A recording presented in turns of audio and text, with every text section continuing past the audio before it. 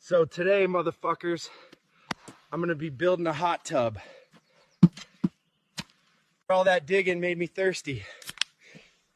Been carrying rocks all day and emotional baggage since 2009. People always asking if I'm Bigfoot or Sasquatch. Like, bro, pick a lane. Just call me the Mud Father. Gotta keep the water in, boys. Gay. It's finally finished. Time to get weird. Holy shit, I'm starting to feel it, boys. Whew.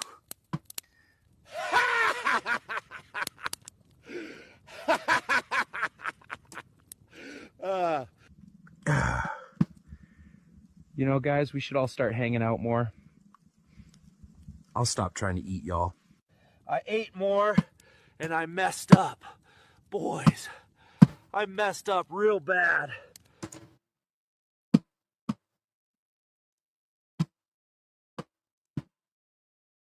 Diddy forgot his backpack with me. Let's find out what he's hiding inside. What? How the hell did he manage to get that in? It reeks of baby oil and poop. When I pulled it out, the smell, it was 4 feet tall. Please kill me.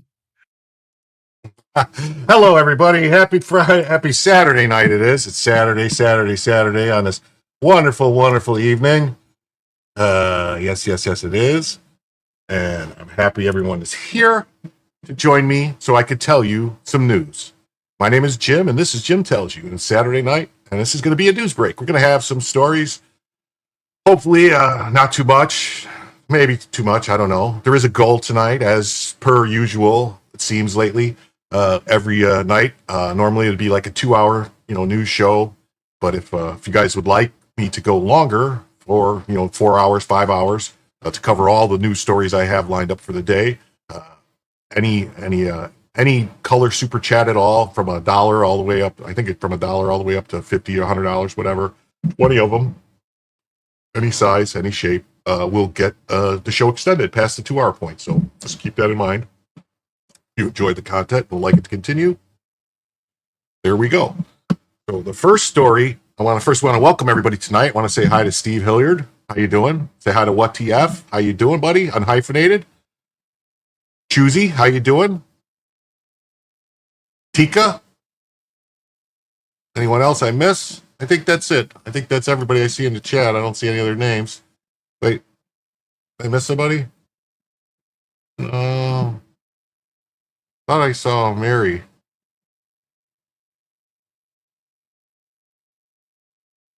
Oh, Renee, how you doing, Renee? How you doing? Anyway, we're going to jump right into the first story of the evening. It's about the State Department's firings that have been going on. So we'll just call them, did they go far enough? The State Department could get more done better with 20,000 employees instead of 80,000. The fact that the left is freaking out at a 1.6 cut is telling.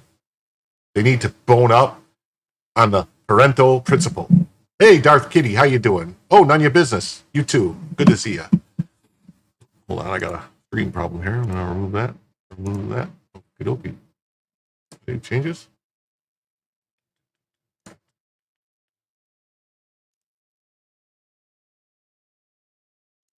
Hold on.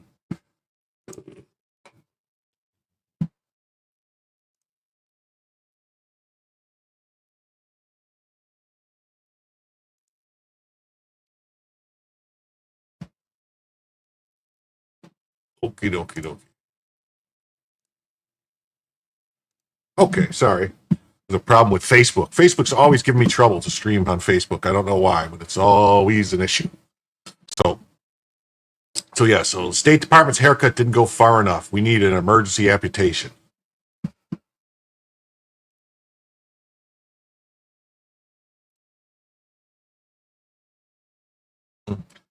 Deep state. There are still thousands of Democrats working in the State Department resisting the president's agenda. The layoffs need to cut deeper. They're posting these resist fascism signs. Employees kicked out of the State Department by Marco Rubio left signs that say resist fascism. He made the right move. Rubio only purged 1.6% of the State Department and its staff, and it's clear most of them were far-left Democrat activists. How many of the remaining 80,000 staffers are too? Shouldn't surprise anyone. The State Department was run by Occupy Democrat posters. See, look at this. Here sat America's experts on democracy, human rights, yes, by which include women's, LGBTQ, minorities' rights, election security, freedom of expression, privacy, and countering corruption, violent extremism, and disinformation, and more. You just released them, and hundreds of colleagues of wild in the United States of America. Oh, that's like a threat. The rod is so much deeper than just 1.6% of state. We need an 80% purge. Yeah, something must be done to curb the insane egos of the state government workers and journalists. History will remember what was lost here.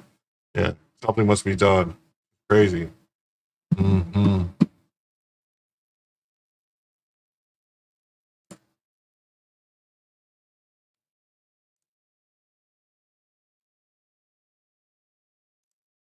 The parental principles 80-20 rule exposes a harsh truth. Bloated bureaucracies often prioritize job preservation over mission efficiency. What? There's the ads again? Okay. I don't know why I have to constantly do this with YouTube and shut the ads off. This is ridiculous. I don't understand it. Sorry about that. I guess I have to remember every night to go in and shut them off. They go on automatically when I go live. I guess I have to go in and automatically shut them off after I go live. I don't know.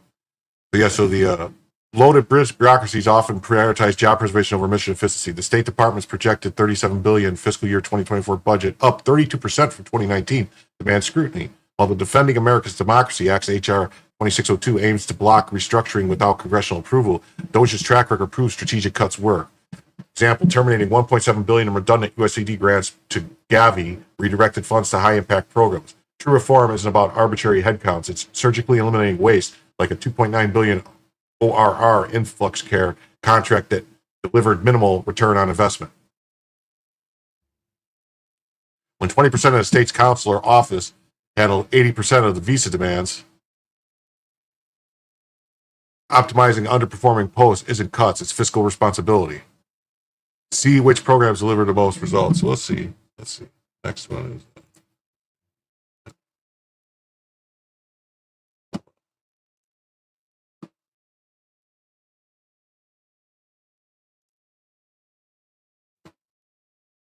It says the State Department's restructuring under Secretary Rubio isn't about partisan purges. It's about excising bureaucratic bloat. Excising bureaucratic bloat.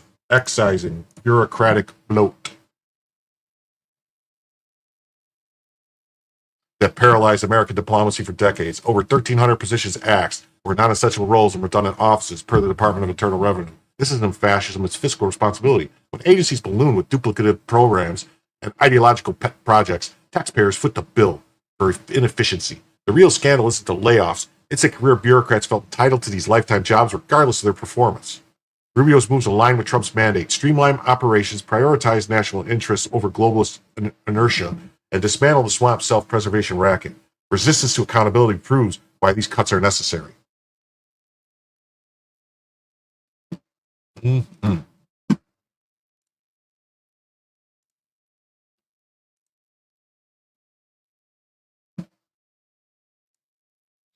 The State Department's haircut didn't go far enough. We need an emergency amputation. When Susan Rice declares the champagne corks are popping in Beijing and Moscow because the U.S. trimmed 1,300 bureaucrats from the State Department, she does not so much argue again as confess.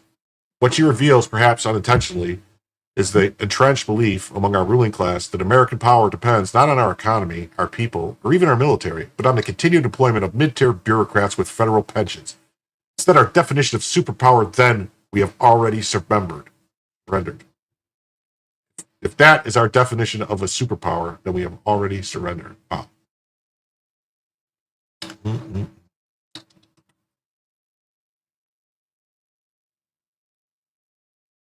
Here, I'm with some videos and I'm crying and stuff.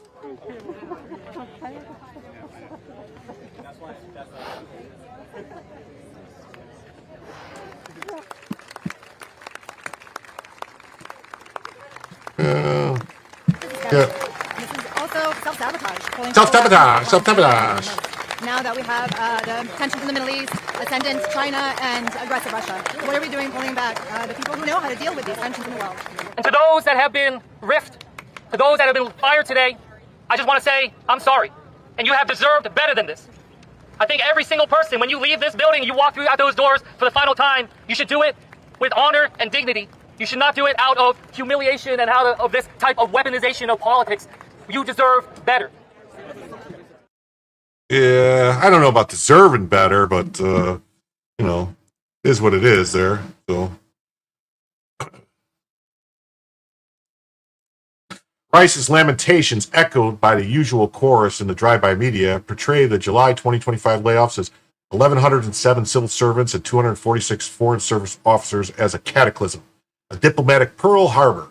In truth, it's nothing of the kind. The U.S. State Department employs almost 80,000 people. The layoffs represent less than 2% of that total. If the State Department were a company, this would barely qualify as seasonal adjustment. And yet, the reaction has been nothing short of apocalyptic. Why? The answer, at least in part, lies in the refusal to confront a basic principle of organizational reality, the Parenthood principle, 80-20 rule, first observed by Wilfredo Pareto and later applied across economics, management, and even software engineering. It holds that roughly 80% of effects stem from 20% of causes. In organizations, that often translates into a stark truth. 20% of employees do 80% of the productive work. The rest maintain inboxes. That's true. You see that almost anywhere you go, where you have a certain group of people that do like the vast majority of the work, and everyone else is just kind of like riding on the coattails. It happens pretty much all over, every field, everywhere you go. The only place I think maybe that doesn't apply is possibly on like assembly lines, because everyone's on the line and they're doing stuff, so they got to kind of keep going. But I don't know. Maybe I'm wrong. Maybe there's a way to run that too. Oh, thank you. Take some Pepto. It usually helps.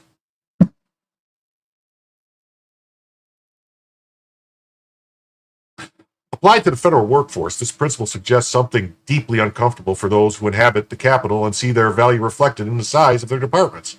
Most federal agencies could cut their staff by 80%. If the cuts were judiciously focused on the least productive workers, the output would not decline. It would improve. The key is not the number of people, but who those people are.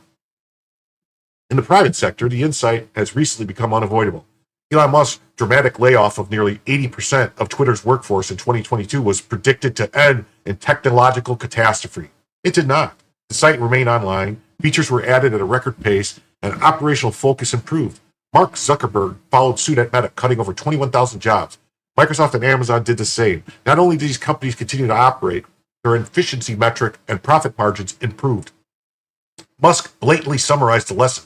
Most people were not doing much. It's like that scene from The Office. What exactly do you say you do here? That stuff works. These are not anomalies, nor are they exclusive to Silicon Valley. The underlying dynamic is well understood by any manager who has tracked team productivity. A small number of employees create the value. The rest either support them, slow them down, or draw a salary for tasks that could be automated or eliminated entirely. While private firms have profit and loss statements to discipline them, government agencies do not. They have congressional appropriations and civil service protections. As a result, the federal workforce is not just insulated from market discipline, it is inoculated against accountability altogether. A 2016 GAO report found that 99% of federal workers were rated at or above fully successful. Meanwhile, attempts to fire underperformers are stymied by legal hurdles and union protections so dense they resemble medieval forest laws.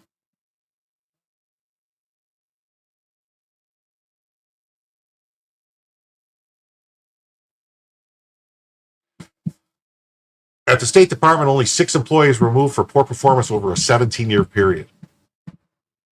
Such statistics are not signs of excellence, they are signs of sclerosis. When an organization is structurally incapable of distinguishing performance, it rewards mediocrity and punishes merit by dilution. This is why the best employees often leave and the most inert remain. Defenders of the status quo insist that these civil servants are doing critical work. If so, one wonders why their sudden absence is not accompanied by measurable drops in diplomatic effectiveness. In reality, most of the work performed by these mid-level bureaucrats is duplicative, redundant, or peripheral. The GAO itself identified over 40 areas of program duplication across the federal government just this year, with hundreds of overlapping missions and billions in waste. For example, both the State Department and USAID previously maintained parallel aid functions until the latter was folded into the former. Bureaucracies tend towards bloat not because of bad people, but because of bad incentives. Each program begets a department. Each department acquires a staff, and those staff find reasons to expand their scope, not reduce it. Parkinson's law is instructive. Work expands to fill the time and personnel allotted. In the federal government, where budget increases are seen as a sign of importance, the incentive is always to grow. When Elon Musk headed the Department of Government Efficiency earlier this year, his goal was to introduce a different ethic: lean, accountable, and responsive government. In his words, Doge should become a way of life. The recent State Department layoffs are not superpower suicide. They are an early expression of that way of life. We should encourage more. Susan writes, apoplexy is not grounded in national security analysis. It is grounded in class solidarity. The technocratic elite see layoffs in Foggy Bottom as an attack on their status. In truth, it is an overdue recalibration. A nation does not remain powerful by subsidizing administrative drift. It remains powerful by rewarding excellence, demanding efficiency, and adapting new realities. Indeed, the very people whose jobs were eliminated were almost certainly drawn from the 80% who do the 20% of output. We have not lost American diplomatic edge, we have merely unburdened it. If we took the parental principle seriously across the entire federal workforce, we would not stop at 1,300 layoffs. We would eliminate 80% of non-military, non-law enforcement federal positions. We would then take the savings and use that to double the pay of the top 20%, promote them faster, and give them more responsibility. Such a shift would do more than save money. It would reorient our government around merit, not tenure. It would allow our best civil servants to lead without dragging dead weight. It would send a signal that performance matters again. This is not superpower suicide, it's bureaucratic renaissance. What do you guys think? That was a good article, wasn't it? Yeah, this guy says 1,300 cuts, while modest, are even more critical when you consider that many of these employees were not just unproductive, but actively counterproductive. Evidence from the Trump administration shows career bureaucrats often resisted his agenda.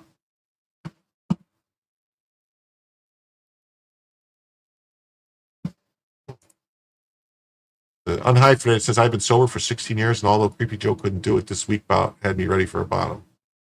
Well, just take it one day at a time. Unhyphenated, it's never easy once you fall off the wagon to get back on. So just try to remember, maybe if you need to go to a meeting or make a phone call or talk to someone, reach out. You don't want to go back down that road. Exactly what. If it's not worth it, stay strong.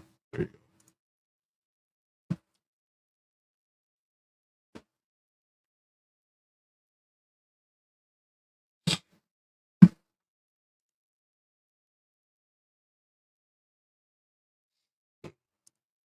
The employees kicked out of State Department by Marco Rubio signs that say resist fascism. Yeah, they're all posting these resist fascism signs. And I don't know if I read it. The State Department's restructuring under Rubio is about partisan purges. It's about exercising bureaucratic growth that's paralyzed American diplomacy for decades. The 1,300 positions acts were not non-essential roles. They were departments to turn of rule. They were fascisms. This isn't fascism, it's fiscal. I think I read this already. Rubio's moved a long time. Yeah, I think I read this already. I don't know how I got in there twice. Sorry. What?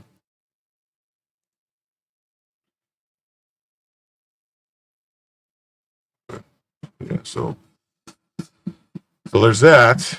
Yeah, there's that. So what do we think about that? That's a good story. I think they need more layoffs. I think it's true that the vast majority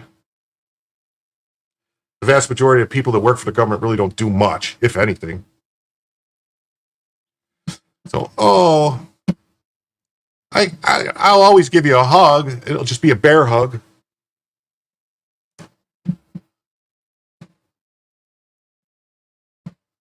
Drink. This is my only vice is Mexican Coca-Cola. It's made with real cane sugar. I just like the way it tastes.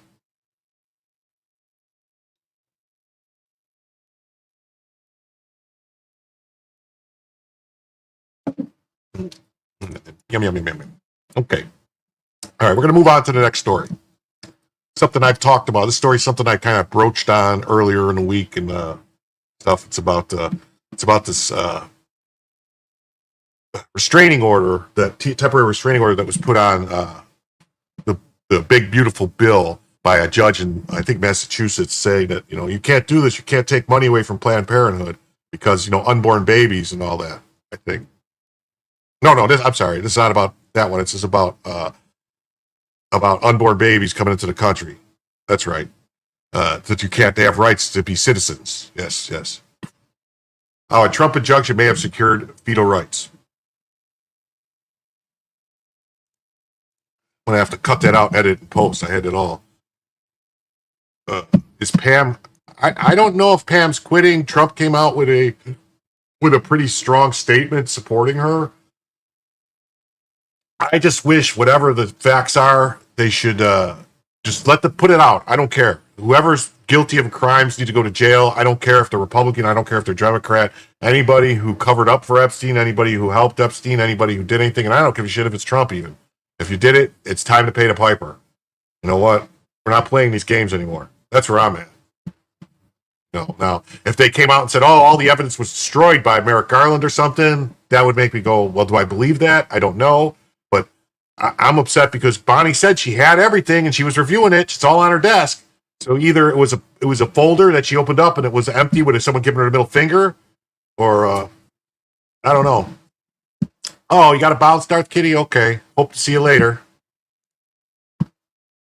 I don't like the Blackberry Dr. Pepper. I have some, and it was way too sweet for me. Way too sweet.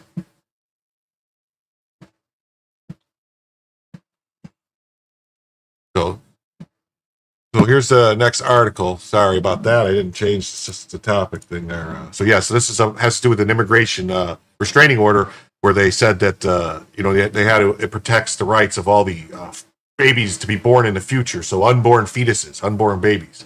So on its face, the case appeared to be about immigration. President Trump, newly elected and in his second term, issued an executive order revoking birthright citizenship for children born on U.S. soil to illegal immigrants or foreign visitors. Yes. Yeah, that's yes, it does, Marijuana. The Mexican coast takes exactly like it did when we were kids. I think, honestly, my personal opinion is that all the corn syrup in the drinks and stuff that they added is part of the obesity problem, because I don't think our bodies process corn correctly. So, if you notice or eat corn, it comes out the same way it went in. Well, usually you can see it. So what does that mean happens if your body can't dissolve it and you're drinking it? Doesn't it somehow stay in there and it can't process out? I don't know, unless I'm thinking of it wrong. I don't know. The constitutional challenge that followed was predictable. What was not predictable, however, was by was the means by which the federal judiciary chose to address it. Judge Joseph LaPlante of the District of New Hampshire, appointed by George W. Bush, issued a preliminary injunction halting the order. In and of itself, this was unsurprising. The extraordinary part lay in his reasoning. The injunction applied not only to children already born, but to also those unborn. Well, see, that's the point, Trumpinator. That's 100%. That's the key point. Is the first right that you are guaranteed is the right to life. You know, life, liberty, property. They can't deprive you of any without due process of law. And all the other rights are, you know, consequential to that. You know, property rights, selective rights aren't rights at all. That's right.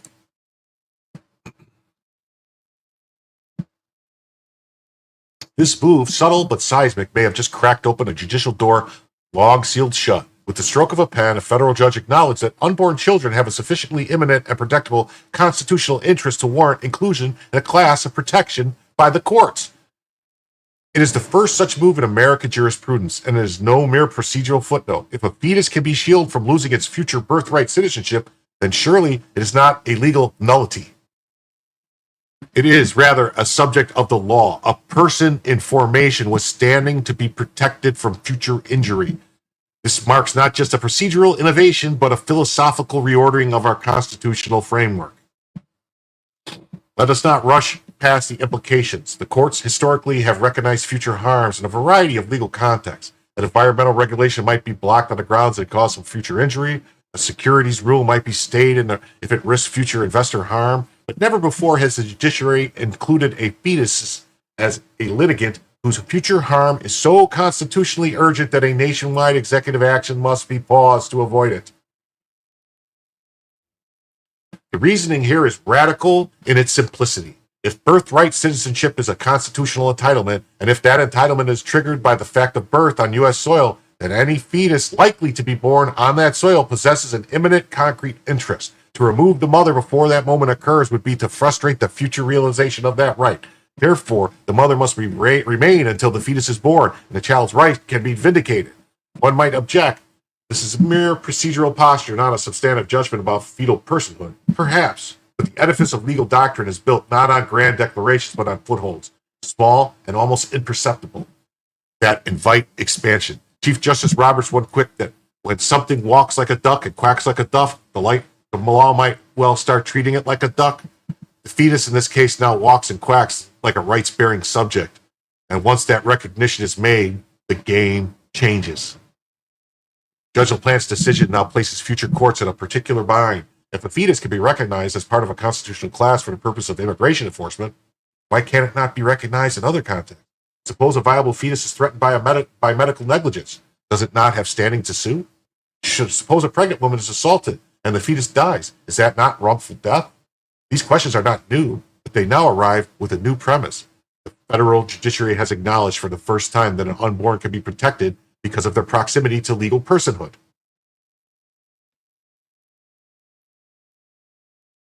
I'm not eating anything.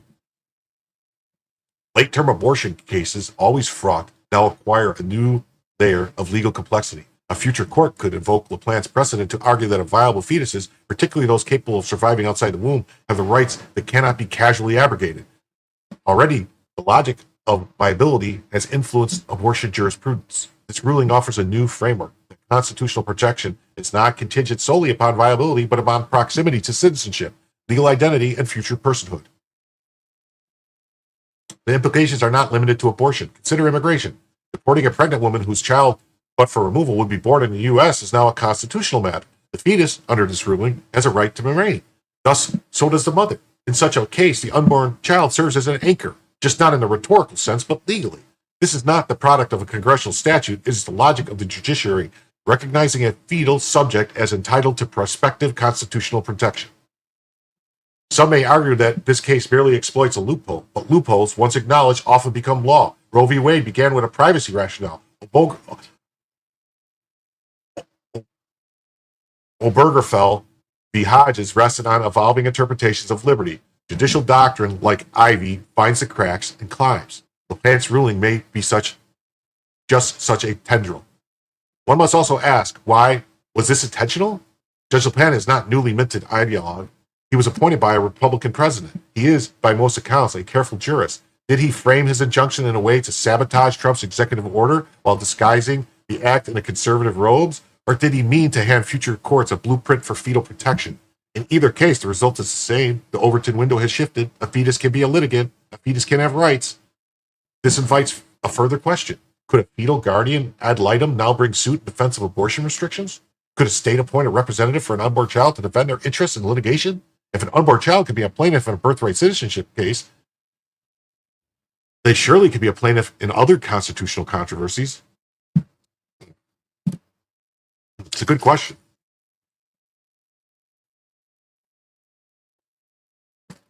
I would really like to get some lawyers to talk about this. Joe, I brought it up to Joe on the other day on the phone, trying to get Bronca to talk about it, or Rackets or somebody to bat this around. But I don't know.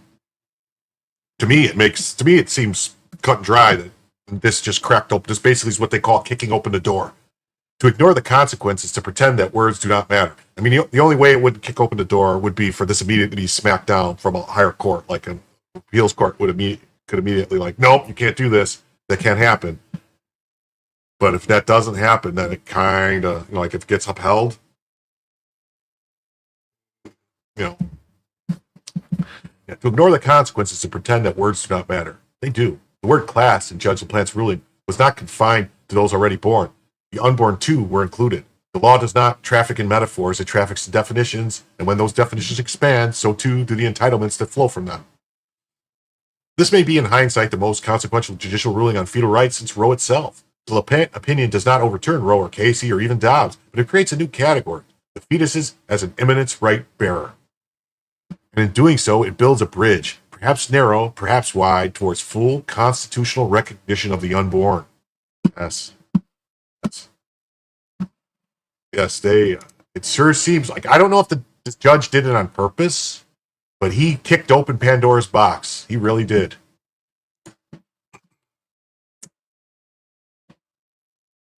Thank you, Steve.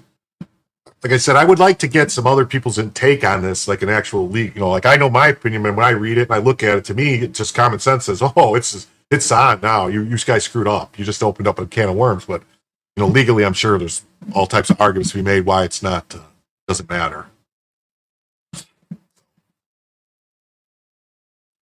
What was once seen as a speculative pro-life theory may now gain doctrinal traction. If a fetus can be included in a constitutional class, then the entire corpus of rights-based litigation becomes available.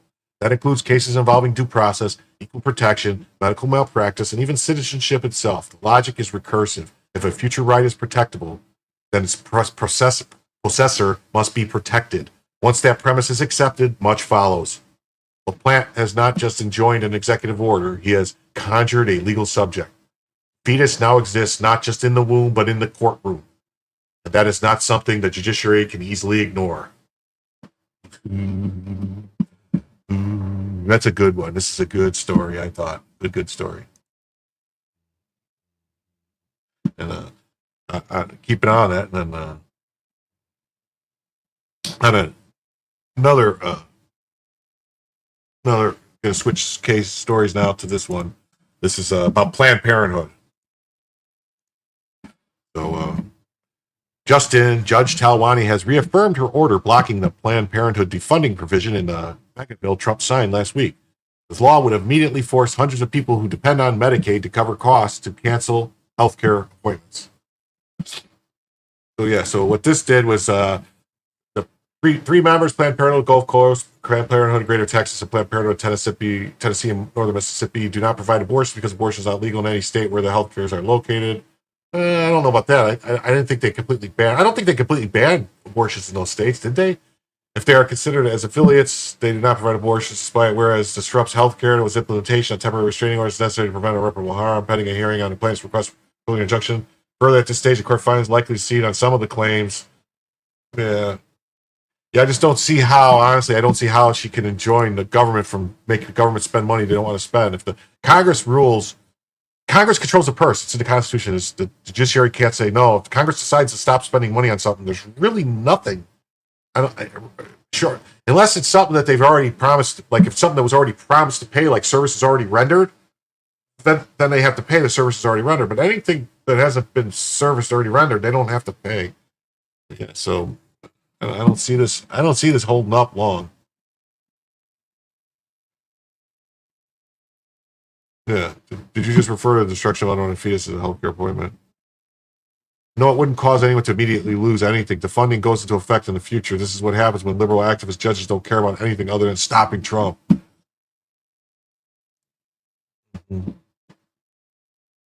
How did that get there? What?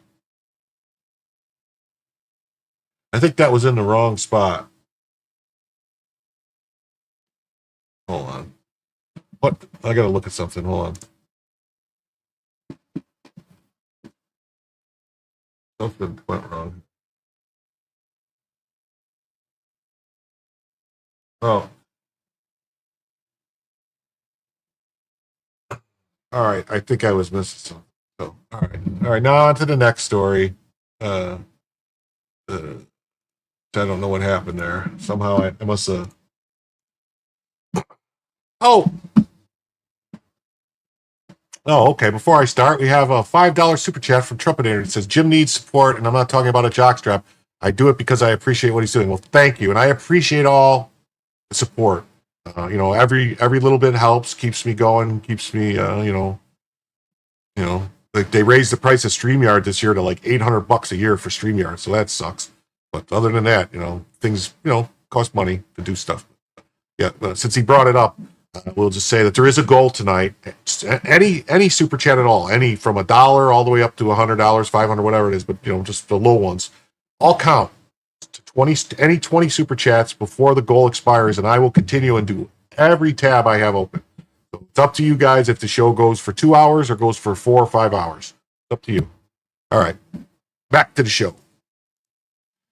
This is about the Washington Post. It seems there's like a little revolt going on at the Washington Post because writers seem to want Jeff Bezos to run the newspaper as if it's a vanity project, bankrolling operation as readers leave en masse.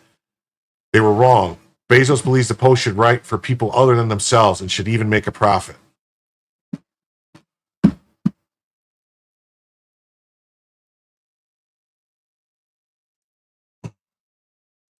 The CEO, Will Lewis, has fought to reverse the plunge in revenue and readership to save this great American newspaper. This week, he sent another warning to his intransigent staff. Get on board or leave now. He is right. The problem at the Post is not the ship, it's the crew.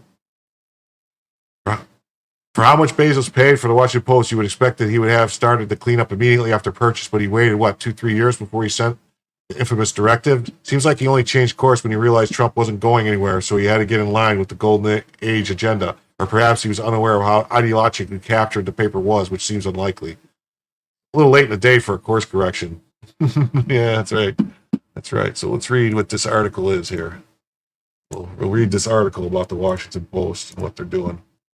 Come on. There you go. There you go. There you go, unhyphenated. That's right. Support your local gym. You support your local gym, and your local gym will support you, keep you in shape. And as I say, a visit to the gym every day keeps you in shape, keeps you ready, keeps the doctor away. Post editor staff, get on board or get out. Since his arrival at the struggling newspaper, Washington Post editor and CEO Will Lewis has fought to reverse the plunge in revenue and readership to save the great American newspaper. His greatest challenge has been the staff itself, which seems willing to embrace bankruptcy rather than give up its bias. This week, Lewis sent another warning to its intransigent staff, get on board or get out. I've written about Lewis's fight to save the Post from itself over the years. Many writers and editors seem to believe that owner Jeff Bezos would run the newspaper like a type of vanity project, bankrolling the operation as readers leave en masse. But they were wrong. Bezos seems to believe the Post should write for other people than themselves and even make a profit. Lewis, a former British media executive, reportedly got into a heated exchange with the staffer. Lewis explained that while reporters were protesting measures to expand readership, the very survival of the paper was now at stake. Let me check. I gotta check the ghetto real quick just to see. And if any, there's one. Okay, so you guys gotta let me know that there's says from Costa Rican expat. State Department should start with letting all the Biden hires go. Yes, I agree. Thank you very much, Costa Rican expat. Someone, you guys can let me know in the Rumble chat. If somebody does a Rumble rant in the chat, a paid Rumble rant in the Rumble chat. It doesn't show up in StreamYard. Only regular Rumble chats do. So if somebody can just say, hey, Rumble Rant, then I know I can go there and look. That would be very helpful. And I would really appreciate it. Someone could keep an eye on that for me. We aren't going to turn this thing around, but let's not sugarcoat it. It needs turning around. We are losing large amounts of money. Your audience has halved in recent years. People are not reading your stuff, right? I can't sugarcoat it anymore. Response was a fury from the staff, which called for Lewis and other newspaper editors to be scrapped. They want to fire the people that are telling them they need to change course and fix things, which is never going to work well. Some staffers could not get past the gender and race of those who were overseeing them. One staffer complained, "We now have 4 white men running this newsroom." The Post has been buying out staff to avoid mass layoffs, but reporters are up in arms over the effort to turn the newspaper around. Bezos wants the Post to be a viable newspaper again, and some of us who once wrote for the Post applauded this effort. However, writers who have contributed to the free fall of the Post were apoplectic. Amanda Katz, who resigned from the Post opinion team in the end of 2024, offered a vivid example of the culture that Bezos is trying to change at the Post. Katz said the change was an absolute abandonment of the principles of accountability, of the powerful, justice, and democracy, human rights, and accurate information that previously animated the section in favor of a white male billionaire self-interest agenda. Wow. Nuts. The most telling condemnation came from Post columnist Philip Bump, who wrote, "What the actual F?" Not surprising, Bump wrote the condemnation on Blue Sky, a site that promises a type of safe space for liberals who do not want to be triggered by opposing views. Bump previously had a meltdown in an interview when confronted about past false claims. After I wrote a column about the litany of such false claims, the Post surprised many of us by issuing a statement that stood by all of Bump's reporting, including false columns on Lafayette Park protests, Hunter Biden's laptop, and other stories. That was long after the media debunked the claims, but the Post stood by the false reporting. We have previously discussed the sharp change in the culture at the Post, which became an outlet that pushed anti-free speech views and embraced advocacy journalism. The result, that many moderates and conservatives stopped reading the newspaper. Lewis is still laboring to return the Post to objective journalism. He is even using the language of the left to encouraging them to reinvent or reimagine the Post. He discussed the Post's reinvention journey is taken in recent months, including its reimagining of its opinion pages and champion American values, among other company initiatives. Oh, I'm sorry to hear that. Well, I hope your eyes feel better. Yeah, sometimes watching the TV and stuff just too much. You gotta give your eyes a rest. So have a nice night. I hope you feel better. The moment demands that we continue to rethink all aspects of our organization and business to maximize our impact. If we want to reconnect with our audience and continue to defend democracy, more changes at the Post will be necessary. Defend democracy. We must defend democracy. Is that what they just chat? Defend democracy. Defend democracy. And to succeed, we need to be united as a team with strong belief and passion in where we're heading. I understand and respect, however, that our chosen path is not for everyone. That's exactly why we introduced the voluntary separation program.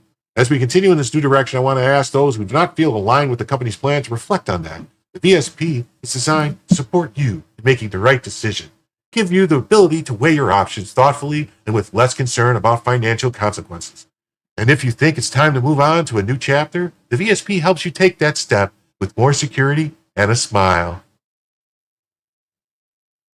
In other words, please leave now. In some ways, Bezos and Lewis have faced the same challenge as executives of other companies, from Facebook to X. In a changing culture, you cannot do it with the staff created for an entirely different purpose. The Post has spent years advancing advocacy journalism over objectivity, promulgating false claims, and feeding the echo chamber on the left. One of the reasons that X has been able to make such a rapid turnaround is that Musk got rid of much of the staff. Facebook has been pushing for a massive staff reduction and changes. The problem at the Post is not the ship, it's the crew. Many of us are rooting for Lewis and seeking to the right to ship. We need the Washington Post back as a leading newspaper committed to traditional journalism. It's a pretty good article, right? I think so. Well, yeah, they need to get back to traditional journalism, like that whole story about the Watergate. That totally wasn't the CIA put up because, what's his face?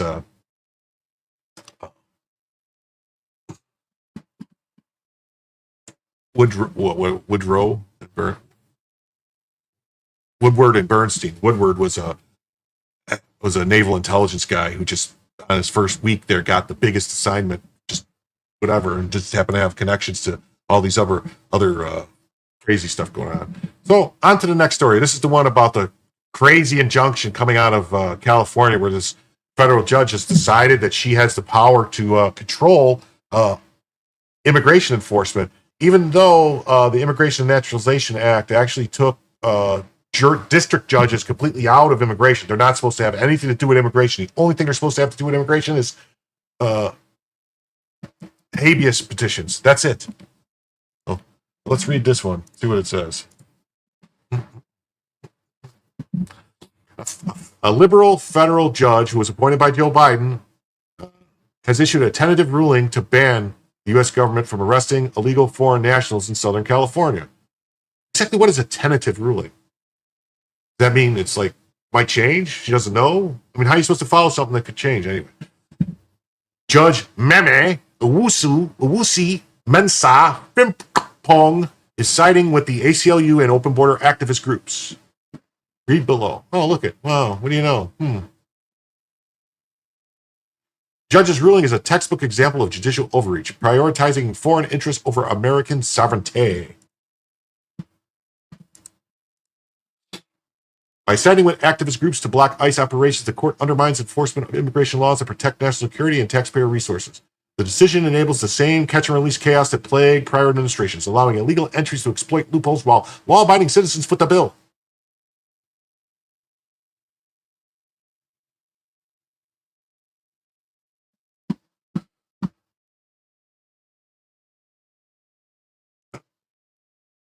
Try to see it my way. Only time will tell if I'm right or wrong. Embrace the fickle. Judge conspired to violate SCOTUS order of separation of powers. Yeah, it sure looks like that. Yeah, journalists should never be on anyone's team. Everyone should hate a journalist equally. That's why pretty much everyone hates James O'Keefe and hates Julian Assange. Those are like the only and in Glenn Greenwald. Those are like real journalists. They'll go after anybody. I trust what pretty much Glenn Greenwald's reporting and what Assange says, and James O'Keefe. Aaron Mate is pretty good too. ICE targeted operations are lawful, necessary, and focused on removing criminal aliens, not random sweeps. The ACLU's narrative ignores the $150 billion annual cost of illegal immigration, including healthcare, education, and public safety burdens. If courts continue obstructing enforcement, cities will become sanctuaries for cartels and unvetted migrants instead of safe zones for Americans. Accountability starts with respecting executive authority to secure the borders, not activist judge legislating from the bench. What is wrong with my mouth today? The facts behind the court's interference are real.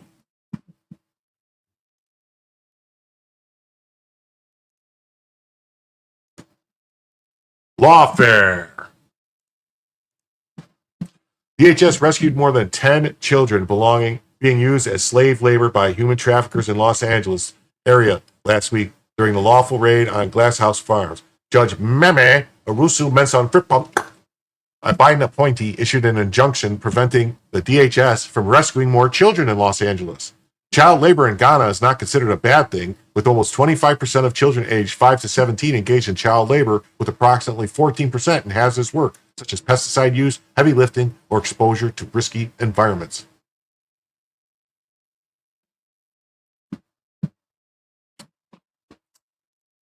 I got cotton in my mouth? I got cotton mouth. I do actually have cotton mouth. Oops. Am I supposed to say that?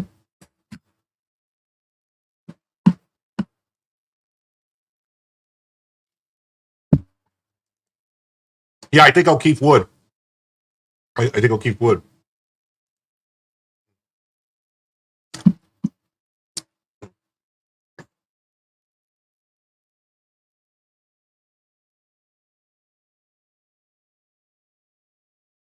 Yeah, the Biden judge issued injunction protecting human traffickers in LA area from apprehension. The day before, Judge Meme Owusu Mensah Frimpong, a Biden appointee, issued an injunction prohibiting DHS from investigating human trafficking and illegals in the LA area. The DHS executed a criminal search warrant signed by a federal judge alleging that Glass House Farms was illegally hiring and harboring undocumented workers, including underage children.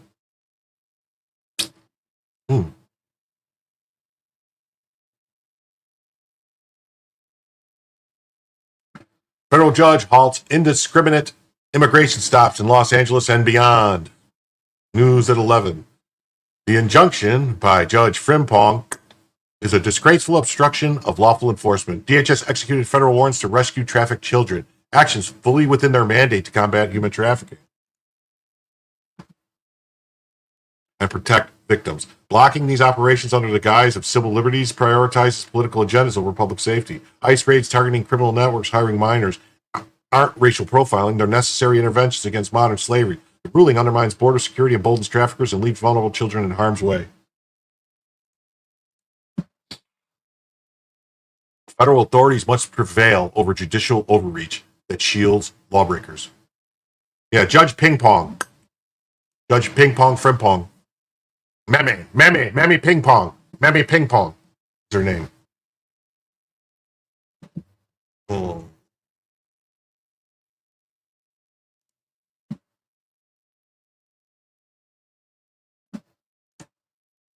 No one ever said Trump was an altar boy, but we don't really care what someone's sex life is. I thought that was the Democrats' whole thing, was they didn't care who people had sex with.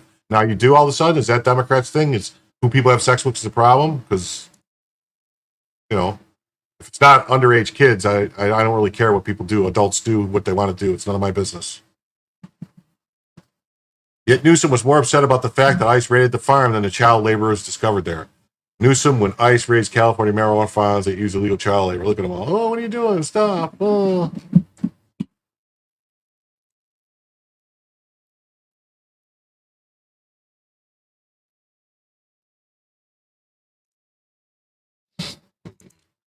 Laura Ingram says, insurrectionist. Frimpong. Ping pong.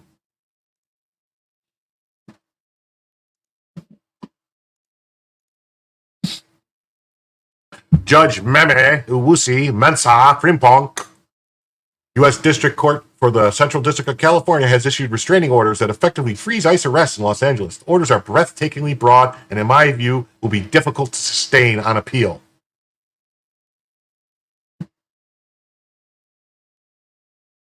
Here's the TRO. The court's intervention here is judicial overreach at its worst. ICE operations in LA are lawful, targeted actions against criminal violators, not random sweeps. Judge Frimpong's TRO undermines federal authority to enforce immigration law while ignoring the violent unrest that necessitated these enforcement measures. DHS confirmed these agents acted on specific warrants during these operations, yet the ruling imposes blanket restrictions that handcuff law enforcement. This isn't about civil rights. It's about paralyzing agencies tasked with removing dangerous individuals. The 52-page order's prohibitions against considering locations or occupation as factors would neuter ICE's ability to target smuggling hubs, day labor sites, exploited by traffickers, and zones with active bench warrants.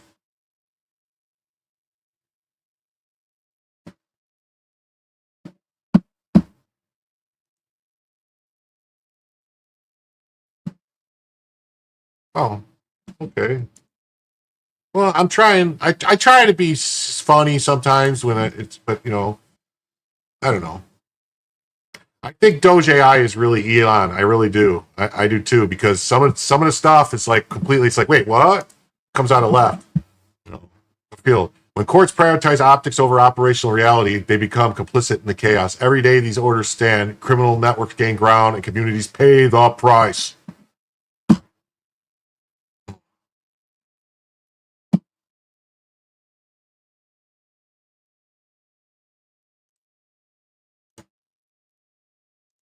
Another insane ruling by another Democrat activist judge.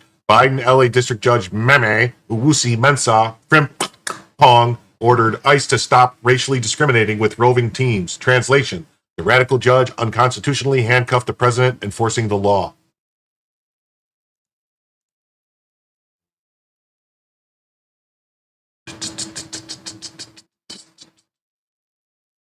This radical Biden judge is blatantly violating federal immigration statutes and Article 2 and 3 of the Constitution. She's essentially ordering the president to stop performing his constitutional duty to enforce our federal immigration laws. This is dangerous and unacceptable. Why does America have so many federal judges with such un-American names? Meme Uwusi Mensah Frimpong. ICE and Border Patrol agents should completely ignore this bogus order and raid without interruption.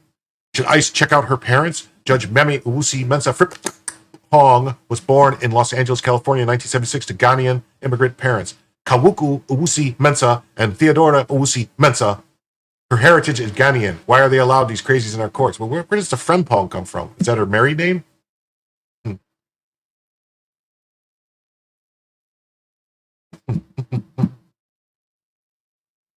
An outrageous assault on American sovereignty. How a radical Biden judge is unconstitutional rules he shackles ICE, endanges community, and shields Trende Araga and Embre MS-13 criminals from deportation. Retweet. Biden judge Meme Owase Mensah Frimpong ruling is a vile attack on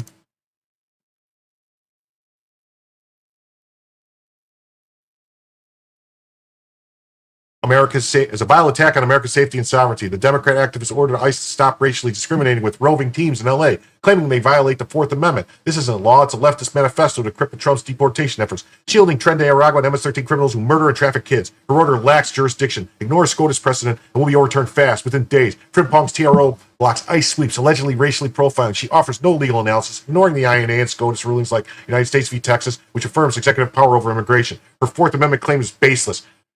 Brignoni Ponce, 1975, allows detention based on reasonable suspicion. She has no authority to micromanage ICE for Trump v. Hawaii. This ruling empowers criminal gangs to endanger Americans. ICE can't act, letting criminals roam free. Democrats want this. They block deportations to inflate blue city populations for houses. The Ninth Circuit or SCOTUS will reverse this, citing Winter versus NRDC. Until then, Frimpong's betrayal fuels crime and chaos. We must fight this judicial tyranny now. Yeah. This is what they want. This is what they want. What they want. This is what they want. What they want, what they really, really want.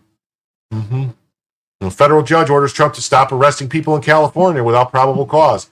They don't need probable cause, actually, to arrest people, to detain people for immigration. When there's a certain distance, I think it's 100 miles or 200 miles from the border, from the border, they have zones that they could stop anybody and ask them for their identity. It's like it's in the law. It's in the statute that they can stop and ask. You know. It says this decision by the LA federal judge yesterday on arrest detention issues in the LA County ICE raids is so badly reasoned and written that I don't even know where to start. Uh-oh.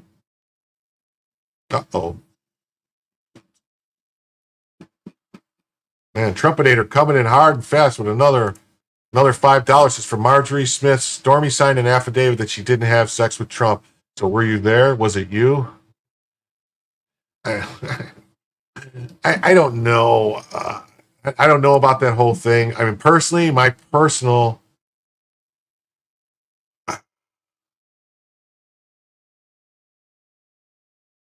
opinion is I think Trump probably did have sex with Stormy Daniels.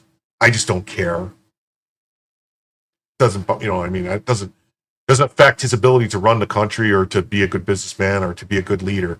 I mean, John F. Kennedy, you know, the JFK, the best president the left loves. Everybody loves JFK, and actually, I think he wasn't that bad. You know, I think he probably would have been a decent guy. He was trying to break up the deep state and going after the CIA, and then they did what they did to him. Personally, I think that CIA. That's my opinion, personal opinion. But he slept around. He got around like crazy. He slept with all types of people, but nobody seemed to care about that at the time. So anyway, sorry to deep.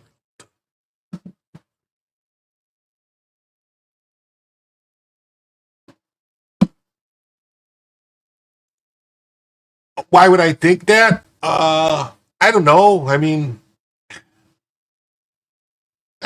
maybe he didn't. I don't know. I mean, I don't care if he did, is what I should have said. It doesn't matter to me if he did.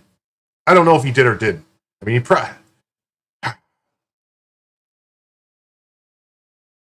I don't know. It was, I mean, he is a clean freak. He is this guy who's like, germophobic and all this stuff. And it was, probably, probably not because he knows all the people she's been with and all that stuff and didn't want to. Yeah, so probably not. Probably not. Yeah, you know what? You're probably right. Probably not his type. You know, I just basically I wouldn't care if he did. Is basically what I was trying to say. It wouldn't change my opinion of him voting for him or. Yeah, he's not. As like Marjorie Smith says, she didn't vote for him as a husband. Yeah. Yeah, she never was really hot. She had like a horse face and all that stuff. Then he called that. So anyway, let's go. Cites Supreme Court cases out of context and blatantly misleads the holding in one in particular, bending a sentence by Justice Alito to mean what she wants it to mean, even though several sentences later, Justice Alito's opinion, he says exactly the opposite of what she claims. These district judges know that SCOTUS has effectively given them a license to get away with abusive TROs for weeks before there's even real review. Part of the problem is that even when the government wins a stay, SCOTUS has not taken any of the many opportunities it's had to tear some judges a new orifice to discourage others. SCOTUS is playing business as usual while the cabal of district court judges are engaged in judicial insurrection. We call that 1L writing. It's usually seen by third-rate lawyers or inexperienced lawyers. The problem is that level of poor writing, which derives from poor reasoning, is now trickled up to the bench as law schools admit and pass poor candidates. I have a theory without evidence that well over half of the illegals, when lawfully questioned by ICE in a public setting like a Home Depot parking lot, admit to being illegal.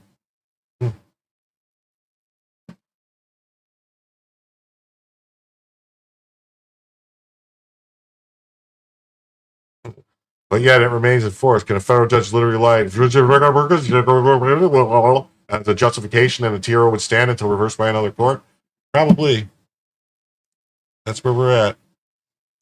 The ruling has just been issued. A communist judge in LA has ordered ICE to report directly to her and radical left NGOs, not the president. This is another act of insurrection against the United States and its sovereign people. Breaking. Biden appointed Judge Meme Awusi Mensa Frimpong has just made a ruling that marks Home Depot's car washes and other locations where illegals hide as safe havens in LA, blocking ICE from making arrests at those locations. The court's decision to block operations at critical enforcement sites like Home Depot and car washes is judicial overreach at its worst. The president's deployment of National Guard under Title 10 authority was a lawful response to violence and arrest. Did I read this already? This one looks familiar. President's deployment of National Guard under Title 10's authority was a lawful response to violent arrests obstructing federal and immigration enforcement. ICE agents acted on warrants targeting specific criminal violators. Yet, this ruling undermines their mandate to protect public safety and enforce the law. When masked agents face coordinated attacks while executing raids, restraint isn't weakness, it's surrender. The ACO's claim of racial profiling ignore the fact that 1,618 arrests last month focused on individuals with active deportation orders, not random sweeps. This isn't about civil rights, it's about sabotaging border security. If DHS can't operate in high-risk areas where criminal activities cluster, every sanctuary city becomes a lawless zone. The Constitution doesn't grant judges veto power over immigration enforcement. This is a communist insurrection. Democrat activist federal judges will keep doing this until there's an actual accountability. Find out who's paying them and throw everyone in prison. Problem solved. That's what I say. Problem solved. Ignore the judge. No, I don't know why. You don't want to ignore the judge. You want to try to get it,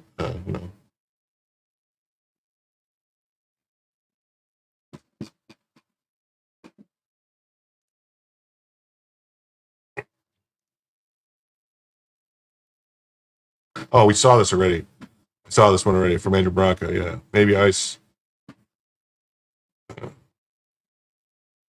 Unelected Black Road's tyrannical and Fairport District Court child judge Meme Osami Frimpong, who just issued our order freezing ICE. Is she an American citizen? Is she even a lawful president of the United States? Maybe I should visit her and ask her a few pointed questions about her legal status within the United States. Perhaps Judge Frimpong is herself subject to ICE detention and summary deportation. Inquiring minds want to know. I don't know if that's going a little too far there, Andrew. And then this is Tom Holman is following the letter of the law. If there is a removal order and you evade, you will be prosecuted, fined $900 per day, and then deported permanently.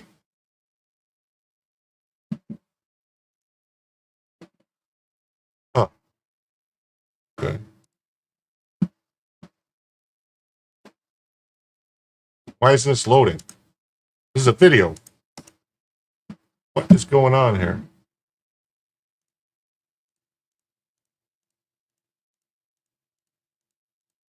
Maybe I have too many links up, tabs open.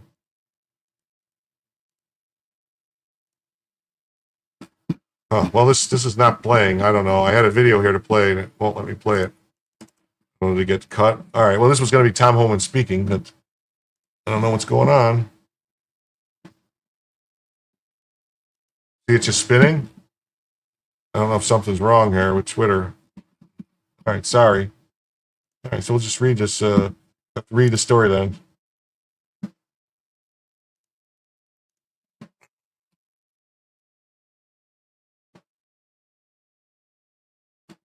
Yes, the judge is definitely operating outside her authority.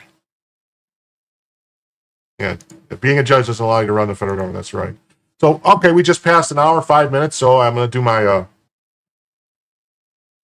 my best to grift here. If you're new to the channel, please subscribe. If you haven't already, please hit the like button, like the channel. Please make a comment in the chat. It helps with the algorithm. Also, if you leave a comment on the video itself or any video of mine, it would really help with the algorithm. So I'd really appreciate that. If you like the content, let me know what you like. If there's something you don't like, let me know. I'm trying to, put out the best product I can that most people can enjoy. If you'd like the show to go longer than the standard 2 hours show length, I would appreciate it if you could donate any monetary amount, any color super chat. Once we hit 20, we will go 4 or 5 hours and get through everything. And I'll also count any Rumble rants in there also, which I'll double check that there aren't any right now. Just the one from earlier. So if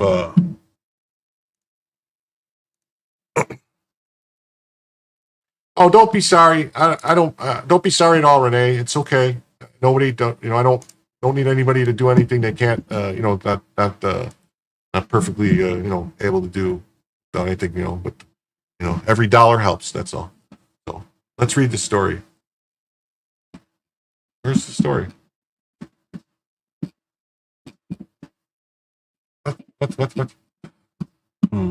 Okay, so federal judge orders Trump administration to stop arresting people in California without probable cause. Sorry, Rich, I don't need to hear from you today. A federal judge in California on Friday ordered the Trump administration to stop arresting people in their immigration raids without probable cause.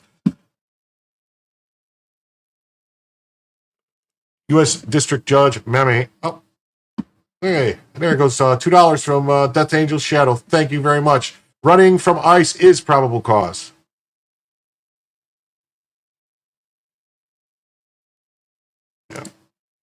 Yeah. Trumpinator says if I donated $1 at a time, you'd have 11 total so far. So everyone needs to consider helping out if you can. That's right. Everyone needs to just help out $1 or $2 at a time, and that's all it really needs. United States District Judge Meme Uwusi Mensah Frimpong granted 2 temporary restraining orders and instructed the Department of Homeland Security to create guidance for officers to determine reasonable suspicion outside of an individual's race, ethnicity, or language they speak, or their accent, location, or occupation, what else does she want them to not consider? The judge also ordered the department to ensure that detainees have access to legal counsel and that denying the detainees access to attorney violates the Fifth Amendment.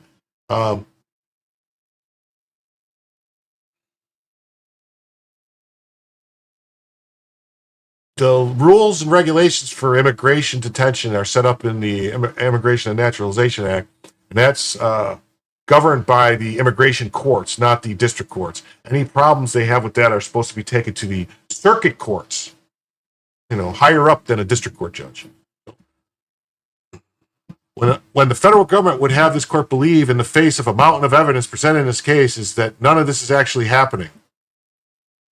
The order comes the same day Border Czar Tom Hogan argued that Border Patrol and Immigration Customs Enforcement officers only need to prove reasonable suspicion to detain and question someone. That's right. They only need to prove reasonable suspicion. They have to have reasonable, articulable suspicion. That's it. People need to understand ICE officers and Border Patrol don't need probable cause to walk up to somebody, briefly detain them, and question them. They go through the observations, get articulable facts based on their location, their occupation, their physical appearance, their actions. It's not probable cause, it's reasonable suspicion. The ruling comes after American Civil Liberties Union sued Trump administration for allegedly apprehending and questioning Los Angeles residents merely because they looked Latino. I don't think that's what happened exactly. I don't think anybody said, "Oh, look, it's a Mexican, get him." I don't think that's what happened.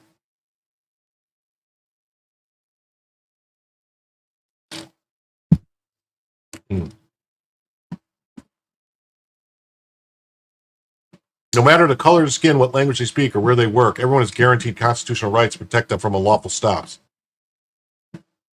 But see, the law says within a certain distance from the border, Border Patrol and Customs can stop anybody and question them and search vehicles and stuff like that. That's the law.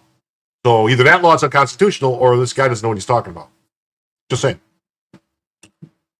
We are hopeful that today's ruling will step forward to accountability for the federal government's flagrant lawlessness that we all been witnessing. I wouldn't say it's lawlessness. I would say they're actually enforcing the law. DHS and Trump administration have not yet commented on the ruling.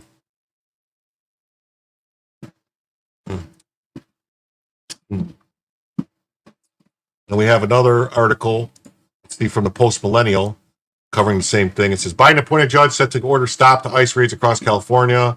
Free-Pong told attorneys on Thursday she intended to grant 2 temporary restraining orders. How is she going to grant 2 temporary restraining orders? Why 2? Why 2? Because 1 wasn't enough? Judge Mebe Uwusi Mensah Free-Pong for the U.S. District Court of Central District of California is set to rule that federal immigration raids across California must come to a halt.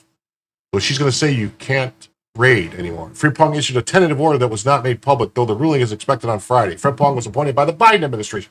Of course she was. The suit before Free-Pong's bench was filed by an immigrant rights group last week, seeks to block federal agents from stopping and arresting brown-skinned people without probable cause and then placing them in dungeon-like conditions without access to lawyers, according to the LA Times. That's nuts. That's just nuts.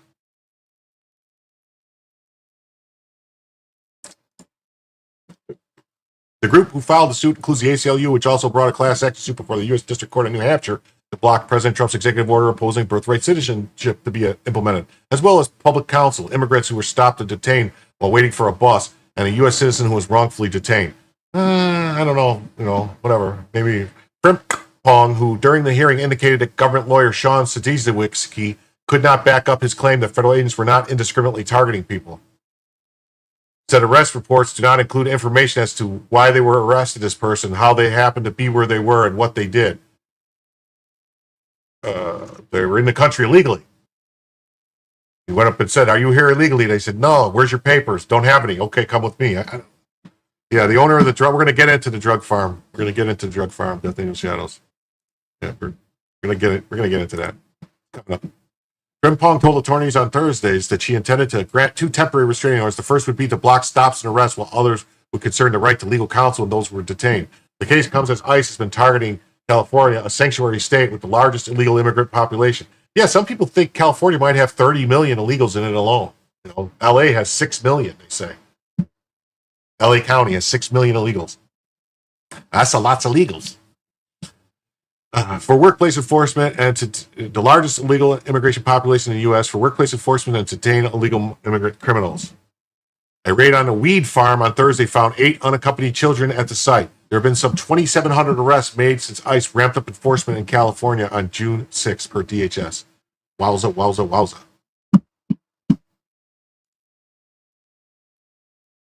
So here is the wackadoo order.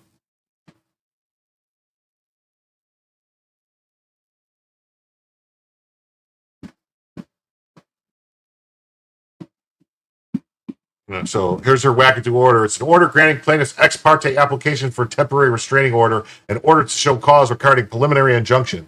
Pedro Vasquez Perdomo et al. Versus Crispy Gnome et al. On June 6th, federal law enforcement arrived in Los Angeles to participate in what federal officials have described as the largest mass deportation operation in history. It was actually not true. Operation Moist Posterior was the biggest one. The individuals and organizations that brought this lawsuit argue the operation has 2 key features, both of which were unconstitutional. Roving patrols indiscriminately rounding up numerous individuals without reasonable suspicion, having done so, denying these individuals access to lawyers. On this, the federal government agrees. Roving patrols without reasonable suspicion violate the 4th Amendment to the Constitution, and denying access to lawyers violate the 5th Amendment to the Constitution. What the federal government would have this court believe, in the face of a mountain of evidence, none of this is actually happening. For reasons the court grants a request. So here it is. The plaintiff's to grant the request. So she's a nut job. So I'm not going to go through this. It's like 52 pages. We're not going to look at it all. So. Okay, we're going to jump away to this. We're going to jump to this other story here. It says, OMB Director Ross Vaughn on the Fed's $2.5 billion headquarter renovations.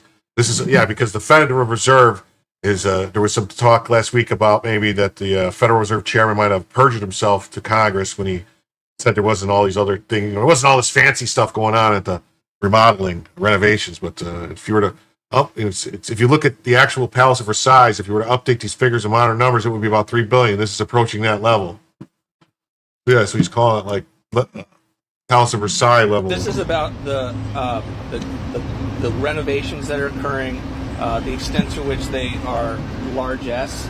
The cost that we're talking about is now $2.5 billion. If you look at the actual Palace of Versailles, if you were to update those figures for where we, in modern numbers, it would be $3 billion. The Capitol was about $2.5 billion from all of its different buildings from the founding of the country to 1982. You look at the biggest buildings across the world, and this is approaching that level. I mean, it probably would qualify as one of the 8th wonders of the ancient world if you were able to go back that far. Wow. And ultimately, when did that ever go through a review by a democratic body? And so this is the National Capital Planning Commission. We'll now have an opportunity to ask some tough questions of the Fed. We will be asking tough questions with regard to the Fed. But this is about the president being offended at cost overruns. He's a developer, and the size of this project is something that should never have gone forward. Wow, that's crazy.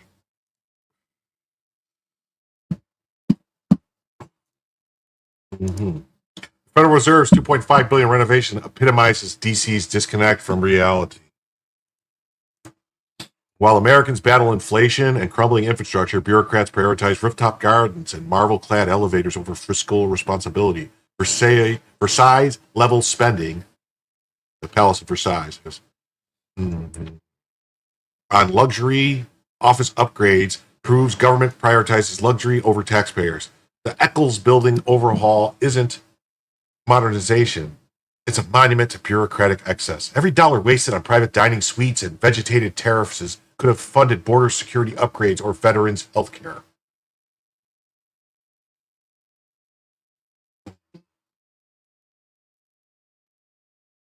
Project exposes systemic rot. Agencies view taxpayer monies as personal slush funds rather than public trust. Time to audit every line item and jail those cooking the books. All right. So that's it. I just a tidbit. It was a little follow up on the stuff that was covered earlier a couple of shows ago about the Fed chairman, and looking at him for possible perjury about this stuff.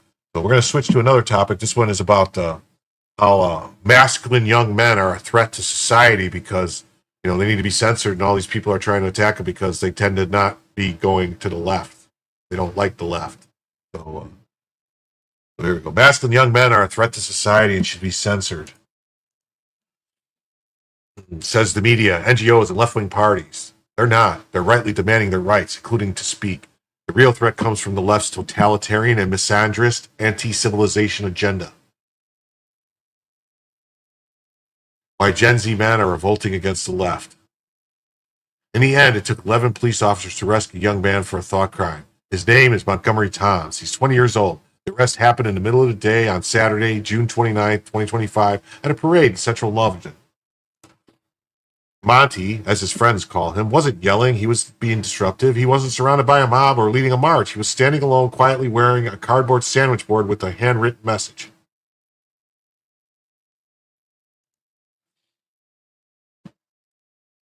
Two police officers approached him. They told me to take off the sign, he told public. I said no. I told them I know my rights. I wasn't yelling. I wasn't aggressive. I know it wasn't to cause trouble. I appreciated that they didn't come across as overly antagonistic and there was no cause trouble. I decided to remove myself from the situation. I decided to walk away. But 2 blocks away, 9 more police officers joined in. The bobbies, they grabbed me. They battered me about the head and face. They surrounded me, handcuffed me, marched me to the police van. I decided to walk away because I didn't want to seem antagonistic, he said. But they followed me, you see. Then they surrounded me. Their arrest was filmed by my friend Tom. He's a 20-year-old journalist. She's Emma Dunwell, and the officer sworn her too. Emma's voice in the chaos. Have you seen the Animal Farm? This is Animal Farm, she shouted. Are you logged in? Is this not a hate crime?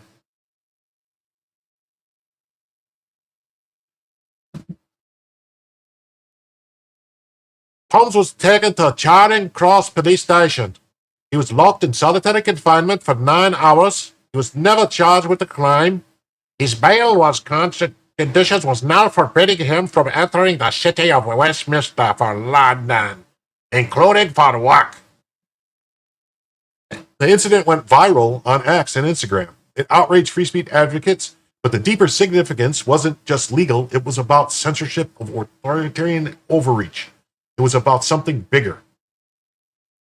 A story about an angry young man in Britain may seem unimportant. After all, the world is full of young men with their opinions, with signs and grievances. Arrests happen every day.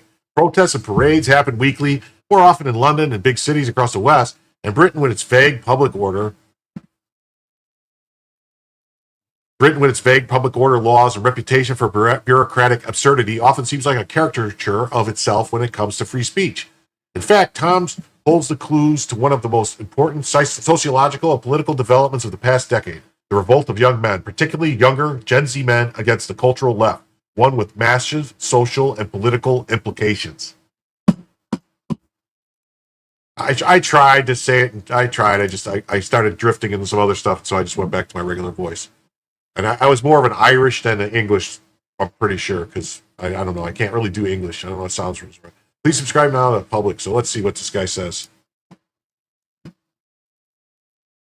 Right, no, currently I'm being arrested for expressing freedom of speech. Montgomery Toms, welcome to public. Oh, thank you for having me on.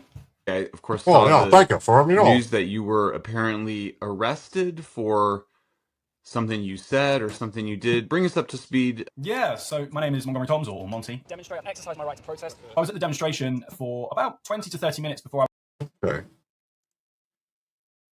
Tolerance will reach such levels that intelligent people will be banned for thinking so as not to offend imbeciles. Dostoevsky.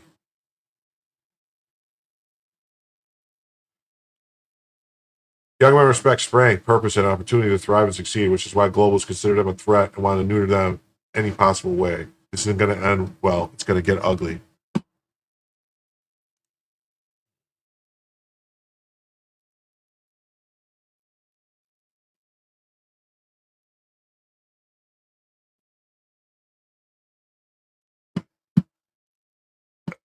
And here's the story from Public. Why Gen Z men are revolting against the left. I think this might have been all already.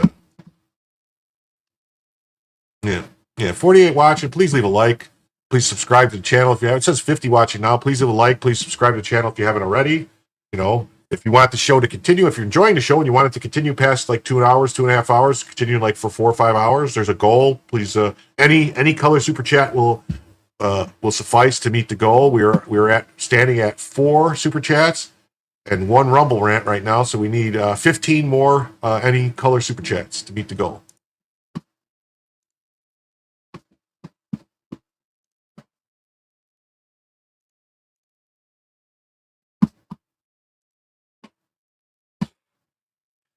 What the arrest of 20-year-old Monty Toms reveals about the sociological roots of gendered generational revolt. In the end, it took 11 police officers to arrest a young man for a thought crime. And we read all this. They told me to take off the sign. 2 blocks away, 9 more officers joined in, 11 in total. They surrounded him, handcuffed him, marched him to a police van. Oh, well, we read the thing anyway. So, hey, there's one. There you go. Mr. K's got the great idea with $1. There you go, Mr. K. Bring it in. So, 14 to go.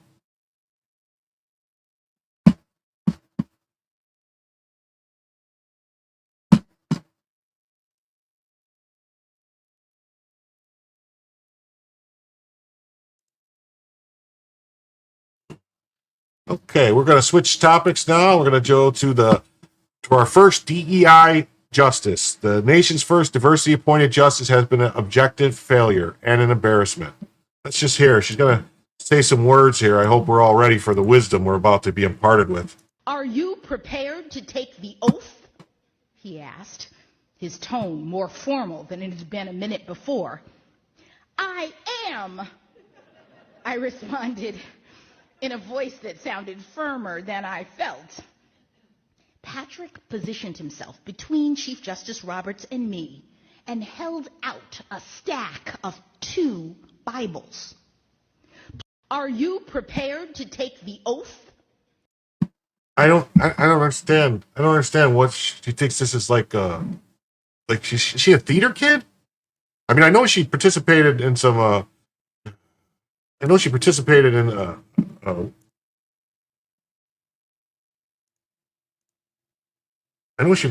like a play like Romeo and Juliet, from what I understand. Wow, Mr. K is coming through. Hard and fast. They've got, let's see, 1, 2, 3. How many is that for Mr. K? 4.4 for Mr. K. Coming in hard, Mr. K. Got 1, 2, 3, 4, 5 for Mr. K. Trying to meet that goal. Justin's tenure exemplifies the pitfalls of prioritizing identity politics over merit. Her dissents consistently prioritize ideological narratives over constitutional fidelity, as seen in Trump v. Casa, where her colleagues rebuked her imperial judiciary rhetoric. The Biden administration's DEI-driven nomination process sacrificed judicial rigor for political symbolism, resulting in opinions detached from legal precedent.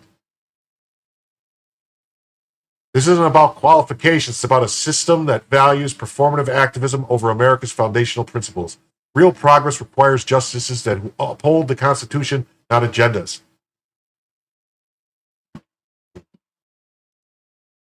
System is rigged, Mr. K. It's rigged. It always has been. It's a big party. And, well, thank you for the 5. You put your 5 in a pot today. It's very greatly appreciated. Oh, we got 56 people watching now. Please hit the like button. Please subscribe if you haven't already. And, leave a comment or participate in the chat. And take a look at the goal if you feel like participate.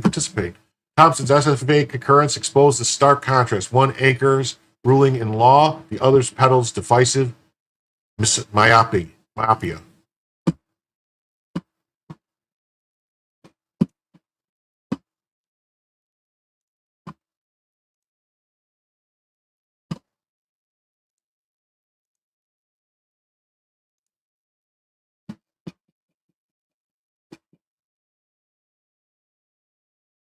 Sadly, I completely agree with your analysis. She is definitely an advocate of the LGBTQ and feminism. She's incapable of suspending her bias. A very bad justice indeed. She is hostile to our Constitution. MAGA today and everybody until the job is done. Okay, well, yes, that's in. Yes. All right, now we're going to go on to another person who says crazy things. Jasmine Crockett says the quiet part out loud. If Democrats take control of the House, they will spend their resources and energy looking into how they can prosecute Trump and target him with lawfare. Oh, let's find out. Let's see. Slavey Crockett. If the Democrats take over after the midterms next year, the House and or Senate, do you think they're going to push for investigations into Trump's family and the whole crypto acquisitions that he is getting? Ooh. Hold on. Anyone else play Panzer Corps that maybe we're interested in a 1v1? I play Panzer Corps. Message me. We'll play. You play on computer, right?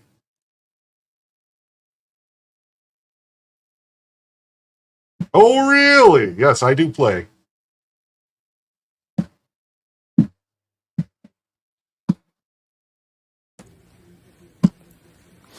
Well, Alex, I'm glad you asked.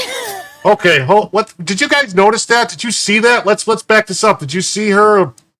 Did you see this? Democrats take over after the midterms next year, the House and or Senate.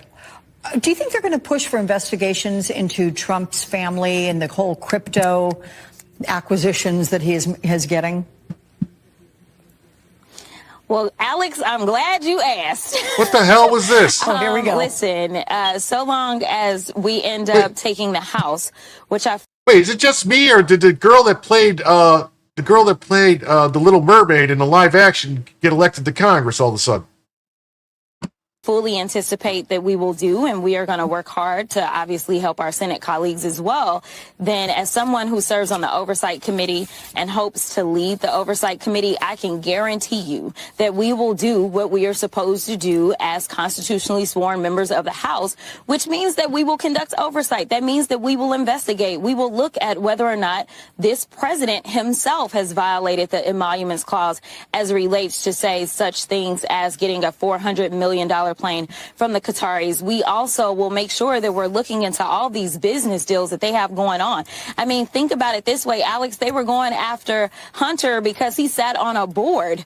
Think about how much money they are raking in, whether we're talking about the next golf resort that they're setting up in Qatar, or whether we're talking about them leveling Gaza, as they've talked about, and talked about how it would be great beachfront property, whether we're talking about this crypto scam, the scam that people didn't even want to walk into and show their faces. Let me tell you, there is no shortage of things for us to dig into and determine whether or not there have been not only violations of the law, but definitely violations of our Constitution as a whole.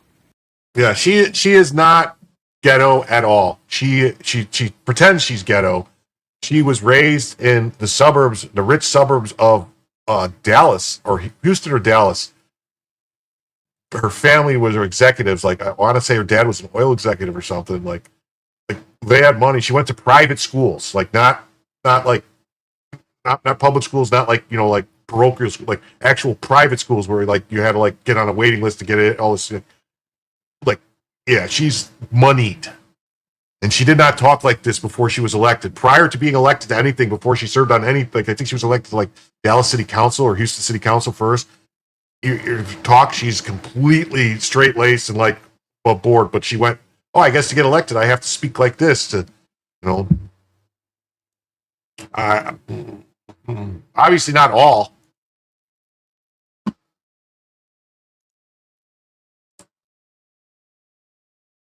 Yeah. Ghetto Trash Jasmine's big mad. Oh, no, what's this? What happened? Stole her deceased grandmother's Social Security payments for 11 consecutive years, 11 years without missing a check. That's ghetto fabulous. I don't know that that's true. I don't know. I think that was anyway. I don't think that's per se true. Anyway, I'll jump into the next story here. Trump has found a way to cut out China. A new frontier is opened in the rivalry between the world's two greatest economies. The struggle is more geopolitical than geoeconomic. Link in the comments. This is like a story I covered last night. A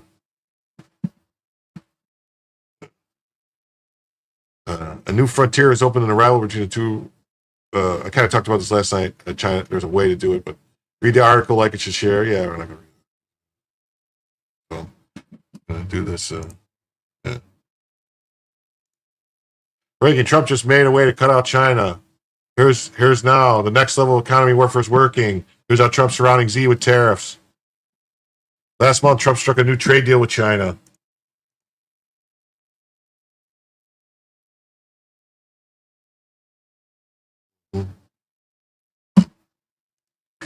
Yeah, it's sad that sad how what goes for being a congressman these days.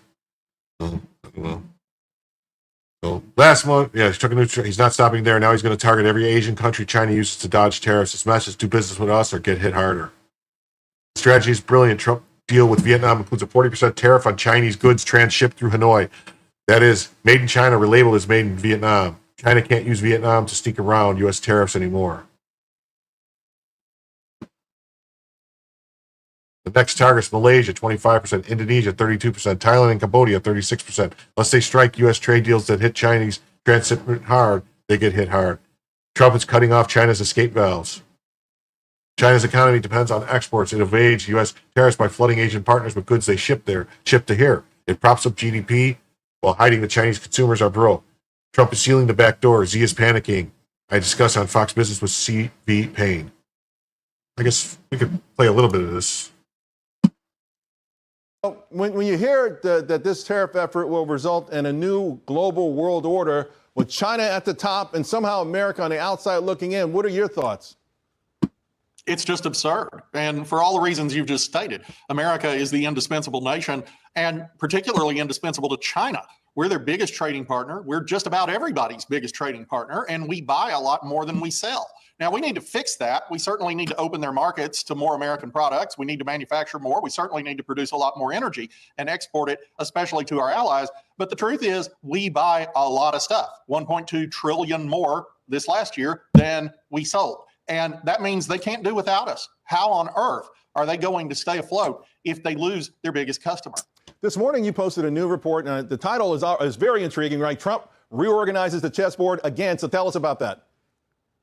Well, this is a much broader based strategy than just trade when it comes to China. If you look at Trump's policies in general on trade, first off, he has these one-off deals like getting Mexico not to let fentanyl across the border. Getting NATO to spend more on defense. He certainly wants to open up markets to U.S. goods, and in the process of that, these 0-0 tariff deals, such as we're hearing from Argentina and Vietnam, make a ton of sense in light of his comments at the G7 in 2018, where he said, "Look, I'm a working guy. I believe that a complete lack of trade barriers is the ideal outcome." But China is different. China threatens to nuke American cities. China threatens to invade Taiwan. China is an enemy, and we may be able to work with that enemy. Maybe we can be frenemies, but we can't be unrealistic about who they are and what they're seeking to do. And yeah, I think that's true. We can't be naive what they're seeking to do. And this isn't just a trade war; it's a full-on geopolitical struggle. Trump isn't trying to win over China; he's trying to encircle it and contain it with tariffs, alliances, and new manufacturing deals.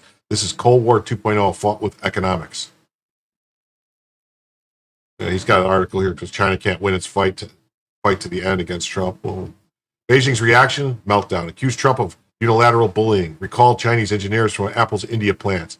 Threatened resolute countermeasures. That's not confidence, that's fears. But there's not a thing they could do about it. Well, I wouldn't say there's not a thing they could do about it. I mean, they could invade Taiwan if they could, I guess. Meanwhile, Trump is offering a stark choice to Asian countries: side with America and get access to the U.S. market, or align with China, who won't import anything and get slapped with tariffs you can't afford. And the big shocker is they're listening. Okay. Trump tariffs on Asian countries. Okay.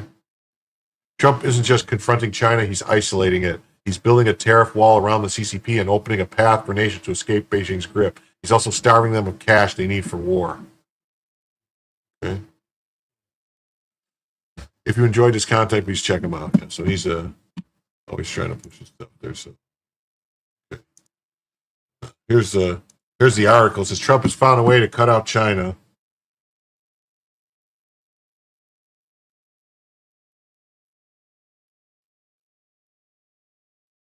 Trump is opening up a new frontier in a trade war. Despite striking a pact with China last month, the president is threatening to reignite tensions with Beijing by entangling the entirety of Asia to a sprawling web of tariff deals. Even with fresh levies imposed on Japan and South Korea,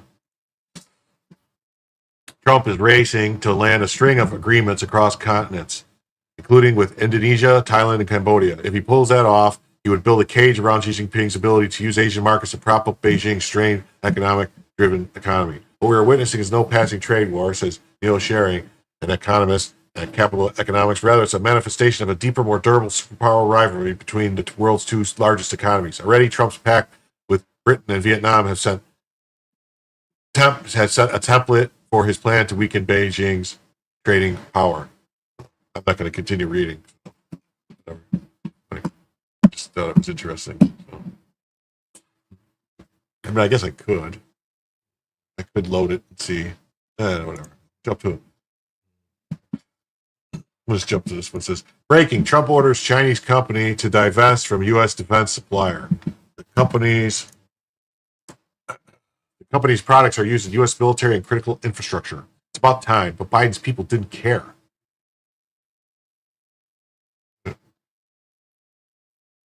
Jupiter. China-based Sururi International secretly bought Jupiter Systems in 2020 during the pandemic. Jupiter makes command and control systems for the military, space, law enforcement, power grids, hospitals, banks. How was that allowed to happen? Shouldn't have been allowed to happen. Trump's team investigated what they found was chilling. China was gaining access to a company embedded deep in American infrastructure. CFIUS flagged it as a national security threat. Trump took action. Committee on Foreign Investment in the United States, CFIUS. They should be monitoring that stuff like big time. The international body that reviews financial transactions where the foreign entity could control U.S. business. Yeah, they shouldn't have let it happen. Under the new order, Sururi must fully divest from Jupiter. Jupiter must sever ties with all Chinese subsidiaries. No Chinese entity may hold control over U.S. mission control systems. Yeah. Trump's directive is non-negotiable. Bringing command and control to you, Jupiter. This following Trump's February 2021 memo, banned Chinese land buys near military bases, stopped CCP-linked firms from investing in tech, energy, and health, block China from exploiting U.S. capital, tech, and farmland. China already owns 350,000 acres of U.S. farmland, property near sensitive military bases, influence in key U.S. sectors, and we're just letting them have control of our systems too? Trump is using every lever to shut it down. Congress moves against CCP-owned farmland. China investors now own 277,000 acres of U.S. farmland. Look at all the farmland China owns. It's nuts, right? Nuts. There always seems to buy it right around army bases too. That's landing. Wow. Weird, right? Compare this to Biden. He let Chinese spy balloons fly across the country. He did nothing about the land buys. Still allows the CCP firms in our supply chains. And Trump said not 1 inch of U.S. soil, data, or defense will be handed to Beijing. National security isn't just tanks and missiles, folks. It's who owns the farms. It's who owns the software, who builds the software, who owns the company, who controls the power grids. That's who it is. Trump understands that. The deep state, corrupt media don't care.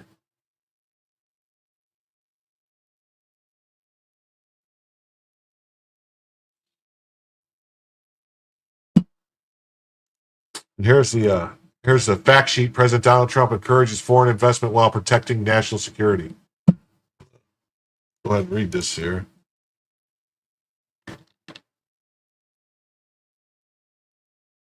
Making the world the greatest destination for investment. Today, President Donald J. Trump signed a National Security Memorandum, NSPM, aimed at promoting foreign investment while protecting America's national security interests, particularly the threats posed by foreign adversaries like the People's Republic of China. The NSPM establishes that welcoming foreign investment is crucial for economic growth, job creation, and innovation, ensuring that the United States leverages world-leading financial markets to support American jobs and innovators. The United States will create fast-track process to facilitate greater investment from specific allies, partners, with conditions that prevent investors from partnering with other foreign adversaries in corresponding areas. The United States will also expedite environmental reviews for any investment over $1 billion. $1 billion! The Committee on Foreign Investment and the United States, CFIUS, will be used to restrict Chinese investment in strategic U.S. sectors like technologies, critical infrastructure, healthcare, agriculture, energy, raw materials, and others. The United States will protect our farmland and real estate near sensitive facilities, and strengthening CFIUS authority over greenfield investments and restrict foreign adversary access to U.S. talent and operations in sensitive technologies. Rather than use overtly bureaucratic, complex, and open-ended mitigation agreements for U.S. investment from foreign adversaries, foreign administration resources will be directed towards facilitating investments from key partner countries. The United States will establish new rules to curb the exploitation of its capital, technology, and knowledge by foreign adversaries such as China to ensure that only those investments that serve the American interests are allowed. Trump administration will continue new and expanded restrictions on U.S. outbound investment to China in sensitive technologies, including semiconductors, artificial intelligence, quantum, bioengineering, biomechanical, aerospace, and more, to stop American funds from supporting the Chinese military civil fusion strategy. Okay, it sounds like they're ensure American prosperity. President Trump is committed to making the United States a premier destination for investment while balancing national security interests. And then President Trump is keeping the promise to prevent foreign adversaries from taking advantage of the United States. When somebody just go live, because, man, did I just lose a bunch of people watching. That's weird. You can always tell if someone goes live because it goes like, so... Okay, now we're going to switch course, switch topics now to some people acting crazy and effing around and finding out. So here we go, FAFO and acting crazy. All right. Tampa, Florida. A liberal protester challenges TPUSA attendees to a fight and then attacks a young man on the street. Police then arrest the violent liberal protester. Video by Julio Rosas. Joe went live? No shit, huh? Let me go see. Hold on 1 second. Let me go take a... Oh, well, I can play the video. So here, I'll play the video. Hey, show me your shorts, boy. Look at this guy. Look at you, bro. Come on. Where you at? Oh, let's go. Let's go. Let's go. Come on. Put you in the bathroom. Come on. Come on. Come on. Come close. Jump. Come close. You ready? You ready? Oh, you want something? You ready? Come on. Come on. Come on. Your car. They're going to steal your car. They're going to steal your car. Hey, come over here. Oh, wow. Alex, There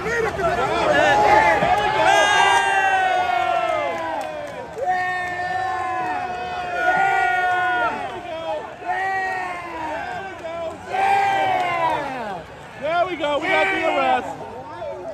We got the arrest. Hey, show me your shorts, boy. Look at this guy. Wow, so that's pretty interesting. I don't. Show's not live. You lied to me. Another day, another leftist mob attacking peaceful Americans. Well, I don't see a. I don't know. I don't see a mob there. What are you talking about?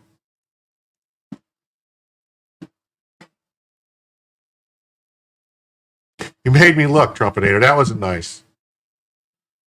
It did. Seriously, I lost 14 viewers, 15 viewers. Like, they just went away like that. I don't know. Weird. Another day, another waste leftist mob attacking peaceful Americans. The radical left, someone must have went live. The radicals scream tolerance while swinging fists. Pathetic. Where's the outrage when conservatives get targeted? Cities waste millions on social justice programs and embolden thugs instead of funding police to crack down. Real accountability means prosecuting political violence equally. Until DC stops coddling anarchist taxpayers, we'll keep footing the bill for their chaos. Defund bureaucracy, fund law enforcement. The numbers don't lie.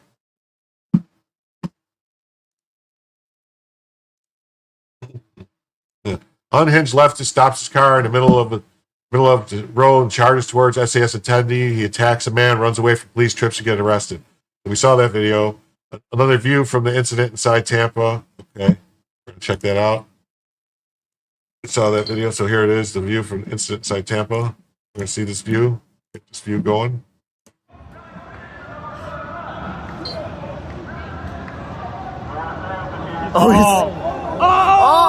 Good tough guy! Get the police! Get the cops! Yes! Someone record this. Get his car. Steal his car. Steal his car. Get in his car, man. Oh yeah! Beat his ass! Yeah, beat his ass! Oh! Yeah! Let's go!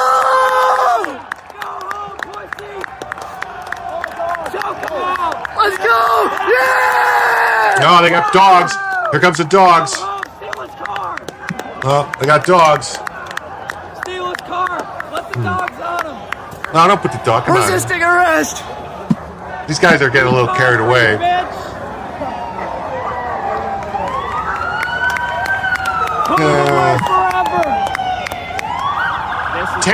Tampa, Florida, which is actually kind of... Something happened. USA! USA! USA! USA! USA!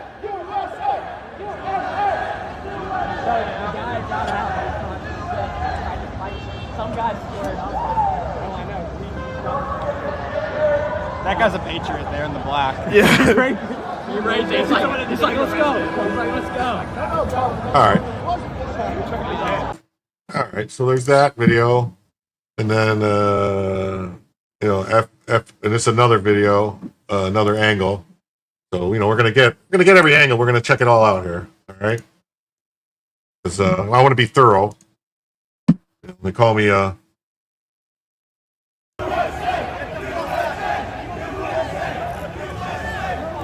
there he is getting handcuffed. Look at them dogs. Look at them good doggies. Y'all see the issue here? Did you see what happened? So that's what's happening over there in South Florida. So what do we think about it? What's the deal? I don't know why what's with people that would stop their car driving on the road and get out and start screaming at people like that. I mean, that's mentally deranged, isn't it? I mean, especially in Florida? I mean, Florida is it's constitutional carry, concealed carry in Florida, and stand your ground laws in Florida are strong.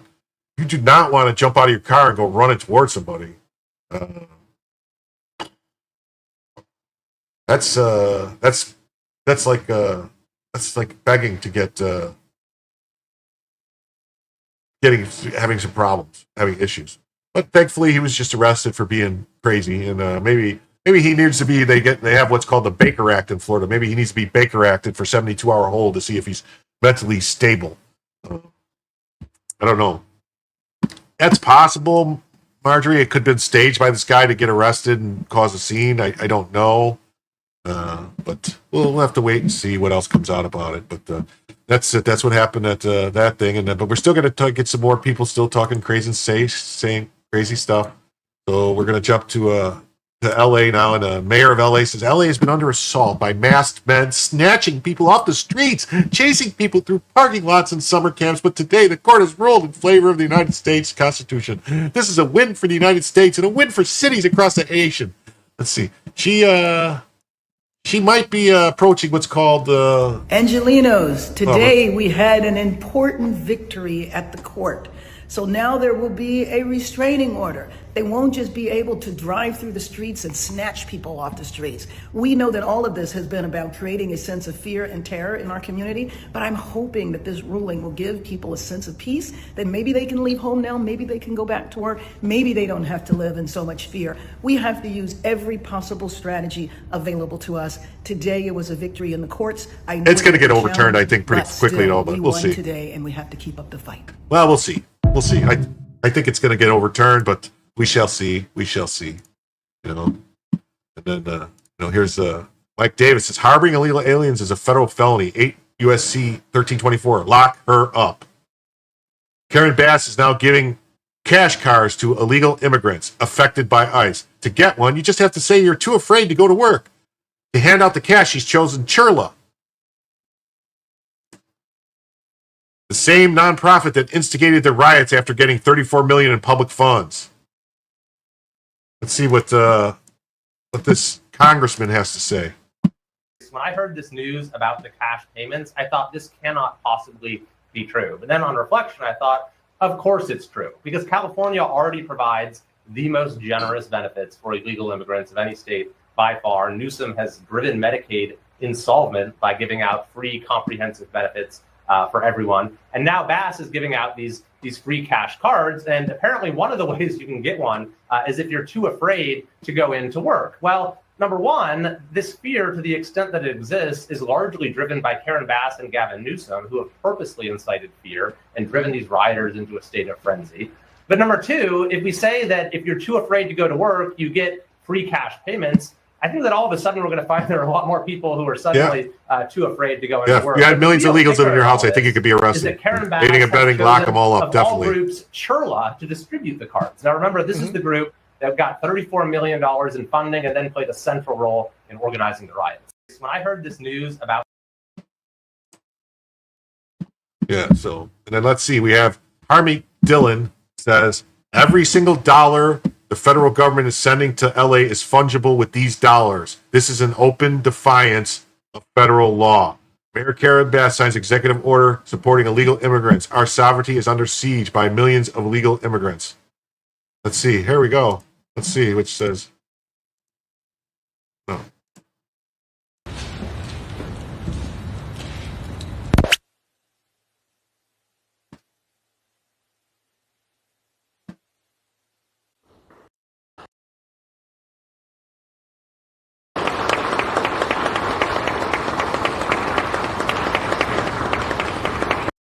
Yeah, so she thinks, she's like, oh, I signed it. That means we're going to be able to, Karen Bass should be removed. It's an insurrection, as Stephen Miller correctly pointed out. She needs to be arrested. Let this sink in. Los Angeles is waging insurrection against the federal government. Harmeet Dillon says, I think LA Mayor Karen Bass is squarely in FA territory. Just my opinion. She's saying she's effing around, and she's going to find out. Yeah, because this is the thing about the money. And I personally think this money, my personal opinion is this money is a way for them to pay the people who are protesting. It's how they're going to, they're going to supply the money to the protesters. They're just going to keep, I think it's more than that, Trumpinator. I think LA has 6 million illegals. I think it's more. I personally think it's more, but this is how they're going to pay all the protesters, since they had they had no way to get USAID got dried up and that money and the Soros, but they're gonna use this money that other private entities are going to give, and they're going to they're gonna send it to the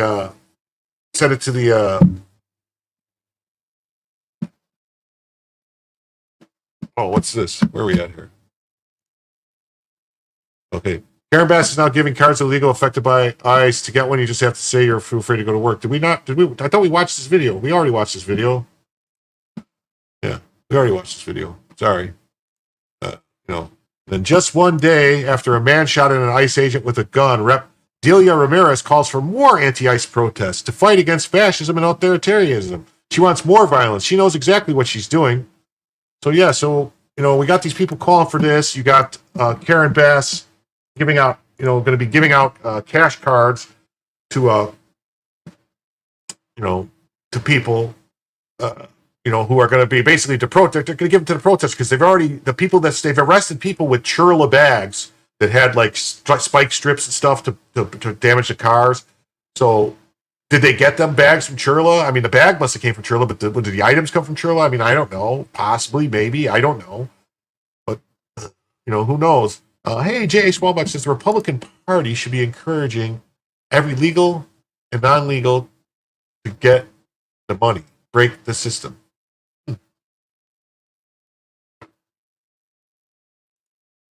Yes, Karen Bass was trained. She's a trained Marxist. She was part of the original. There was a guerrilla group, a Cuban guerrilla group called. It's true. She used to go to Cuba all the time, and that's your money, and they're giving it away to these people. So. But okay, shoot. We are approaching 2 hours. And we are still 10 super chats away from the goal. I want you to visualize this. You got 4 minutes. Oh, that wasn't supposed to happen. We're still 10 super chats away from the goal that we need. Any will work if you want to. We have 24 minutes left to meet the goal, and we need 10 more super chats.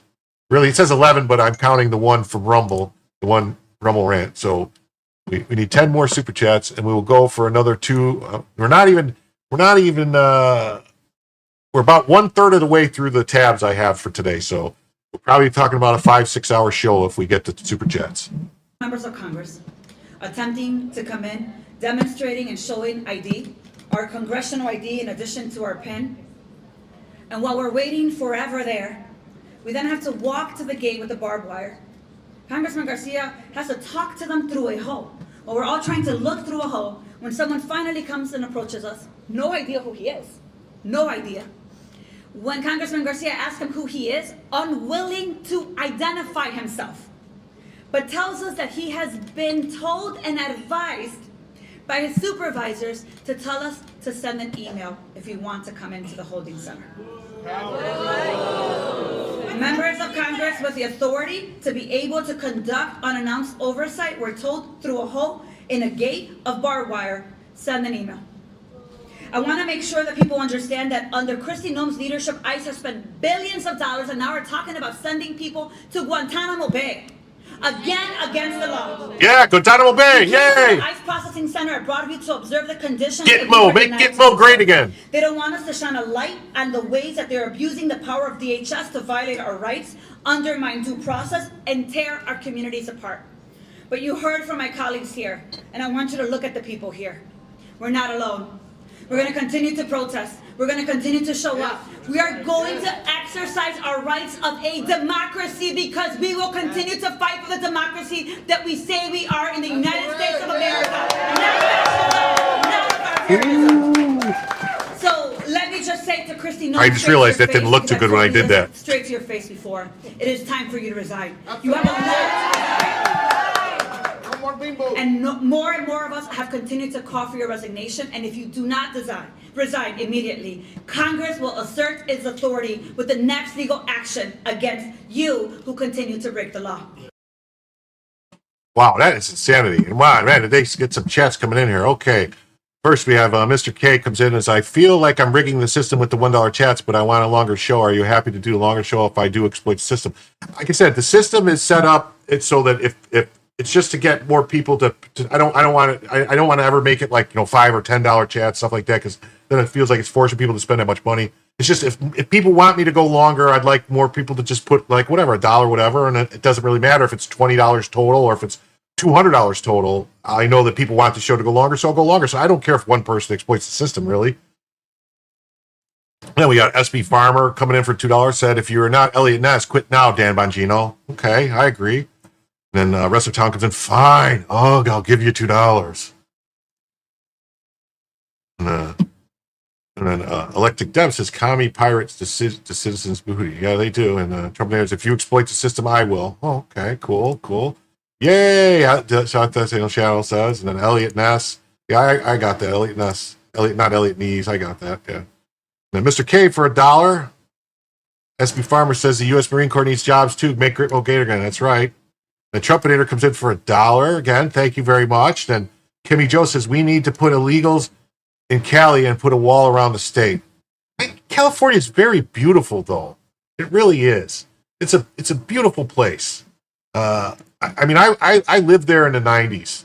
And oh my God, more people coming through. We got Mr. K with another $1, and then Brian Oldenkamp just with 10, and then someone says clipped. I saw, and then Brian Oldenkamp with another 10, and then another 10, and another 10.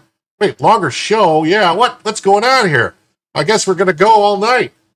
Okay, it's on. Bring in the heat now. Thanks to everyone who contributed. And if you're new, please hit the like button. Please subscribe to the channel if you haven't already subscribed. And leave a comment, post in the chat, have the conversation with the people in the chat, keep it going, and it helps the algorithm if you leave a comment on the video itself, down in the comment section. But let's go. We're gonna move along now to just keep going with this whole story here. So, Doge AI says, Representative Ramirez's call for escalated protests amid active violence against ICE agents isn't activism, it's reckless political theater. Reckless political theater. Federal operations under Title X authority exist to enforce immigration law and protect officers under siege. When DHS confirms targeted raids against criminal violence with warrants, obstruction isn't resistance, it's complicity in chaos. The National Guard deployment in LA proved that state-level obstruction forces federal intervention to restore order. Every protest that blocks ICE from executing lawful duties undermines border security and endangers public safety. Supporting enforcement isn't authoritarianism, it's bare minimum for a functioning nation. Mm-hmm. You prefer thicker shows, but it's fine. Okay, the show will be extra girthy tonight. How's that? Is that better? The show will have more girth. Just for you. Mm-hmm. And then this is what happens when these people make these statements and do this stuff like this. It says, video appears to show a woman plowing through ICE protesters in New Jersey, injuring 3. Oh, man. Protesters blocking streets while ICE does its job. Classic chaos. Taxpayer dollars fund border security, not managing mobs who attack drivers. I agree. I agree with that. Oh my goodness. Brian Oldenkamp comes in with 10 Jim Tells You memberships. Brian Oldenkamp is trying to help everyone to start noticing, or they start seeing the truth, then they start noticing, they start paying attention. Then eventually, they see the matrix. They see the matrix. It's all there for you. It's all in front of you. So thank you. Thank you very much, Brian Oldenkamp, for everything. Let's see who got those, by the way. Since we're going to be here late anyway, it's not a rush. Let's see. We got Renee Collins received a gifted membership from Brian Oldenkamp. Amazing Grace, Disgrace, Janine Rogers, Sonic Rat, Joe, the Foul-Mouthed Jerks, JD Kirby, Ben Calder, Tug Simp, and Lazy American, and B.A. Turner. So I hope all you people say thank you. Thank you to Brian Oldenkamp when you see him, because it's very generous of him.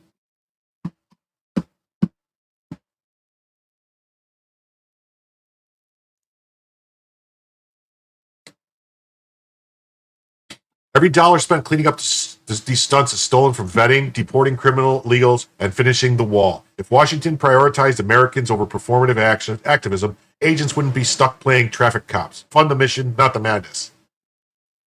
Misplaced priorities drain resources from real border security. Here we go. Video appears to show woman plowing through ICE protesters in New Jersey, injuring 3. Excuse me. Pardon me. Excuse me. Oh my goodness. Now we got Oh my goodness, it started a trend here. Kimmy Joe comes in with another $10 and says Democrats had a chance to sign a bill into law for open borders and getting rid of ICE, but they didn't. They're using these people. Well, I don't know if they would have. I don't know if they would have got that. I don't know if they would have got that law through. I mean, you know, the backlash could have been very severe if they would have tried to do it without any Republican support. But I don't know. I mean, they had plenty of time to. They could have codified Roe, as they said, which they talked about all the time, and they never did. Which I don't even know what that would mean, because I don't know that they do any. I don't know that they have the. You know, that I don't think it's a federal matter. You know, generally speaking, like medical stuff is usually state level actors. That's why all state, insurances are all separated by state medical insurance. But I don't know. You know, they get away with a lot of stuff. But yeah, they're definitely using the people. You know, they're using them. They want them for. It's like modern day slaves almost. But, the video shared on social media appears to have captured the moment a woman in a gray Jeep appears to drive through protesters in Fairview, New Jersey. Thank you, by the way, Kimmy Joe, very much for the $10. It's greatly appreciated. But thank you very much. And if I did, I don't know if I forgot to say thank you to Brian Oldenkamp for his multiple $10, like four $10. Oh my God, $10. Oh my God. And then the 10 subs. Oh, wow. Wow. Thank you. Thank you so much. Anyway. Man. Oof. The incident unfolded outside of the Noches de Colombia on Fairview Avenue in the borough of Fairview, where marchers organized by a group called United Without Fear were protesting ICE raids.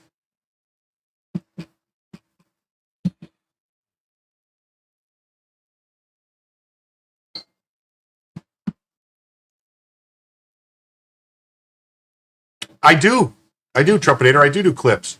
I have shorts. Like anytime I do anytime I do a less than 2 hour show, StreamYard automatically generates shorts, and I put those out. I do try to cut some cut sections out, just whatever a topic. I'll cut that topic and put a video out. But I do so many topics that I don't want to do like so many videos. I don't want to bombard people with videos, like 10 videos a day type of thing. So the shorts go out like boom, and then just StreamYard sends them out automatically. So those are kind of it does kind of if it gets too much in your feed, I apologize. The shorts, but I do try to send out as much as possible. He's texting me, damn it. Anyway, okay, so so a group of organized by a group called United Without Fear were protesting ICE raids. The footage shows the woman driving up to a restaurant's exit as the line of protesters streams slowly to the front of her car. Protester approaches the Jeep to ensure the female will stop and then turns from the vehicle, which lunges forward, clipping his foot. The man falls near the car and several protesters crowd around the Jeep. The driver rolls up her window and proceeds through the protesters. Police identify the driver as Linda Roglin, 62, of North Bergen, New Jersey.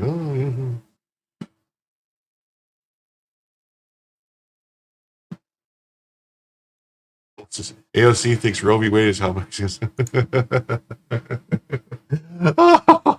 That's a good one, man. Yeah, I'm gonna have to do that too. You know what? There we go. Not silent now. I always forget to do that. You get no notifications, only lives. Oh, I do put out. Like today, I put out I think 10 or 12 shorts today, and then tomorrow I have another 10 going to go out. And then I'll clip some videos out of the last couple days, and then put out some videos. It just takes a long time to edit the videos down, to cut them up, and to get them and compress them and stuff. So, Rogan has been charged with careless driving, reckless driving, leaving the scene of an accident, and 4 counts of assault by auto resulting in bodily injury. 3 people sustained minor injuries, including 1 victim who sustained an injury to their knee. Now. Fun fact, in Florida, she wouldn't be charged with a crime because Florida passed a law where basically said if you get surrounded by a mob of crazy people, you could flee. And if they get hurt, it's on them. You shouldn't, really shouldn't surround cars. It's not really wise to surround cars. Hey, we got 69 people live watching right now. If you're new, please hit the like button. Give it a thumbs up. If you're not new to the channel, please subscribe and leave a comment and participate in the chat. It's greatly appreciated. All right, I think that's the end of that story. Yeah, that's the end. This person said she did the right thing. Kudos to her. Well, in Jersey, I think she might end up having a problem. And then here we have President Trump's seen enough. He's seen enough of what's going on, and he's ordered all ICE and DHS agents who come under attack by protesters to immediately stop their vehicles and go after those attacking the agents, using whatever means is necessary to do so. These Antifa thugs are about to learn who they're dealing with.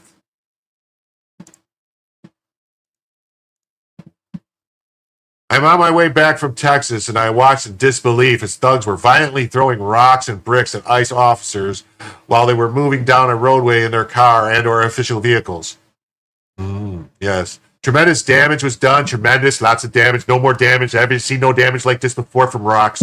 I know that the fact that these officers are having a hard time with allowing this to happen, and all it shows is total disrespect for law and order. Therefore, I'm directing Secretary of Homeland Security Kristi Noem and Border Czar Tom Homan to instruct all ICE and Homeland Security and other law enforcement officers who are on the receiving end of thrown rocks, bricks, or other forms of assault to stop their car and arrest these slime balls, using whatever force necessary. I am also giving total authorization for ICE to protect itself just like they protect the public. I never want to see a car carrying a law enforcement officer attacked again. Authorization immediately granted for arrest and incarceration. Thank you for your attention to this matter. Yeah, that's not really the wisest thing. If they're outnumbered and they get out of the car, then we're going to... It's not a good idea, really, because what's going to happen is someone's going to throw a brick at the cop, and then the cop's going to have to defend themselves, and then it's going to be, oh my God, ICE just out here shooting people in the streets. You don't want that. You don't want that. You don't want that.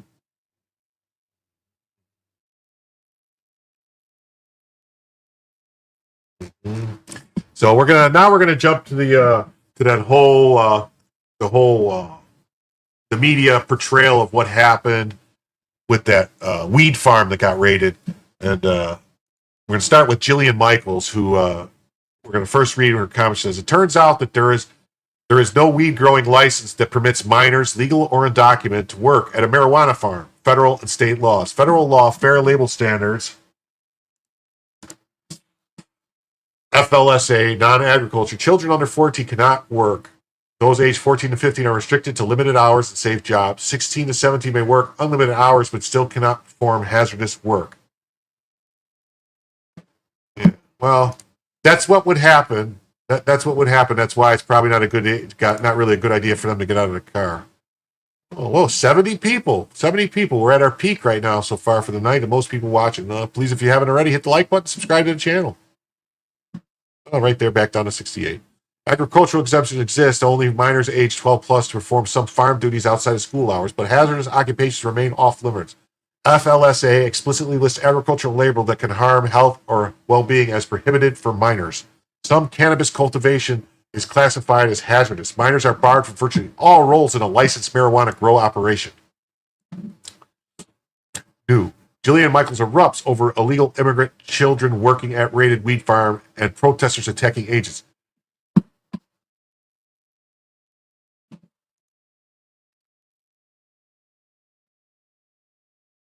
You're telling me undocumented, unaccompanied kids can work in a marijuana farm? Abby, don't give me semantics. Look at the reality of what we're talking about. Don't attack federal law enforcement agents. Let's see here. Jillian Michaels. It's a two-minute clip. We're going to play it. Let's look at what just happened at the Glass House marijuana farm. Here's what people don't want to see. On the other side, they don't want to see people throwing rocks into the cars of federal agents. They don't want to hear that someone supposedly opened fire on them. They also don't want to learn that there are a bunch of kids there that are undocumented or unaccompanied, and they think this is crazy talk, and we should be focusing on that. For one thing, how did those kids get there? Well, I just want to add one thing. We do have to go, but the UFW, the United Farm Workers, put out a statement about this. They said the UFW can confirm farm workers were critically injured yesterday during chaotic raids in Ventura County, California. Others, including U.S. citizens. Okay, I want to point out that the person that was critically injured was a guy who climbed up on a 30-foot roof and fell through the roof. Had nothing to do with the federal agents. He wasn't. He was. Who knows what he was doing up there? Why he climbed up there? Nobody knows. But he fell through the roof and he ended up dying. But I mean, how is that the agent's fault? They didn't chase him up there. They weren't pursuing him or nothing. Jim Beam? Who's Jim Beam? No, I'm drinking tea. Snapple. I was a dishwasher at a steakhouse when I was 15. I made and delivered pizzas at 17. I was a busboy at a restaurant when I was 13. Anyway, it was legal at that time to do that job. And I also made pizzas at 15 and 16 at a pizza place. And at 17, I joined it. I enlisted in the United States Navy. Oh, thank you, Mr. K.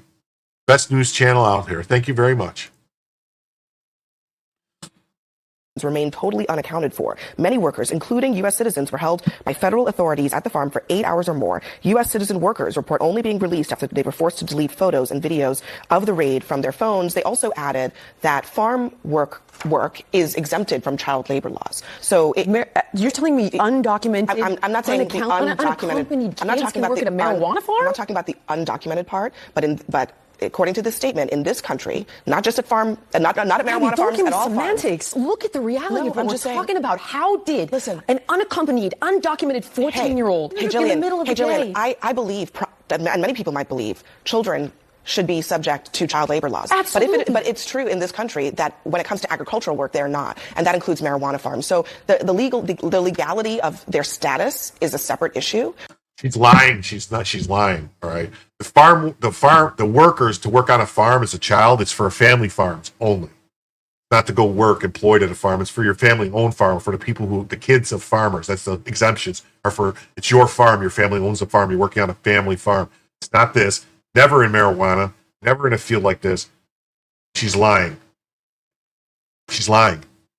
But the fact of children being there is not actually something that is necessarily illegal. It is illegal. So there's that. So it's not unusual for there to be teenagers and working in a farm. A 14-year-old can work at a marijuana growing. It doesn't matter whether it's a marijuana farm or an apple farm. A kid can work at a bar. It's agriculture. They're not. If that's the law, that's outrageous. They're cultivating it. The point is this incident. Yeah, she's lying. CNN is lying. They're gaslighting people, and she don't know what they're talking about. And we're still learning a lot more about it.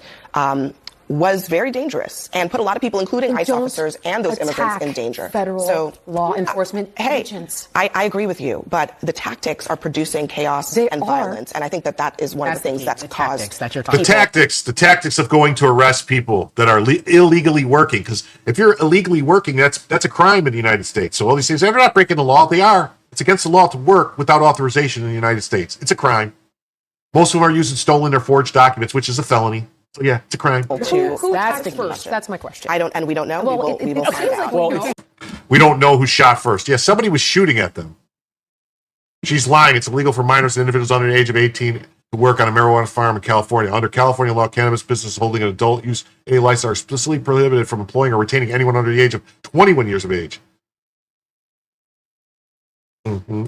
In the U.S., it's in legal U.S. cannabis cultivation, workers must be 21 plus in most states. California requires for handling the product. General agriculture allows 14-15 non-hazardous job outside of school, 16-18 any, but cannabis is age restricted like booze. Undocumented minors cannot legally work anywhere. Federal law bans employing unauthorized aliens. Legal citizens face the same cannabis age bar.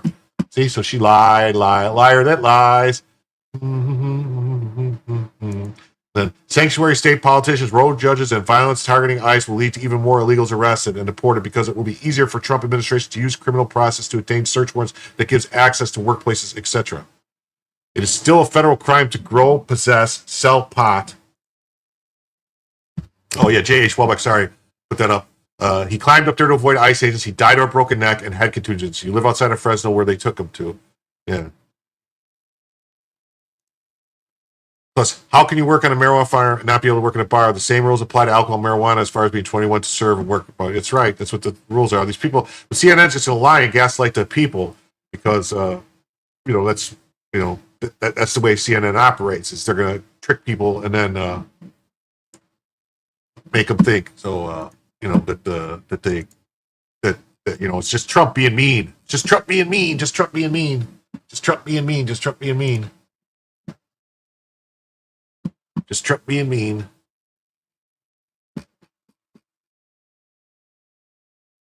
Just Trump being mean. Mm-hmm. Still a federal crime to grow, possess, sell pot. So Fed's going to take more. Yep. Anyone there is subject to detention, first for safety and second for engaging in illegal conduct in the presence of an officer. Add that to the businesses where illegals have already been arrested and working illegally. The raids aren't going to stop, but with folks interfering, they'll just become glasshouse type criminal raids. Super surprised me. Many individuals arrested while targeting a harassing ICE facility in Portland, Oregon, seem to be released without bail. I was hoping feds would be able to keep them detained through trial. It doesn't seem to work that way. They need to start charging people to aiding and abetting the crime, spread the love around. Everyone keeps saying it's legal weed, but I don't remember any change to federal law. I don't agree with the federal law. I'm going to point that out. I don't agree with the federal law being illegal. I think that marijuana, and personally, I think almost all drugs should be legal. It's for adults to do what they want. But right now, it is a federal crime, so they have that reason to go to the farms, technically. Yeah. Left-wing media hasn't cared to be factual since Obama. Their viewers don't care either. It's the agenda. Yeah, they get upset, actually. They get upset, and they get angry when they get told things that are the truth, but contradict what they believe. Yes. For adults. I think adults should, yeah. I mean, popes and presidents have done cocaine. What's wrong with it? I mean, if an adult wants to do it in the privacy of their own home, I don't see what's any different from drinking, doing cocaine. I mean, even heroin, really. I mean, I would recommend it. I would think, honestly, if it was controlled better, if you think about it this way, like cocaine, if it was controlled in a way where you knew it wasn't, I mean, the people dying today are dying from fentanyl poisoning, most of them. That's what they're dying from. They're not dying from, like, cocaine overdoses. It's usually from the fentanyl. I mean, technically, we already have legalized meth. That's what Adderall and Ritalin is legalized meth. So you just got to get a prescription. Yeah, you just don't, I don't want kids doing drugs. That's all. Kids should be left alone. Breaking, 2 senior CBP and ICE officials tell me that federal agents arrested a total of 319 illegal aliens at the 2 cannabis farms in California on Thursday, making it the largest worksite raid of the current Trump administration. Wow. Well, you're right, Deb. It affects society, but that's why you have laws against, like, using it in public or operating a vehicle under the influence, stuff like that. It says Adderall makes me feel focused. I can't take it anymore after the heart attack. Well, too bad. I used to have an Adderall prescription, but I got rid of it because it was just too much of a pain going to get it, refilled. To have to go to the doctor, and then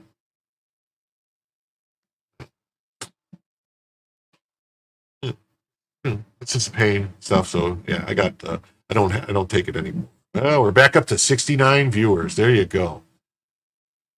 Yeah, so two senior CBP and ICE officials tell me the federal agents arrested a total of 319 illegal aliens at 2 cannabis farms in California on Thursday, making it the largest worksite raid of the current Trump administration. It's also believed to be the second largest single state worksite raid in ICE history, behind the 2019 raids at the chicken processing plants in Mississippi during President Trump's first term. And I don't know if you guys remember in those raids, the people were all crying and screaming, saying, "Oh my God, the plants are going to go out of business. They're not. What are they going to do? They're not going to be able to get any workers. Nobody wants. Those are jobs Americans don't want."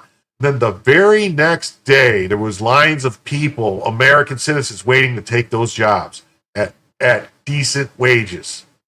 So the media lies to you when they say Americans won't take jobs. Americans won't take jobs that don't pay well, that aren't worth the money. But if the job pays a decent wage, Americans will do the job. Yeah. Yeah, Joe, that's my theory is, I don't really like cocaine. I just like the way it smells.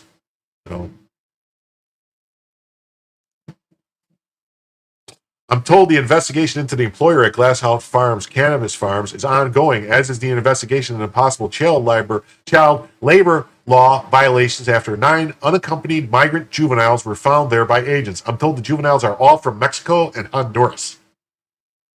Criminal histories of those arrested are still being analyzed as feds have a massive amount of people and data they're going through at the moment. More to come as we learn it.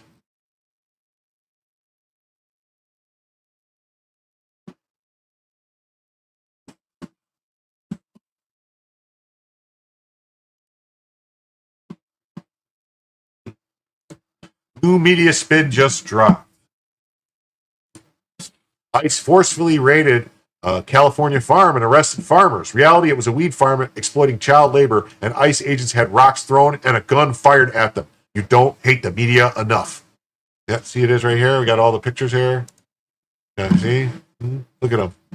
Federal agents clash with raid California farm. This guy's doing this stuff. Protesters and Border Patrol agents clash near Ventura County farm. California farm, California farm, California farm. It's all it says, California farm. The Camarillo raid exposes media malpractice at its worst.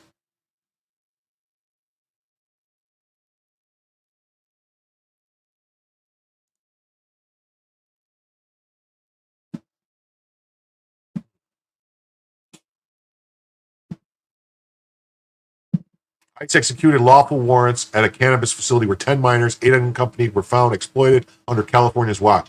Agents faced violent resistance, projectiles thrown, weapons fired, chaos orchestrated by those opposing enforcement.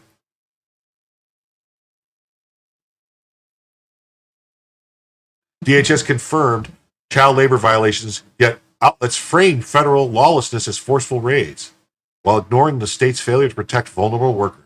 This isn't spin, it's complicity in obscuring the truth. When enforcement meets violent obstruction, the blame lies with those enabling the lawlessness, not agents restoring order. California's refusal to secure its facilities forced federal intervention, a pattern of negligence demanding accountability, not distorted headlines.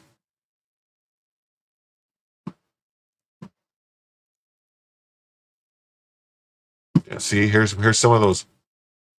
Here's some of this. Says these manipulations no longer work and overplayed.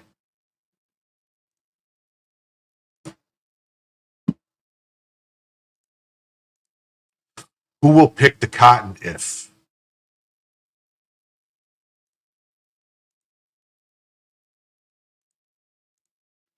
Fruit is rotting on the branches because very people we depend on to harvest it are afraid to go to work. This is the real impact of Trump's immigration raids. Fear in our fields, crops left to waste, and a direct blow to America's farms. He's talking about weed farms right now.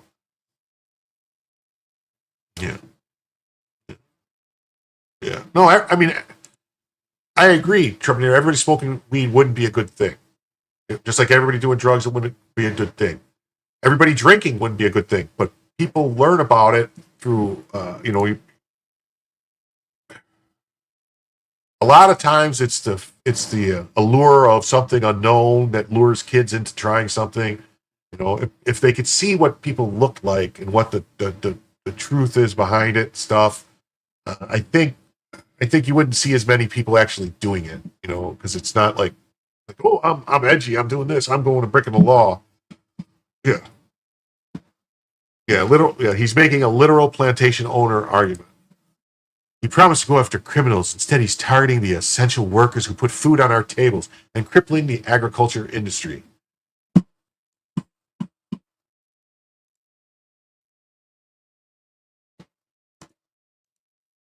According to Grok, Padilla's public actions in the last month appear to focus 90% on issues benefiting undocumented immigrants, e.g. DACA, deportation protections, versus 10% on broader issues that could indirectly affect American citizens. Huh. Yes. Yeah. In actuality, the new weed that's out there, this new stuff, the super strong, the super sticky icky, the green cheese, it can incite schizophrenia in people with that have it could push people over the edge. So it's kind of something that you should really be careful of. The Democrats do. Democrats do love their slaves. They need them all, even the child ones.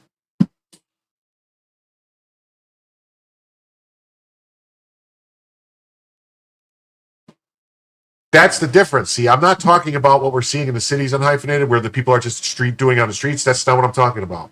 That would still be illegal. You'd still get arrested for doing it on the street, not for the percent. It would still be a crime to be out on the street doing the drugs or whatever.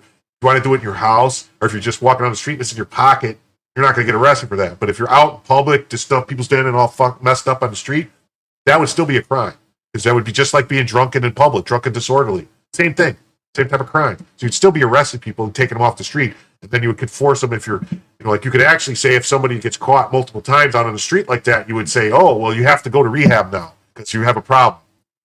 I don't know.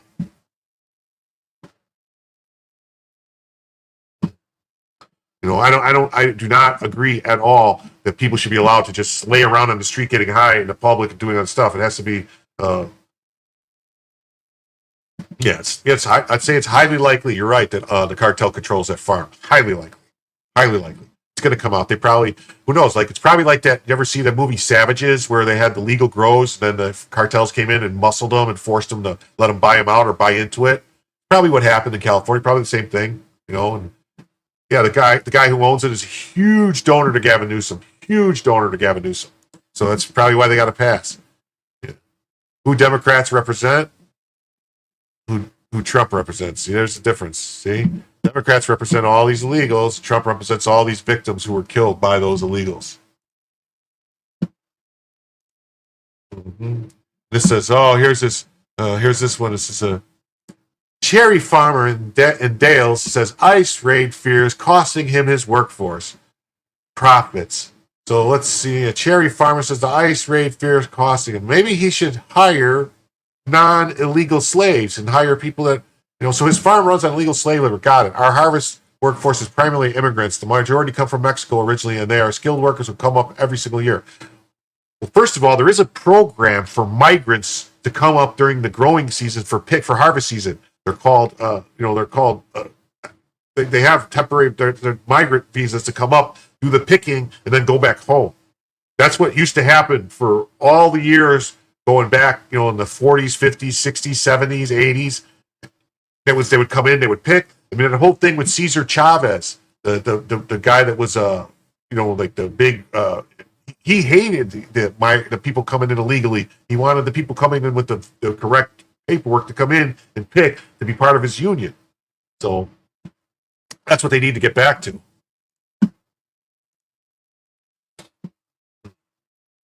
And he says, I guess getting H-2A visas for seasonal migrant agricultural workers require them to pay lawful wages under U.S. labor law is too much trouble. Yeah, that's right. Sheriff Crew has 100% right. That's what it is. Yeah. Seasonal migrant agriculture workers. Yeah. All farmers are broke. Just ask them, they'll tell you. Of course, they're all driving 2025 Chevy trucks worth $120 to grab. I know the farmers real well. Cuts of those profits derived from slave labor. Department of Labor can raise the number of H-2A visas through their certification process. Yeah, they sure can. Yeah. And then we got some more lies. The Democrats coming out, more things. More crazy lies. Crazy lies. Can you tell me crazy lies? Democrat Debbie Wasserman Schultz says that illegal alien detainees are forced to brush their teeth where they poop. Now, I don't know about any of you guys, but don't you brush your teeth in your bathroom? Isn't that the same place you poop? And I'm going to show you. I'm going to play the video. Newsflash for those that didn't know. Most Americans have bathrooms where they do this multiple times a day. So yeah, I'm going to show you her. This is the problem, and this is basically we're going to play this video. So while it's playing, I'm going to pull up. Essentially, drink. They get their drinking water and they brush their teeth where they poop in the same unit. They bragged that they went above standards, supposedly, and gave them a 3-foot privacy wall that stretches the length inside the 32 detainee cage. A 3-foot privacy wall that stretches the length of the 3 toilets. So they essentially drink. They get their drinking water and they... Hold on a second. I found a picture. I want to show you what this is. I'm going to pull this up. I'm going to put this in right here next to this, and we're going to pull this right here. This is what she's complaining about. All right? This is what she's complaining about. This is every prison toilet in the country, in the world. It's like this. You have a toilet. You have a sink that you get water to wash your hands and stuff, and then you have a fountain to drink out of, and there's a roll for toilet paper. Just flushes the toilet. It's all self-contained, one unit. They're not drinking out of the toilet. The water is separate. I mean, doesn't she know that the same water that goes into your toilet in your bathroom goes into your sink and coming from the same pipe? It's the same thing? I mean, are they that stupid, or do they think we're that stupid? I don't get these people. This is the same type of thing that AOC said back in 2017 when she said they're making them drink out of toilet water.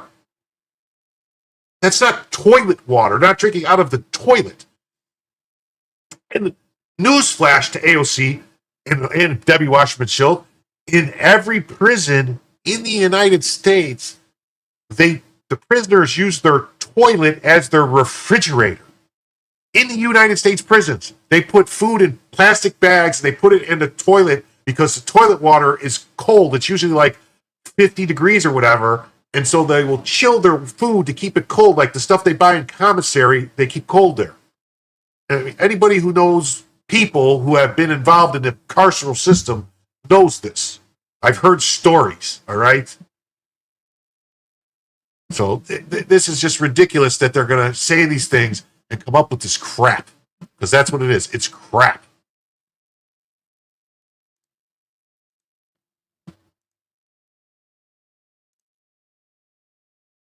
This is from the lady who voted against the Reagan-Riley bill and obviously forgot about Obama's cages. I mean, these were the cages that Obama had, all right?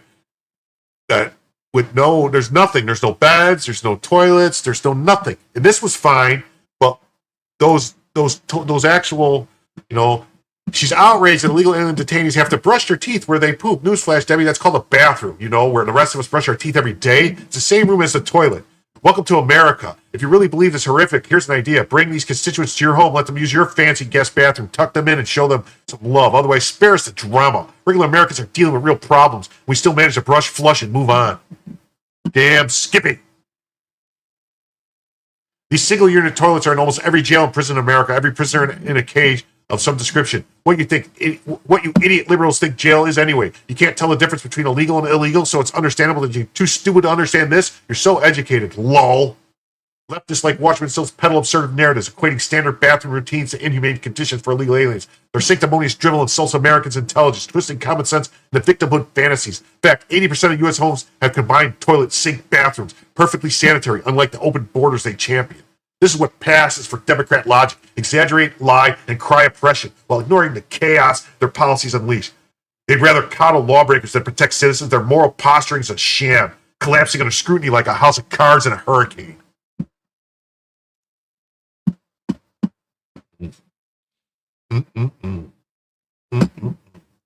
How we doing? Let's see if there's anything chat wants to talk about real quick. Yeah, they really are that stupid, yeah. Definitely. We're about to jump to another story, so I just want to check real quick if there's anything in the chats I need to address. Nothing. Nothing in those chats. Nothing there. Let me check the Rumble Ghetto. Nothing. No Rumble rants. Okay. Okay. All right. I guess we'll jump on to the next story then. This is a good one. This is something I like. This is, Trump just ended free college tuition for illegal immigrants. Wow. What do you think about that? Clinton opened the door. Obama widened it. Trump slammed it shut. Well, we got 74 people watching. If you're new, please hit the like button. Subscribe to the channel if you haven't subscribed. And leave a comment. Leave a comment. Comment in the chat. Participate in the chat. Have a conversation. Get to know somebody. We're all here to make friends and make acquaintances and learn and love. Get along. And, leave a comment too. It helps with the algorithm. All right. Yeah. Clinton opened the door. Obama widened it. Trump just slammed it shut. Here's what happens and why it happened and why it matters. Undocumented parents' first step to college for your children. See this thing like they're. Yep. For decades, illegal aliens access taxpayer-funded education programs, including tuition-free career, technical, and adult education. Did you know your college for free? Did you go to college for free? Did your kids? No. Clinton made it possible. Bureaucrats kept it going. Taxpayers got the bill. Trump's Department of Education just issued new guidance. No more federal funds for illegals in post-secondary programs. Providers must verify eligibility.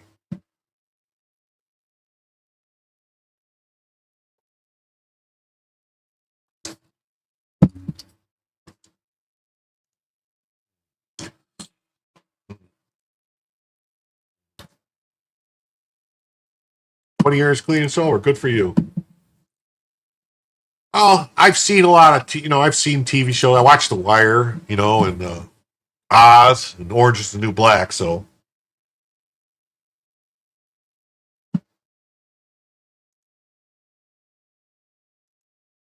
that's not a nice thing to say, Trumpinator.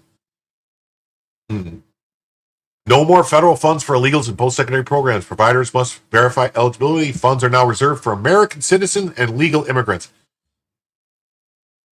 I don't know. I guess the move enforces PRWORA, a 1976 law meant to stop illegals from accessing federal benefits, but Clinton-era bureaucrats deliberately carved out exceptions to sneak illegals back in. Trump is ending the end run. The White House estimates this change, combined with the new restrictions at HHS and the Labor Department, will save taxpayers $40 billion a year, reverse decades of bureaucratic defiance, and put Americans first in federal funding. Just put them first by that much, according to RFK. Got them by that much. Education Secretary Linda McMahon put it simply: hardworking Americans will no longer foot the bill for illegal aliens. That includes ESL programs, workforce grants, and more. And this is just the one piece of a larger crackdown. $7 billion in grants pulled from sanctuary schools. 13 HHS programs restricted. Illegals barred from workforce grants. Major legal support from SCOTUS. Taylor Rogers, Trump's deputy press secretary, past presidents sat by and let illegals steal benefits. That ends now. No more back doors. No more silent subsidies. No more open border welfare state. Oh, okay. I could probably start a cult in there, huh? The new rule takes effect August 9th. Democrats will howl and scream and cry. The deep state will resist and kick and scream. But Trump is doing what they all said was impossible. He's firing the bureaucrats, ending benefits for illegals, and putting Americans first.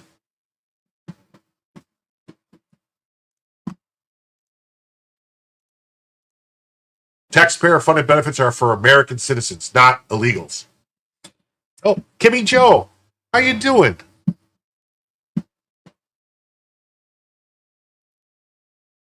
Oh. J.H. Schwalbeck says, hey, Jim, how much does it cost to hit the like button? It doesn't cost anything at all to hit the like button. If you're here and you hit the like button, no one will even know. It can be our secret. You don't have to tell anybody. Just, it helps with the algorithm. You hit the like button. If you don't like it, you don't have to hit the like button. You can hit the down button, too. That doesn't, it's not going to hurt my feelings. It'll let me know that someone didn't like it, and then I can try better next time. And it's no charge. It's free. You don't get charged every month for that. Kimmy Joe says for $5, some Republican donors are trying to push Trump to give illegals amnesty, according to Charlie Kirk. I hear that, and if that happens, oh, buddy boy, yeah, that's a no-go. The polling is not there. The polling all says that Americans widely, by over 60%, want all illegals to leave, to go. All illegals, not just the criminals, all to leave. So, I hope not.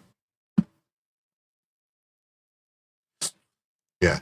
No, what he did say was that they could get, I'm pretty sure it was work visas is what I heard too, and that they would have to get, once the people get taken out of the farms, the employers could vouch for them and get them visas to come, migrant visas to come in and do the work. The H-2B visas, like that Shipwreck was talking about, the migrant visas to come in and do the work. That's what they're supposed to be doing and paying them proper wages, and it should all be above board. So if they do that, but they're not going to get, maybe they're going to do something so that if they try to do ahead of time to get them the visas so that before they get deported and they can stay, but then they're going to have to leave. The whole thing with the migrant visas is you come in and do the work, then you go back home. The next year you come in and do the work, then you go back home. You don't stay here. That's the whole point of the visa. So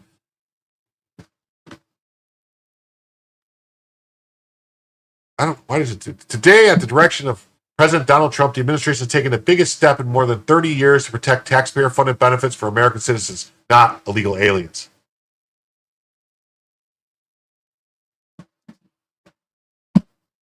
Yeah, Joe, I too went to school for free, sort of. There's this thing called the GI Bill, and you can pretty much go for free if you serve your country, which in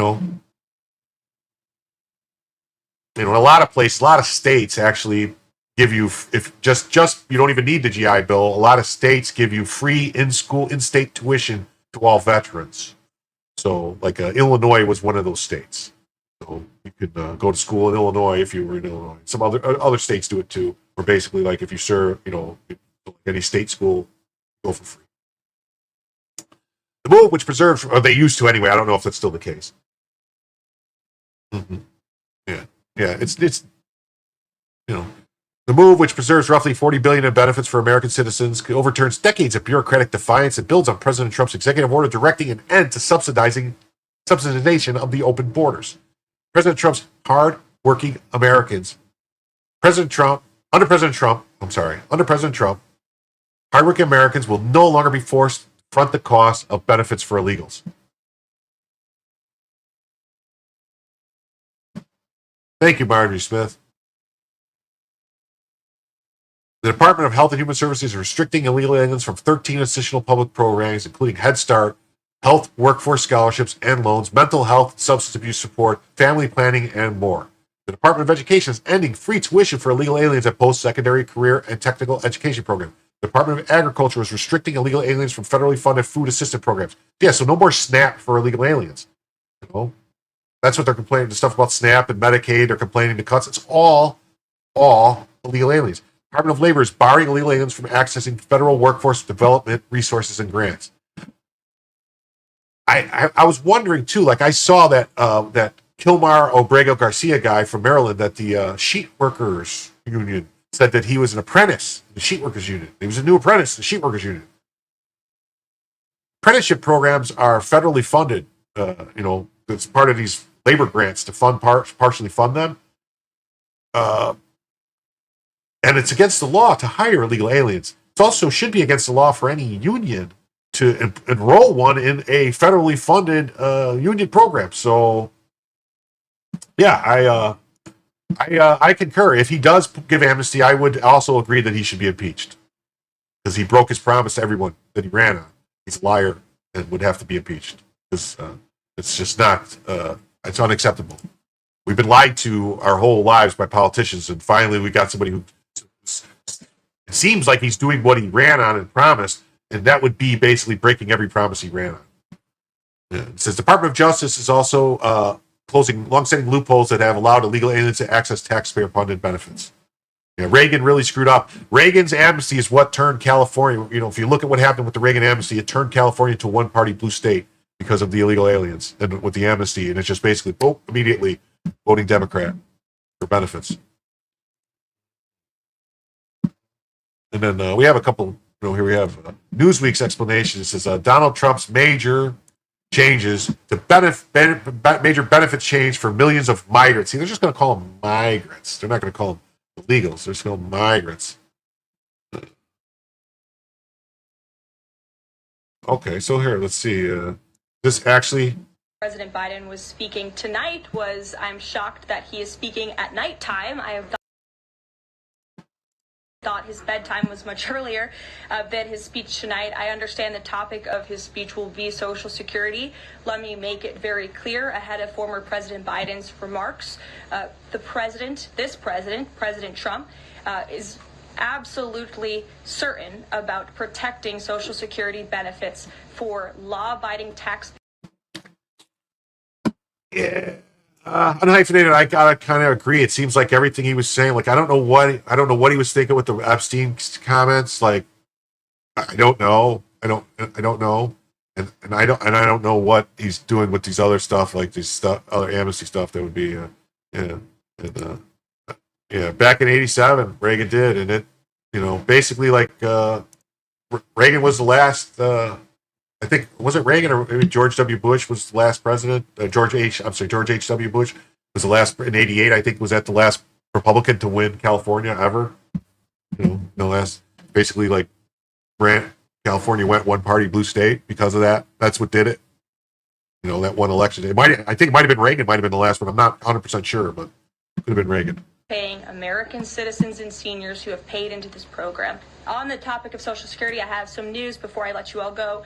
Later this afternoon, the president will be signing a presidential memorandum aimed at stopping illegal aliens and other ineligible people from obtaining Social Security Act benefits.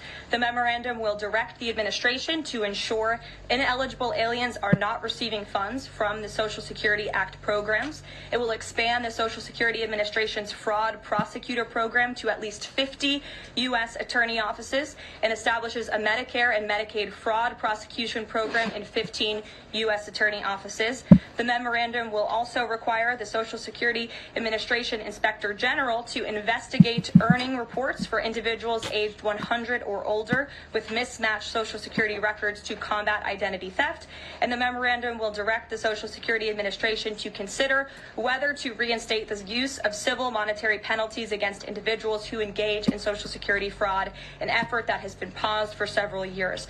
These taxpayer-funded benefits should be only for eligible taxpayers. And President Biden should think about what he did in his last term, which is allow tens of millions of illegal people into our country, many of whom were fraudulently receiving these benefits.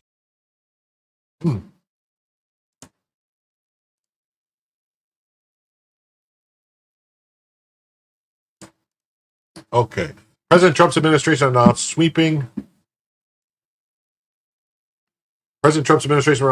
new restrictions on access to federal benefits for undocumented immigrants. Under the directives, multiple federal agencies will tighten eligibility requirements for a range of publicly funded programs. The White House said the move was intended to protect taxpayer-funded benefits for American citizens and legal residents while aligning with Trump's hardline immigration agenda.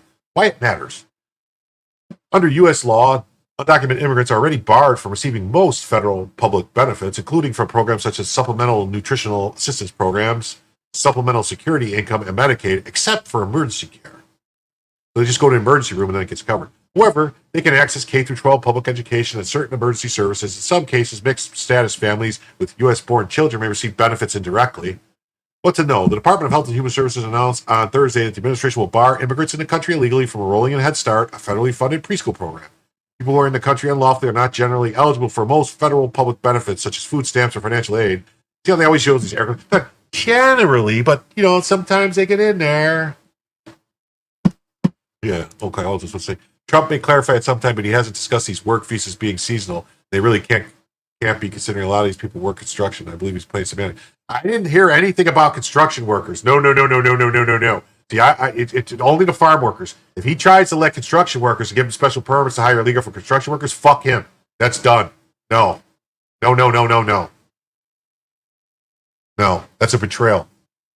No, those are good paying jobs for Americans. No. No. And even, he said something about the hotel workers too. Fuck the hotel workers. It's the farm workers. That's it. It's agricultural migrant workers. That's the only thing we have the visas for to work to come in. Otherwise, hire Americans. Hire legal people. Okay. People who are in the country unlawfully are generally not eligible for most federal benefits, such as food stamps or financial aid for college. However, for decades, they have been able to use some community-based programs, such as Head Start, as community health centers. HHS said it would classify some of those programs as federal public benefits, making immigrants in the country illegally ineligible to enroll in them. Health Secretary RFK Jr. said the move was part of a broader effort to protect the interests of American citizens. Meanwhile, the Department of Education is set to end free tuition for undocumented students enrolled in post-secondary career and technical education programs. The Department of Agriculture is also set to limit access to federally funded food assistance initiatives, such as the Department of Labor's plan to block undocumented immigrants from receiving federal workforce development grants and resources. Yeah. Sometimes it seems like Trump is an 80s Democrat. Reagan was a Democrat too. I don't think people, he spent 60 years as a Democrat. He's got to, no effing exceptions. That's right. They all have to leave. They can come back legally. Yeah. Okay. So it says, California, HW1 in 88, and then it went straight blue, didn't go purple at all. And that was it was a few million back then. That's right. Emirates says, I really don't mind people coming legally even on work visas, but if they don't want to become citizens and make better wages here, they don't dodge the law. Yeah. If they don't, if they come here for a work visa or something, then the visas are limited, and then they have to go back home if they don't apply to become citizens in the country. If they, the people that have been here 20 years, 30 years, that are illegals working and doing stuff under the table, they've never been under the jurisdiction of the United States. Never. So they need to go home. And their kids technically shouldn't be citizens if they have kids. And they've been here 20 years and never applied for any legal status, never done anything. No. They are not subject to the jurisdiction. They didn't put themselves subject to the jurisdiction of the United States. Being subject to the jurisdiction of the United States means you're here lawfully. You're a lawful permanent resident. That's being, you're born, that's it. So,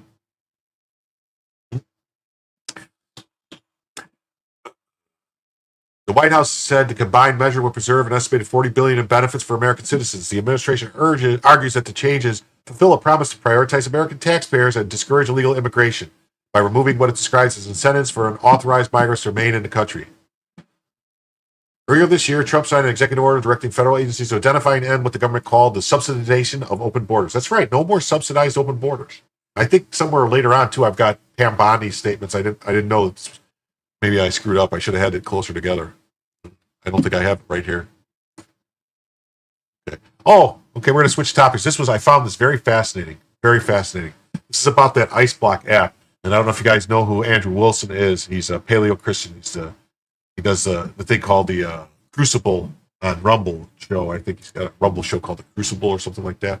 It says, let's take a look at the Ice Block, shall we? A popular doxing site for leftists against ICE officials, along with a way to obstruct ICE from doing their job. And look at this guy, and he's going to say, Ice Block app connects also to bootboxcomp.com. Bootboxcomp.com redirects to macgenius.com, which is an IT and security firm in Austin.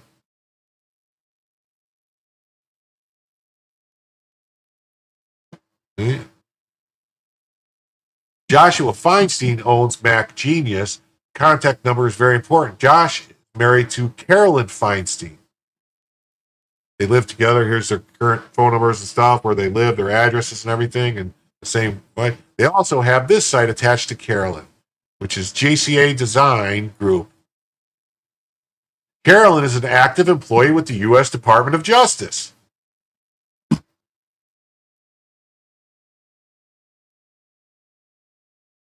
This could all be a coincidence, except all the IP addresses match up to the same IP. All of these websites are hosted from the same place by the same people. So IceBlock app and potentially stored federal officer information is being developed and upkept by the husband of an active U.S. government employee. Since Craig goes a Crucible team and a Sippy Cup 2, seems like it's worth looking at. Awesome work. Everyone involved with the site and others like it need to be charged criminally. Seditious conspiracy, 18 U.S.C. 2384, Insurrection Act, 18 U.S.C. 2383, and use of the RICO to lock everyone up tangibly involved, especially donors and NGOs. Wow. Whoa. Well, I think we hit our highest peak of the evening there at 75 viewers on YouTube. So if you're new here, please hit the like button if you want. You can also hit the dislike button if you don't like it. Please subscribe to the channel if you haven't already subscribed. And participate in the chat. Say hello, say hi to everybody, and start a conversation. Let us know what you like and don't like. And if you want to leave a comment on the video, it really helps with the algorithm. And if you want to send a super chat or something, that's cool too. We've already met our goal for the evening, so I'm not going to. Then Sippy Cup says, I'd like to make a correction to this. His name is Joshua Aaron Feinstein, and he is married to the DOJ auditor, Carol Feinstein. So if I'm correct to assume the Justice Department generally frowns upon doxing ICE Gov agents, then why is one of your auditors dating the guy who made the Ice Block app? So yeah, so the guy who made the app. So, but I wonder if it's a honeypot though. So am I correct to assume the Justice Department generally frowns upon?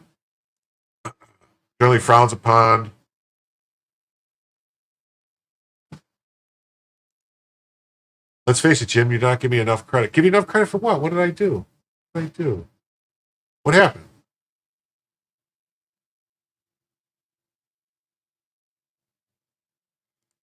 Says, all visas do not require for those getting all the benefits of the country and do not have to serve if a draft is activated. So I propose 5 years to become a citizen or get out.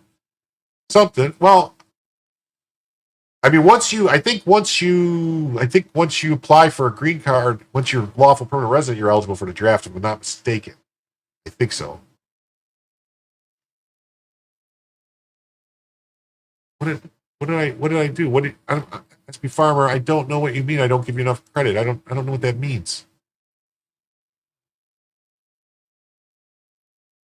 Meet the programmer behind the Icebark app. It's the people, Joshua Aaron. Oh, it's that. Yeah, so it's wild. So anyway, is it a whole honeypot? Could be a honeypot.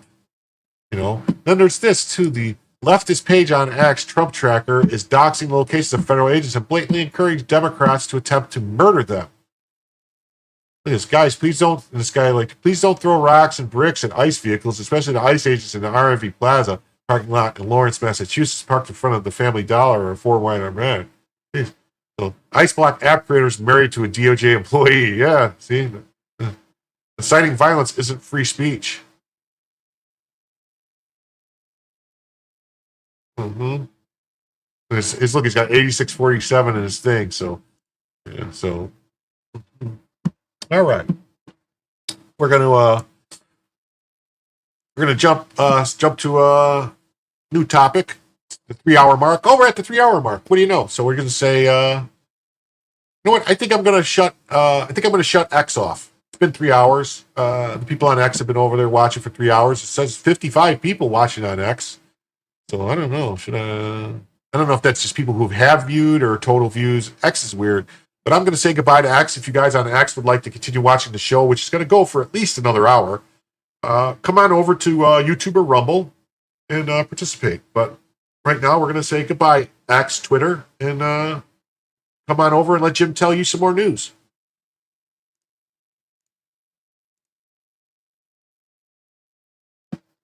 Okay, we're no longer on X. Okay, breaking. This next story is going to be yeah, that's what I'm saying. Yeah, X is drive-by. It's like anybody who views the numbers, it's like real weird. So it's like it's not actually who's watching. It's just anybody who's looked at it. So it's weird. And yeah, I don't. Construction workers should not get special. Construction companies should not get special exemptions to hire illegals. No way. No. No. As Jim tells you, is not a creditor. We are fixing to send people. We do free advertising for the bill. I don't know what that would be. Don't worry, Bondi's going to be all over this just as soon as she gets Karen Bass arrest process. Yeah, we'll see about that. The person that's doing the work, who I trust, is Harmeet Dillon. Harmeet's getting it done. So she's going to get it done. She's going to take care of business.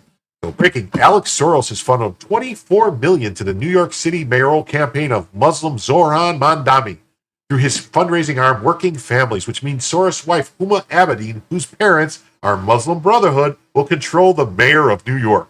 A lawyer investigating Abedin told me. Is this the part where we all pretend to be shocked? Here's my shocked face.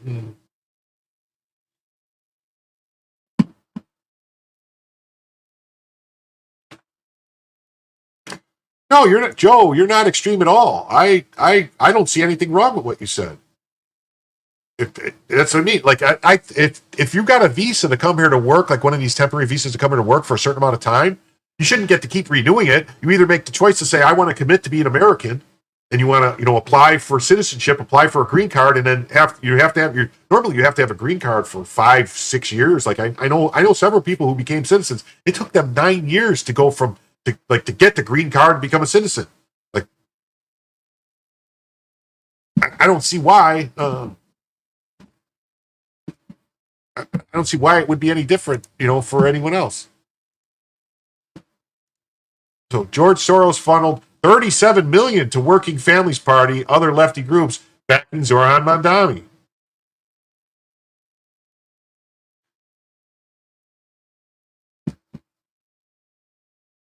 That's rich.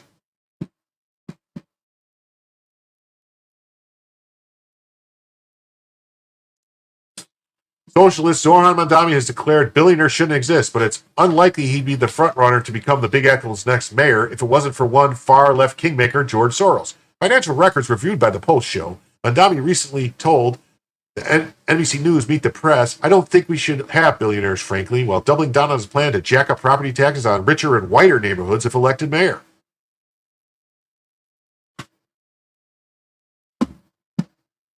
Who, Harmeet Dillon? Harmeet Dillon's done a lot. I mean, she's sued a bunch of people. She's filing lawsuits left and right. She doesn't arrest people. She's civil rights decision, but she's been getting like a lot of settlements out of people. Like they're stopped, like the whole thing they had with Penn State where they revoked that male swimmers medals. That was all Harmeet Dillon. Harmeet Dillon filed a lawsuit against the state of Illinois for violating people's Second Amendment rights in the state. So yeah, she's getting it done. Yeah, Harmeet would be an excellent attorney general. Excellent attorney general.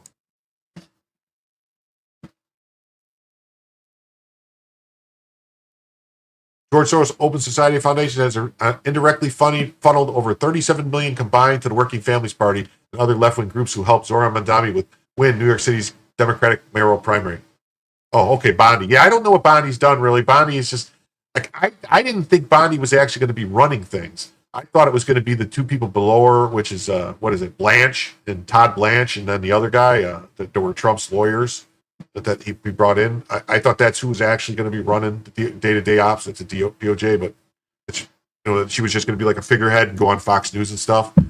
But in less than a decade, Soros' ultra-woke grant-making network, Open Society Foundation, has indirectly funneled a combined $37 million to the Working Families Party and at least other 9 left-wing groups whose endorsements and get-out-the-vote groundwork played a pivotal role in helping Mandami upset ex-Governor Andrew Cuomo in the Democratic mayoral primary. The foundation's records show. Since 2016, far-left socialist-friendly WFP, which helped score Mandami the Democratic line by brokering cross-endorsement deal that squeezed out Cuomo, has pocketed a staggering $23.7 million from Soros through its nonprofit fundraising arm, Working Families Organization. And at least another $13,944,005 went to 9 nonprofits and their offshoots fundraising entities, including the Make the Road Action, social justice nonprofits Community Voice Heard, and Move On, anti-Zionist group Jewish Voice for Peace Action, according to records. All these groups backed the Queen's Assemblyman's mayoral campaign, as well as his Marxist agenda that includes advocating for criminal migrants and condemning Israel. While Zoran Mandami attacks job creators and rails against wealth, the truth is he's benefiting from millions of support from billionaires and the very nonprofit network he pretends to stand apart from. Mayor Eric Adams told the Post, "You can't have it both ways. We need leadership that brings people together, not politicians who demonize success while quietly cashing in on it," added Adams, a registered Democrat seeking re-election as an independent. Yeah, this guy is very evil. I don't understand. This guy looks just like the Emperor from Star Wars. I wonder if there's a correlation there. Very evil man. If you ever want to look into his early life, you can check out what he said. He was his happiest moment in his life was what he was doing when he was running around Hungary. I think it was Hungary or Czechoslovakia. It's one of those Eastern European countries, confiscating property from his fellow Jews with his Nazi collaborating uncle. You can look into that if you want. Look into it. The mayor touted he's a great example of the American dream, considering he was born into poverty 64 years ago in Brownsville, Brooklyn, and now runs the greatest city in the world. The idea that billionaires or successful people shouldn't exist is just extreme. It's un-American, his honor added. David Kellogg, state project director for conservative anti-tax group Americans for Tax Reform, said no one should be surprised Soros money is quietly driving Mandami's campaign. Yeah, Palpatine, that was the guy's name, Emperor Palpatine. He does kind of look like it. George Soros is like a comic book villain, James Bond villain, who's funding a movement designed to undermine individual freedom and liberty across the globe, said Kellogg. And he's been doing it for years. He's continuing to do it and finds new effective faces to put in front of it. If communism and socialism was popular, he wouldn't have to spend so much money and take so much time to try and achieve it. Kellogg also said he believes there to be a mass Big Apple exodus of productive, law-abiding citizens who will make New York great if Mandami is mayored. So taxpayers and businesses have a lot to lose. Mandami Soros cash pipeline, the thing shown here. Far-left King Mayor Soros Open Foundation since 2016 has pumped more than $37 million into 10 organizations and their sibling foundations. Fundraising arms and endorsements to get out the vote groundwork drove socialist Zoran Mandami to victory in New York City's Democrat primary. There it is, all the money that goes in. It's 23 million, 3.5 million, 3.4 million, 2.6 million, 2.3 million, 650, 650K, 450K, 450K, 366K, 78K. Although Soros and his family didn't directly donate to Mandami's campaign, Patrick Gaspard, the former Open Society Foundation president, who is now a distinguished senior fellow at a liberal think tank heavily funded by Soros called Center for American Progress. Anytime someone says they're with Center for American Progress, you got to remember that that's Soros.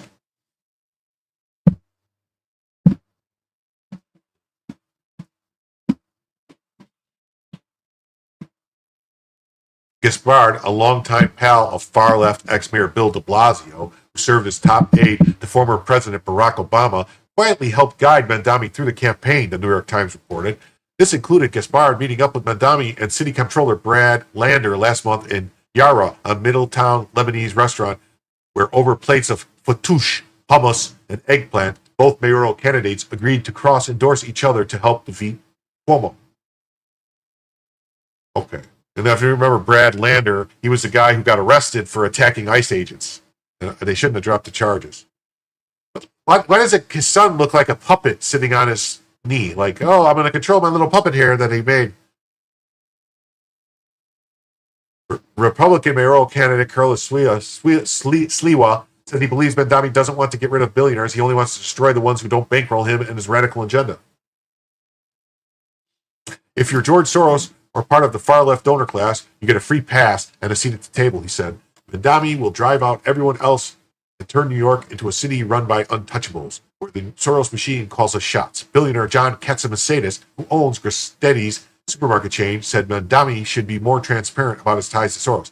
John Katz is his name. He also owns ABC 77 ABC New York, WABC in New York, and 107.1. He owns Red Apple Networks and all types of stuff. He's a guy who just hired Anthony Cumia to come back to radio. I think America is going to land on its feet, and if it's billionaires who are providing jobs, what's wrong with that? Said Katzimasidis. New York City is home to more billionaires than any other city in the world. 123. Both Mandami and Katzimasidis have butted heads over the Democrat Socialist pie-in-the-sky pledge to establish city-run grocery stores. Katzimasidis has threatened to sell his stores if Mandami is elected mayor, but said this week it's more likely he'd reduce operations. Neither Soros nor Mandami returned requests for comment. Man, I don't know why. I keep getting, like, my nose gets clogged towards the end of the night. And here's some supporters of Mandami to run around. Nazi salute. Supporters of Palestine are using Nazi salute rhetoric, symbols, and salutes to terrorize Jewish people. Yeah, this is Mandami's supporters right here. Oh, fucking Hitler. I want...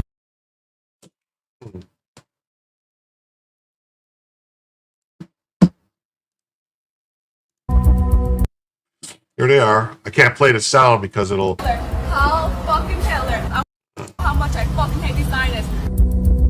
Yeah, this is Mandami's people right here. There you go. He's not scared. He's not Brooklyn, New York. Yep. Yep. There you go.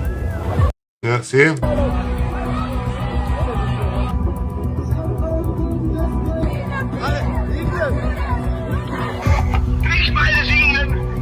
Free Palestine. Free Palestine!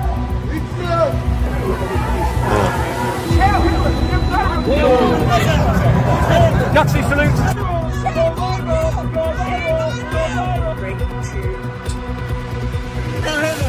Hell Hitler, he's a G, he's a gangster.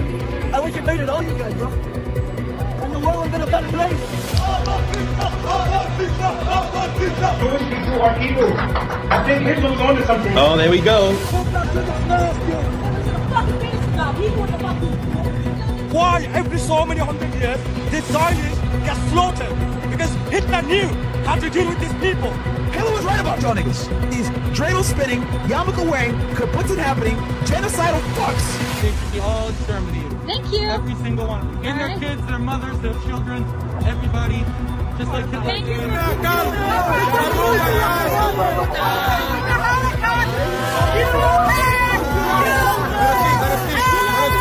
Final solution is coming your way.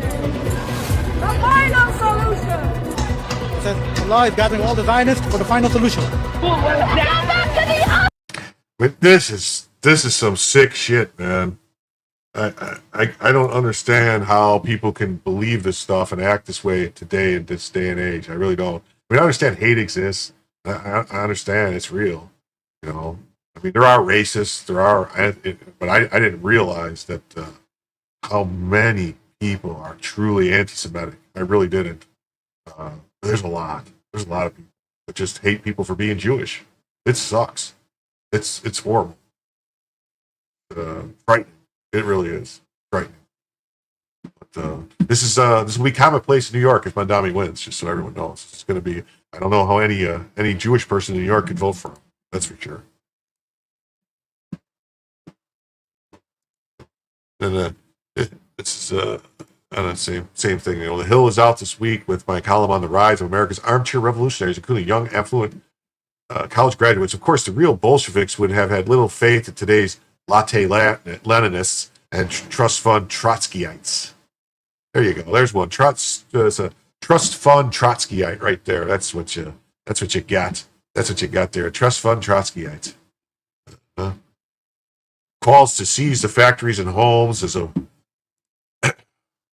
easy way to establish your bona fides as one of the enlightened. Something to brag about with your other 20-something fellow travelers as you order your $7 latte on your way to your High Rocks workout. Yeah.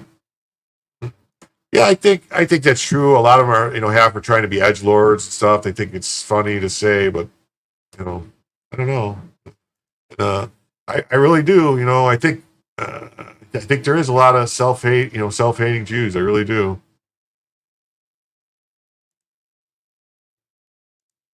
Yeah, it makes me sad too.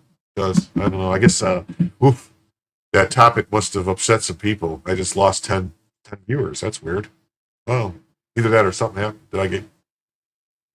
Anyway, whatever. It is what it is. I just report the news. I don't make it. I just report it.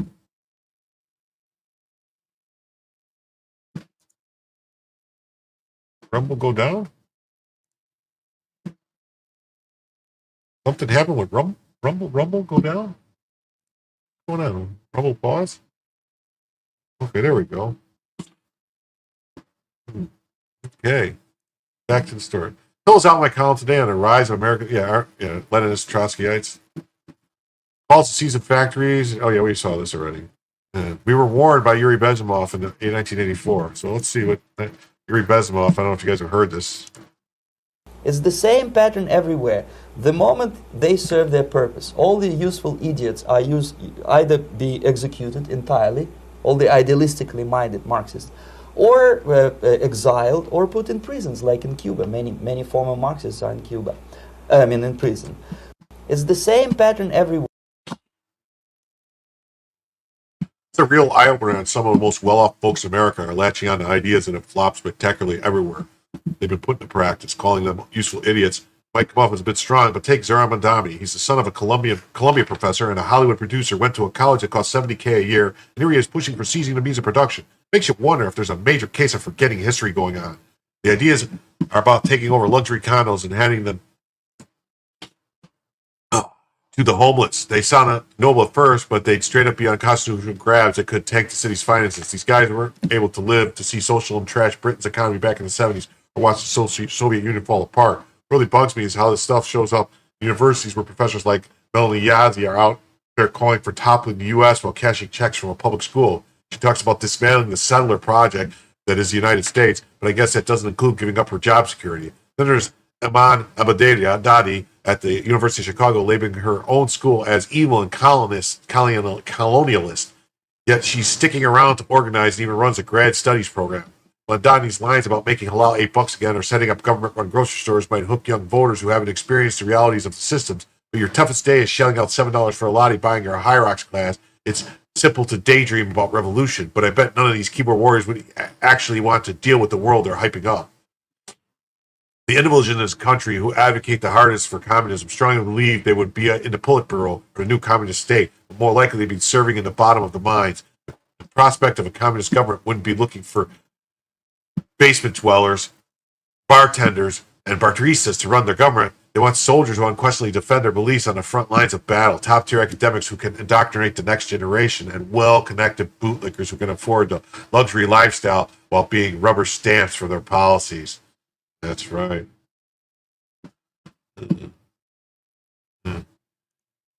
Yeah, I don't want any U.S. troops involved in Palestine at all, in Israel-Palestine conflict. No, 0 U.S. troops. None. Here's the Hill column. Read some of this Hill column. From America's Useful Idiots, the Left's Call for Revolution as the Ultimate Virtue Signal by Jonathan Turley. well, I hope they were happy pills.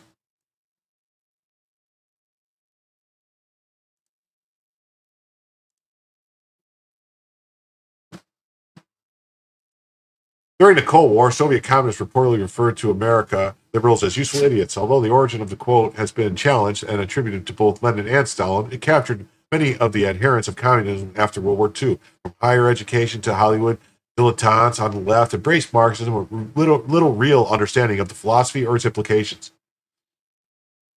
Now we are seeing a rise of a new generation of armchair revolutionaries who are calling from everything from overthrowing the U.S. government to seizure of factory and homes. Democratic mayoral candidate Zaharan Mandami personifies this new movement of young people lacking any memory of failure or socialist community systems in the 20th century. Mandami is a perfect for the trust fund baby Trotskyites. The privileged son of a radical Columbia professor and a Hollywood producer, he went to elite Bowdoin College, charges $70,000 a year in tuition. He's part of the radical chic of American higher education, where extreme views are fully mainstream. Mandami shows the appeal of mounting Marxist manifestos as manifest truths. It is Marxism light, promises of everything from rent control to making halal $8 again. In one speech before the Young Democratic Socialists of America, Mandami even stated matter-of-factly how one of the goals is to seize the means of production in America. Right now, if we're talking about cancellation of student debt, if we're talking about Medicare for all, these are issues that have been groundswell popular support across the country. But then there are also issues that are firmly believed in, whether it's boycotting divestment sanction against Israel or whether it's the end goal of seizing the means of production, where we do not have the same level of support at this moment.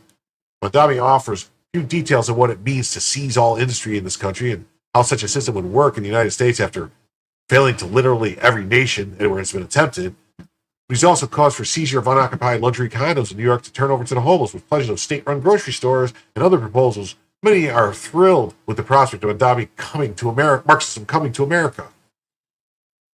Polls show increasing support among young people for socialism and even communism. This is reflected in the New York primary, where Mandami received significant support from wealthy and young college-educated voters. So it's like you say, they send people to college and get stupid. Like Mandami, these young voters have no inkling of what life would be under socialist and communist governments. They were not alive when radical shifts to socialism in Great Britain and France destroyed their economies and had to be reversed. They did not see the collapse of the Soviet Union or the move to capitalism by China to avoid economic meltdowns. Yes, as Mandami stated, the radical left has to wait to seize such powers until it has the same level of support at this very moment. Unfortunately, socialist programs can produce this very dire conditions that lead to even greater consolidation of state controls and power.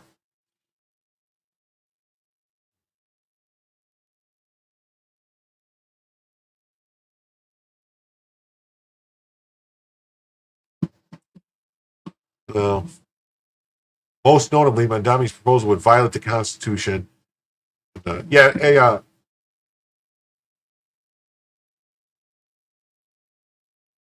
Yeah, that's if Choosy, don't spam the chat, please. All right, I gave you the wrench that way because you said you were being blocked and people weren't seeing you. You're getting blocked in their chats, and I don't want anyone to feel like that. Just don't spam the same stuff about the Jesuits in the chat all the time, okay? Because I think you're driving people away.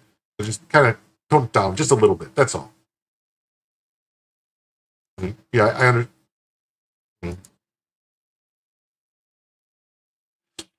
Just dial it back a tad. That's all. Such considerations are rarely raised, let alone resolved. In a radical conferences earlier this month, University of Minnesota liberal arts professor Melanie Yazzie joined for a teach-in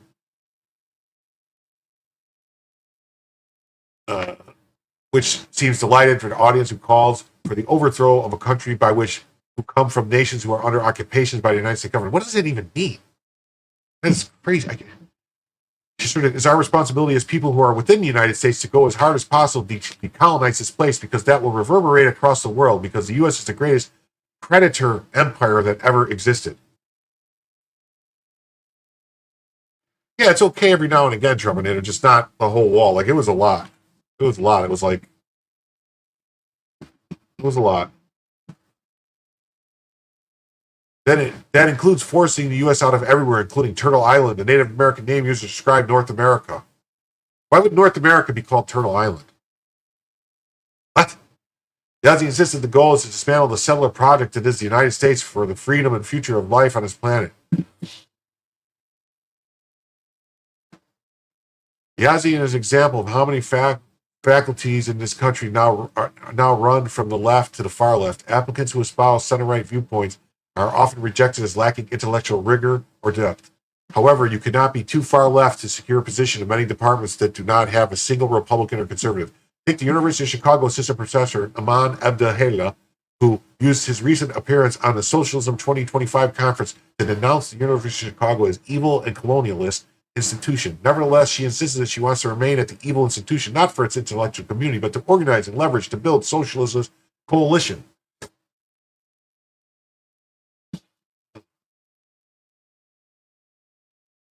Keep in mind that the faculty are not only decided that Abadela was worthy of a faculty position in the university's Department of Comparative Human Development, but that also made her the director of graduate studies. For some, the calls of professors like Yazzie to dismantle the U.S. constitute the ultimate virtue signal, like demands to seize factories and homes, the willingness to burn down the system in a cheap and easy way to establish your bona fides as one of the enlightened, something to brag about when with other 20-something fellow travelers as you order your $7 latte on your way to your High Rocks workout. Lenin once mocked many in the West as idiots who would transform themselves into men who are deaf, dumb, and blind and toil to prepare their own suicide. What he never imagined was how some would still be transforming themselves decades after the revolution failed.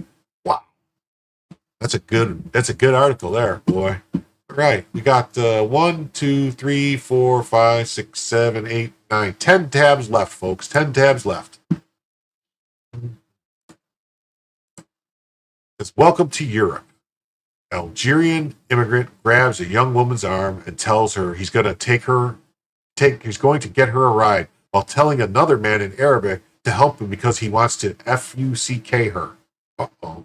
This is like straight out of the movie Taken. Not like this. Not like this. I actually you can't. Come on. Don't touch me, hey. Okay, say me. What the fuck? Come on. Are you fucking crazy or what? No crazy. I said you don't touch me. No crazy. ايوه وقفوا معي يا صاحبي رح خليك. لا مش صوفيا. Go. No. Go out. Are you want problem? I want fucking problem? What? No, he doesn't. What? No problem. Sorry, والله I'm sorry. والله. Not like this. Not like this. Yeah, she almost became one of those people who's in one of those things, like the movie Taken. Yeah. Yeah. He says, let him try that in America, see how far it gets him. He's like, they tried and succeeded. Yeah. Some are going to slip through the cracks, but I've seen more than a few of these types get stomped if they, after the club pulling this thing. Yeah. Well.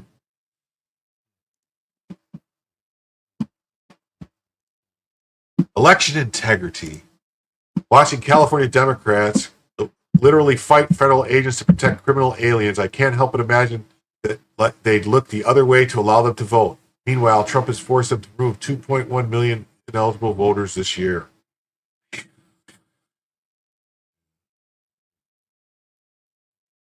Look at all the voters they had to remove.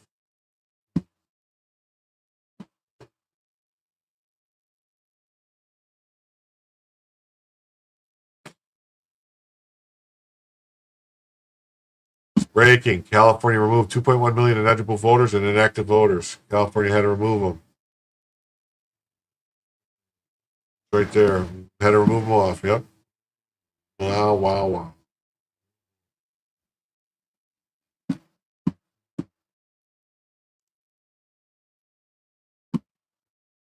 And wow, look, that's again. California had more ineligible voters on its rolls than the population in 13 states combined. Give driver's license to everyone. Register everyone to vote at the DMV. Now add in mail-in voting, and you have a perfect setup for voter manipulation. Oh.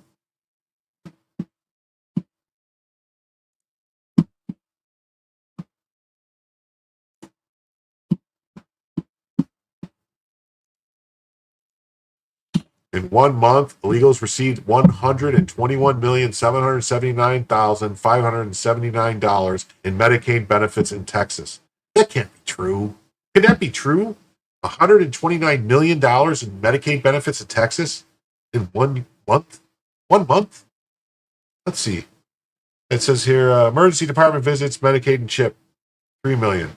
Number of visits. Total hospital visits, not legally. Oh my God. Total hospital visits and cost of persons not legally present.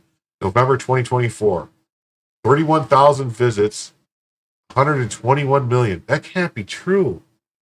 That's crazy. That's adding up to, you're talking, that's over $1 billion a year they're spending on illegal. Oh man. That's got to stop, man. That stuff's got to stop. Document immigrants are not eligible for Medicaid or Medicaid benefits, but they're getting away spoon-feeding dribble the rubes will listen to. Yeah, so this guy says they don't get Medicaid, but here it is right there. It says hospital visits, costs of CHIP, Medicaid costs. It's all there. It's right there. It shows you what they're getting.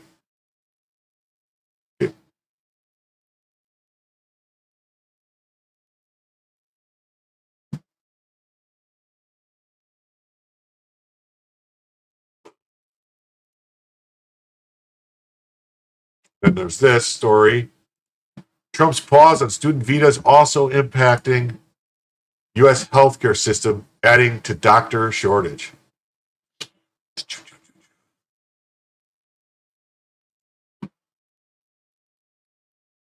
This would not be a shortage if illegal aliens weren't deported. Yeah, if the illegals weren't here using up the hospitals and stuff, like they were showing the videos of the people of the California, the LA traffic and the hospitals and stuff in LA empty.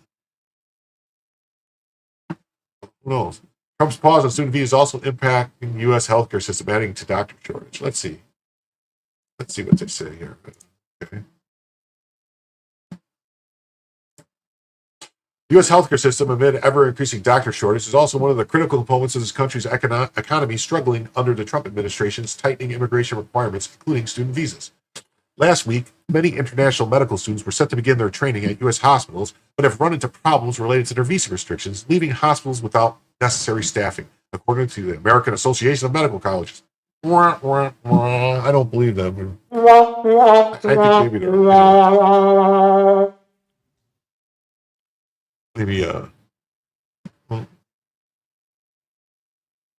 Students began a hospital residency program after completing medical school, working 60 to 80 hours a week for a period of 3 to 7 years, depending on their specialty, before they can earn a medical license to become a doctor, according to the American Medical Association.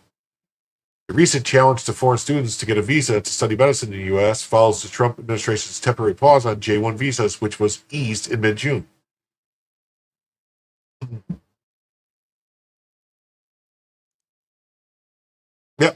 Yep, I agree.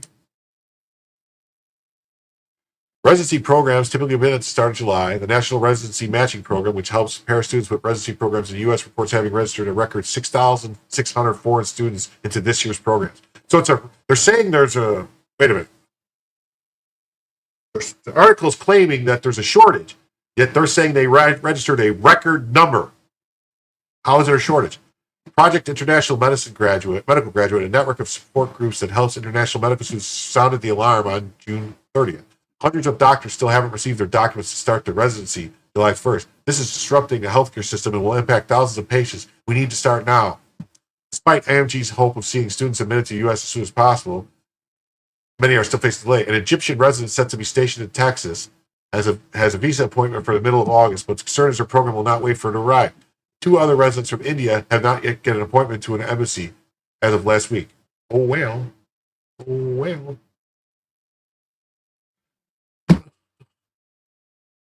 No, choosy. Okay, all right. I'm not saying you're driving people away. I'm saying if you're spamming in the chat, it could drive people away from participating in the chat. That's all I'm saying. I'm not saying. I'm saying if it's a constant thing where you're constantly posting the same thing, if you're spamming the chat, it could cause people to say like, "Well, what's going on here?" That's all I'm saying. I'm just asking you just. I'm not asking you to leave. I enjoy you being here. I like that you're here. You're always here. I like it. You're one of my first subscribers. I'm happy. I just would appreciate it, please, if you just don't flood the chat. That's all.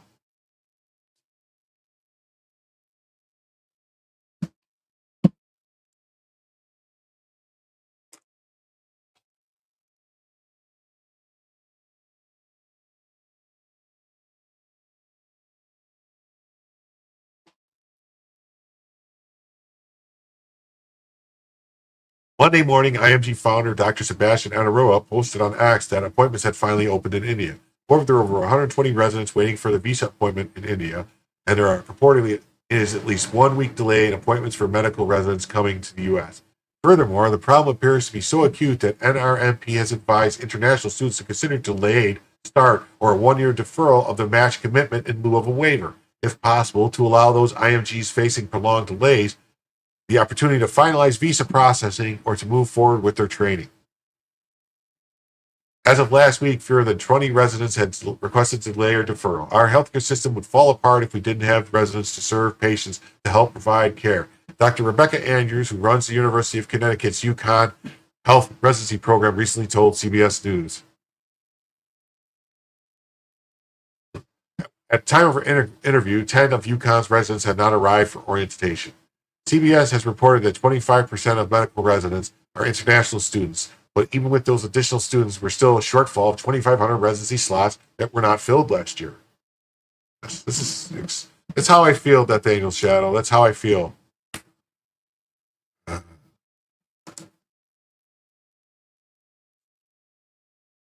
shortage appears a bad sign for the country's existing physician shortage. The Association of American Medical Colleges said last month that the United States faces a projected shortage of about 86,000 physicians by 2036. Well, if we get rid of the 50 to 100 million illegal aliens in the country, I don't think we'd be short of any doctors. Yeah. Where was all that? Where was all the screaming when the doctors were losing licenses and getting fined and all this stuff happening because they wouldn't go along with the Fauci ouchie?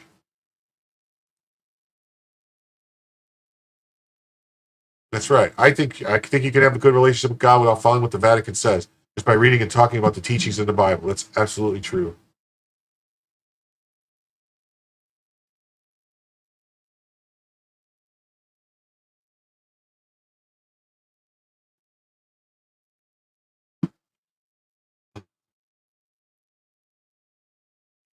The issue of foreign students coming to the U.S.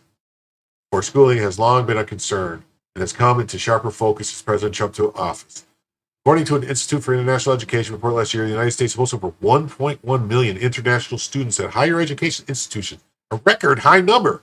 Wow, record high. India surpasses China as the top place of origin for international students with a record high of 331,602 Indian students in the U.S.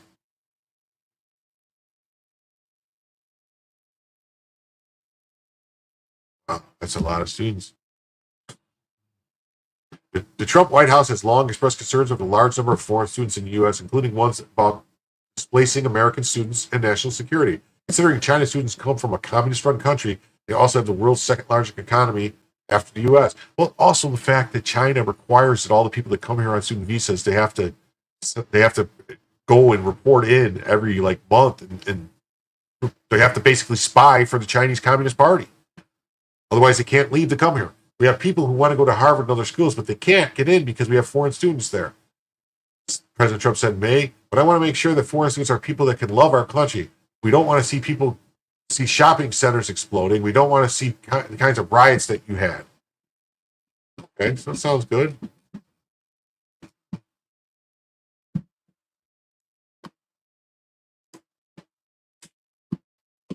And this is what we're getting. We're getting this, though. Leftists are now bringing children to protest illegal immigrant raids at a pot farm. At a pot farm, of all places. The media. Kids are fleeing tear gas. Trump is scum. But here's what they're not telling you and why this entire spectacle was manufactured for outrage. ICE just raided a massive marijuana farm in California. Dozens arrested, child slaves found, illegal aliens employed, protesters fired a gun at a federal agent. This wasn't a peaceful protest. This was a criminal operation with violence resistance.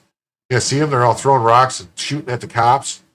But what video went viral? Not the gunman, not the flagpole wielding protester attacking ICE, not the underage labor. Instead, children running from tear gas. Why were there children there? Let's see.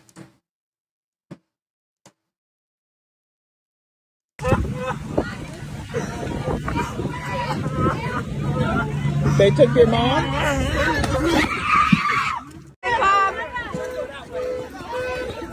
Seems all staged to me. That seems like a staged video, personally. Two options. These were children being illegally worked at a pot farm, in which case the parents should be in prison, or activists brought children to an ICE raid for optics.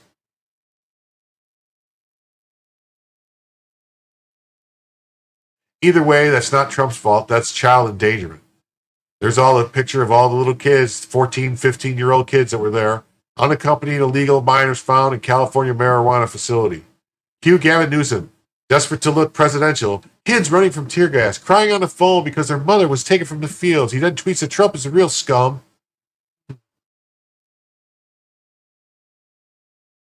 Not the criminals, not the child labor, not the shooter, Trump. The left's entire playbook now: manufacture moral panic, stage a scene, push the most emotional clip possible, cry Nazi at anyone enforcing the law, and blame Trump. It's not policy, it's performance. They're all theater kids playing.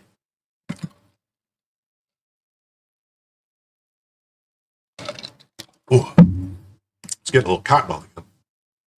The media is lying about Trump's policies. He's not mass raiding every farm in America. He's not arresting citizens. He's not breaking up legal families. He's cracking down on illegal labor, child slavery, and criminal operations. Period.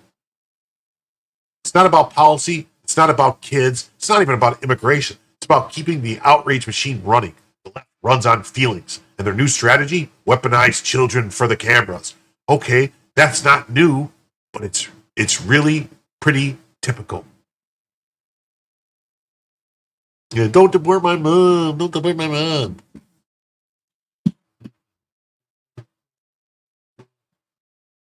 Okay. Then we got this story. The headlines about Trump's one big beautiful bill, now law, are about tax cuts, deficits, and Elon. But there are 10 massive wins that have nothing to do with that and will change the life of every American from the border to babies.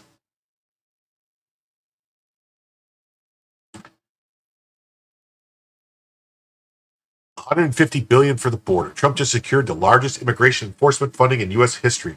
$46.5 billion for the wall. $45 billion for ICE detention. I thought the wall was only supposed to cost like $11 or $12 billion. $14.4 billion for deportation operations. $13.5 billion for state and local cooperation. ICE is now bigger than the Russian military. Fixing America's broken air traffic control. $12.5 billion for total air traffic control overhaul. Replacing 1970s tech, floppy disk, copper wire, rotary phones, new radar, fiber optics, near-miss prevention tech, better training for air traffic controllers, fewer delays, safer skies.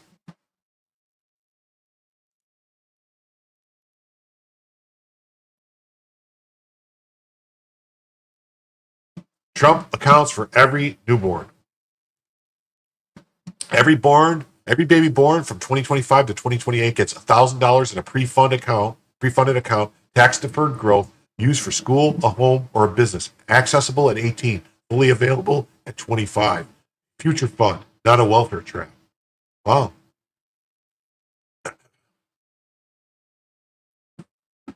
Funding Planned Parenthood. No more Medicaid dollars for abortion giants. Any provider that got over $800,000 in 2023, cut off. This is the first successful federal Planned Parenthood defund in U.S. history, and it's now the law. Medicaid reform and work requirements. 80-hour work requirement for able-bodied adults. That's 80 hours in a month. 1 month, 80 hours. So it's two weeks out of a month. So 20 hours a week. Illegal aliens kicked off of Medicaid.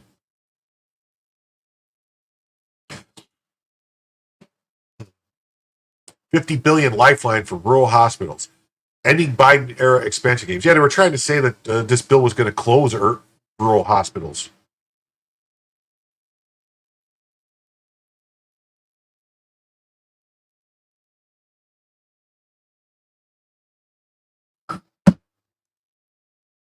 Choosy, nobody's yelling at you, buddy. I don't know what you want me to do.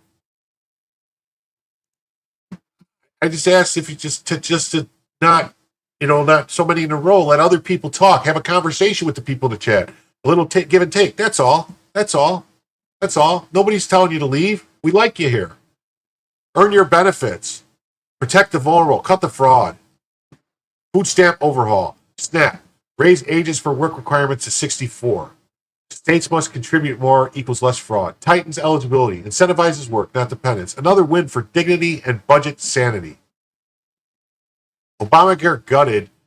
Shorter open enrollment. No coverage for gender transition surgeries. Income verification required. Citizenship now mandatory.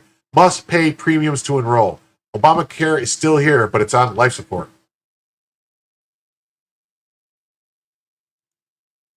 I appreciate it, Trumpinator. Yeah, Choosy, just, be cool. Just stick around. Big health savings account expansion. Real healthcare freedom. 7.3 million more Americans on bronze or catastrophic ACA plans can open HSAs. Seniors can keep contributing to their tax-free accounts and more. Trump's funeral bill is the biggest healthcare winner for freedom. Military housing and family support boost. $9 billion for military families. Big raise in basic housing allowance. $590 million in relocation support. Child care and health care funds. Pro-family, pro-military, pro-America.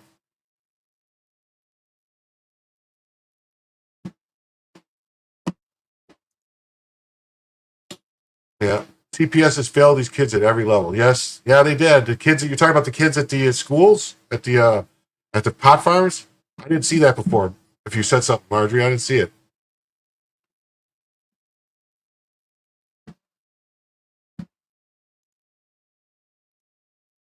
Ignored by who? Not by me. No fighting in the chat. We're all here to get along. We're all buddies. We're all friends here. These bums will make enough to get them earned income credit so they still won't be taxpayers. Maybe. I don't.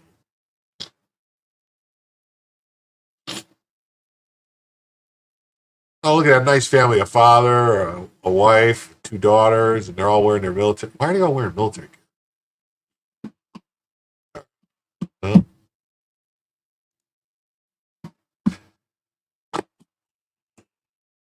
Attorney General Bonnie takes action to end the subsidization of the open borders. As noted in the announcement by the White House yesterday, the Attorney General has rescinded a nearly 30-year-old order allowing for the provision of federal benefits for illegal aliens. Previous administrations have acted for decades to undermine the principles and limitations directed by Congress through PRWORA no longer. The Trump administration's action will preserve public benefits for American citizens. Support the rule of law and avoid waste on taxpayer dollars. Don't get distracted. Epstein's clients are still raping children. That's right. We should really find out. You should start by arresting Mayor Karen Bass, who's going out of her way daily to undermine the DOJ and DHS every single day. She just signed a proclamation for protection of illegal immigrants. Only the federal government has authority over who is and isn't allowed in this country.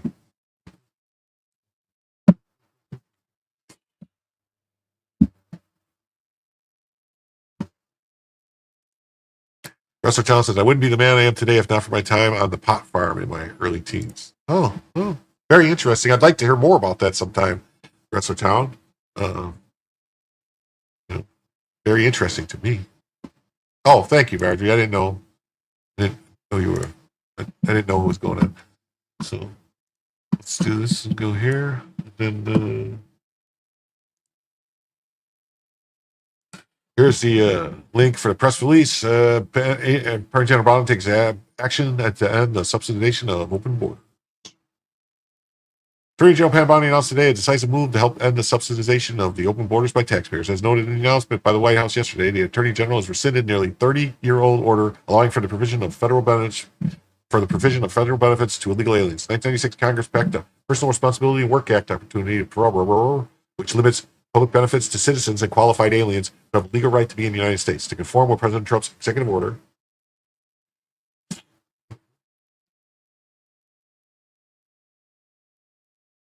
The Attorney General has now issued an order expressly declining to exempt any programs, revoking overly broad exemptions put in place by Attorney General Reno nearly 3 decades ago. Previous administrations have acted for decades to undermine the principles and limitations directed by Congress. No longer, said Attorney General Bondi. The Trump administration's action will preserve public benefits for American citizens, support the rule of law, and avoid waste of taxpayer dollars. Well, that seems pretty cool. Let me look and see if I have any chats anywhere to address real quick. Nowhere, nothing there. Nothing there. All right, so we're going to check real quick. I'm going to look and see if there's anything new, anything I missed. Bookmarks. Oh yeah. Okay. Well, we'll look at this real quick. Let's say this is another story here.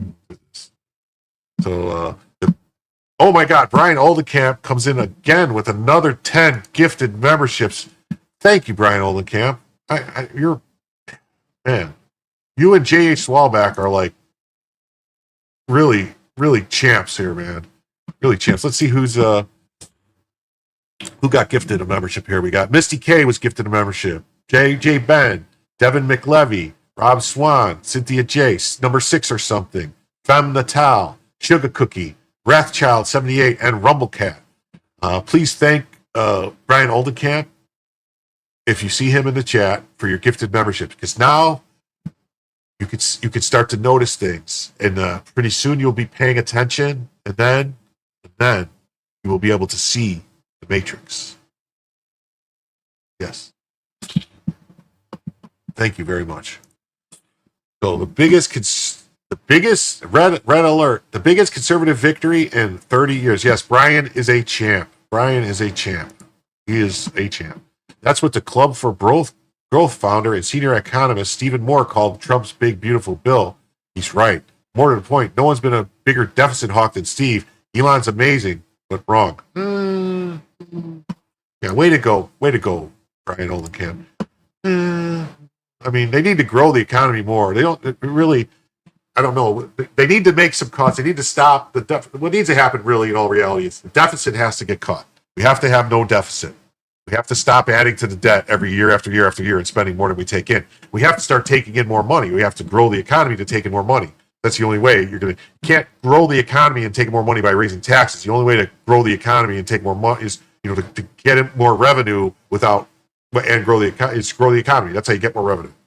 There's the Laffer curve, which is real. There's a sweet spot where you're going to take in more. Take in the most money. Yeah, I know. He doesn't say. I don't know why he doesn't say anything in the chat. I don't understand it. I wish he would talk in the chat. Yes, it's a massive tax cut. Ends Biden's $4 trillion tax hike. Cuts taxes for families and small business. Oh.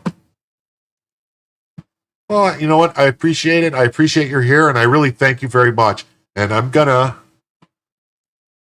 gonna make you a moderator, Brian Oldenkamp. That way, I can see you whenever you chat, and you'll stand out to me.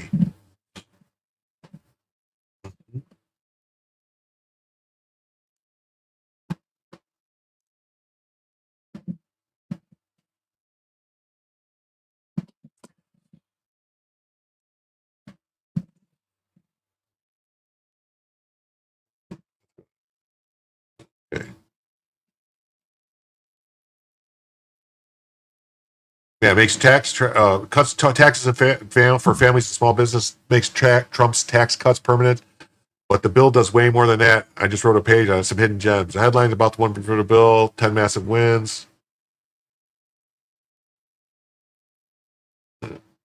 Brian gets a wrench. He does. School choice revolution. The bill lets low-income parents take their federal dollars and choose the best school. Private, charter, Catholic, you name it.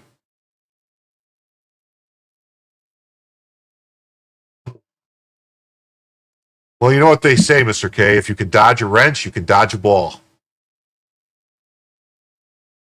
Oh, and I didn't even realize that Brian Oldenkamp was not a member. He became a member himself. Thank you, Brian Oldenkamp. I thought you were already a member. I didn't even pay attention to that. Yes. The most aggressive federal school choice in school choice law in U.S. history. Defunds federal funds failing government schools. That's what the bill does for you. Personalized health care. Expands health savings accounts so you control your health care, not the insurance cartel. This is how we move towards real medical freedom. Energy independence restored. Increases drilling and mining on federal land. Ends Biden's war on American energy. No more begging OPEC. No more dependence on China. Trump is unleashing U.S. resources again. Green New Deal? Dead. This bill kills the EV mandate. No more forcing electric cars down your throat. You buy the car you want, period. Freedom wins. Crushes the academic left. Ends Biden's illegal student loan bailout. It forced blue-collar workers to pay for gender studies majors college. Imposes an 8% tax on bloated university endowments. I think it should be more than that, personally. Yes, well, thank you for becoming a member, Brian Olenkamp. Yeah. Yeah, Harvard, Yale, the rest finally pay their fair share. More wins you didn't hear about. Strengths work requirements for welfare. Expands opportunity zones for poor areas. Sells federal spectrum to fund rural broadband. Cuts the deficit nearly $100 billion. Like, I really, honestly, I don't know why they don't use Starlink. It'd be the easiest way to get the rural broadband going. Just, work out a deal with Elon for a deal for the, cut it down. Cuts the deficit by nearly $100 billion. Well, the deficit, here's the problem, though. The problem is the deficit's been at $2 trillion every year.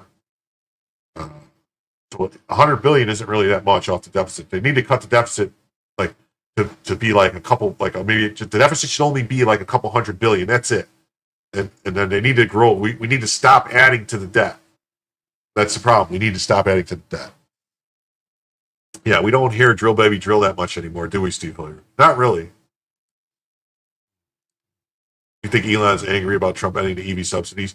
I think what he said he wanted them he doesn't care about that. He wants them to end subsidies for all the energy stuff. Just let them all compete. The best one win. Because right now there's still subsidies, sort of. I mean, it's not really, I don't know, is it subsidies, the stuff that they're doing with the oil and gas where they let them write off the exploration stuff and get to write all that stuff off? I don't know. Yeah, where is the Epstein list? That would be great. I'd like to see the Epstein list. I want it here. Where is it? Where is the Epstein list? Steve Moore, it's the biggest conservative victory in modern times, and Elon's fears.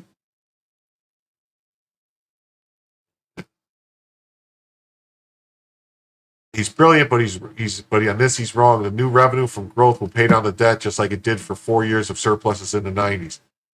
Well, they can't, not with a several $1 trillion deficit. It's not. I mean, what's the deficit? Just saying you're cutting it by $100 billion. That's not. It can't. Trump needs to discuss this more than his whole bombing thing. I heard Trump was blowing up phones telling people to ramp up the drilling. Yeah.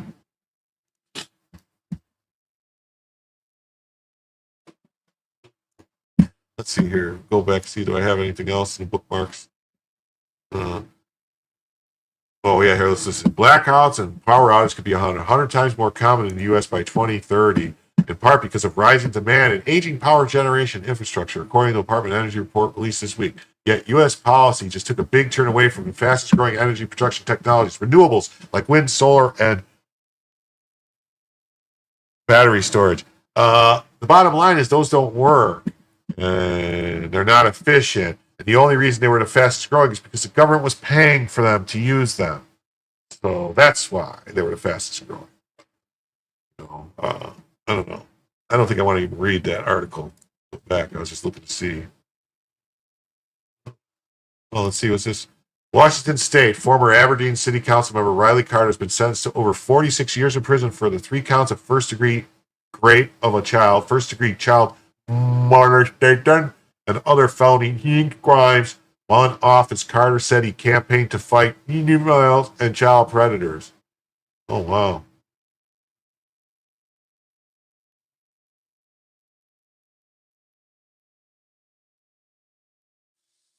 So he was like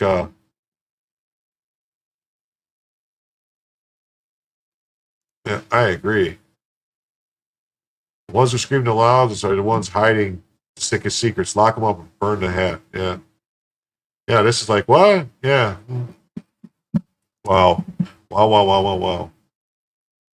Yeah. And Harvey says, a particularly terrible experience on American Airlines tonight. Apparently 3 decades of million-mile status and current executive platinum status entitles you to a rude treatment when your flight is delayed over 2.5 hours and you are boarded and taken off the plane. Uh-oh. They might have made a mistake doing that to the head of the Civil Rights Division of the United States Department of Justice. I don't know that the American Airlines might have screwed up there just a tad bit to the pit bull of the DOJ to no, they might. Yeah. Yeah, it's okay. You're okay to have them in your house, but for a large industrial scale, it doesn't work. And then the hotter they get, they lose efficiency. Especially, it's like people don't realize, like in southern states, like where it gets real hot, the hotter those panels get, the efficiency drops. So they don't work as well. And also, their lifespan is pretty short. When you compare what they cost and everything. And the major problem is solar flares, man. I mean, we live in a time when the Earth's magnetic field is weakening, and we're seeing increased aurora borealis coming, all the way down into Florida. We've seen them because the field is weakening, and then smaller storms and different flares and stuff like that, solar storms and flares, are causing massive effects on the Earth. There was just a blackout that was in like Spain a couple months ago that was caused by a flare, and it wasn't even that big. And these things get a lot bigger than what we've seen. So one nice burp from the sun, and we're not going to be running on electricity for a while. You have a generator that's shielded. Maybe you can run that for a while until you run out of gas, pump some gas and stuff, and it'll be like, it's going to be bad. Space weather is real. It is.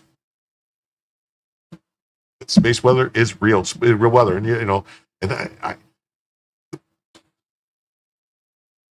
there's a reason why people lived in caves and did stuff, and these things are all built out of stone, and that's what we see. And I don't know. I mean, I don't want to go down this whole rabbit hole of conspiracy theories. I used to like to talk about that stuff, but I didn't really want this channel to be like that.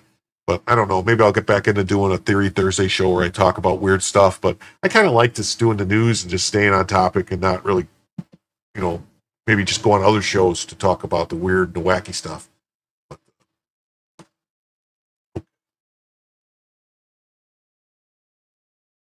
Yeah, and here, Chris Van Hollen's crying. But by the way, while many of us yesterday were thanking these public servants, who didn't have the guts to show his face, Marco Rubio, he didn't have the decency to be at the State Department with these American patriots who were shown the door. Cowardice. So yeah, he's over here crying and complaining about it. Oh, yeah, they fired all you guys. It was yeah. Oh, here we go. What's this? New FBI DOJ memo. Files related to Epstein include large volume of image of Epstein, including what is this? Videos of victims who are minors and 10,000 downloaded video images of illicit sex abuse stuff.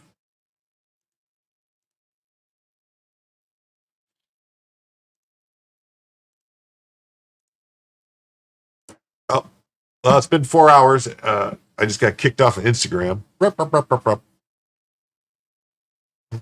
Yeah, somebody is lying. We will not permit release.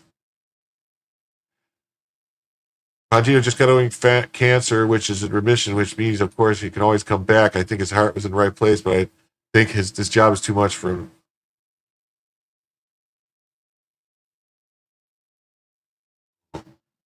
That was him in May talking about it. They're not understanding. We don't want the videos released. We want the perps' names who are on the videos after they've been charged. Unlike Democrats, MAGA does not want anyone slandered falsely. Release the names as they are charged. Yeah, go charge them with crimes and release to say we're going to release the names as we charge them with crimes. That's what I say. Let's read. What's it say here? So this is the letter. I don't know. This is the memo. I don't know. Should we read the memo? Should we read the memo? Should we read the memo? I guess we could read the memo.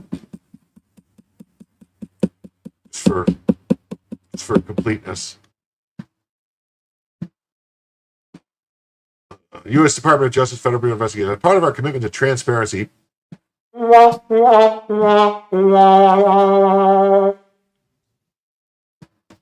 The Department of Justice and Federal Bureau of Investigation have conducted an exhaustive review of the investigation relating to the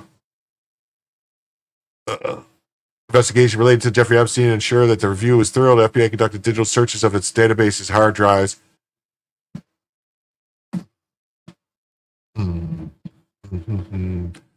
Databases, hard drives, physical searches, locked cabinets, desks, closets, and other areas where responsive materials may have been stored. This search had covered significant amounts of material, including more than 300 gigabytes of data and physical evidence. I was just bullshitting. And you know this, man.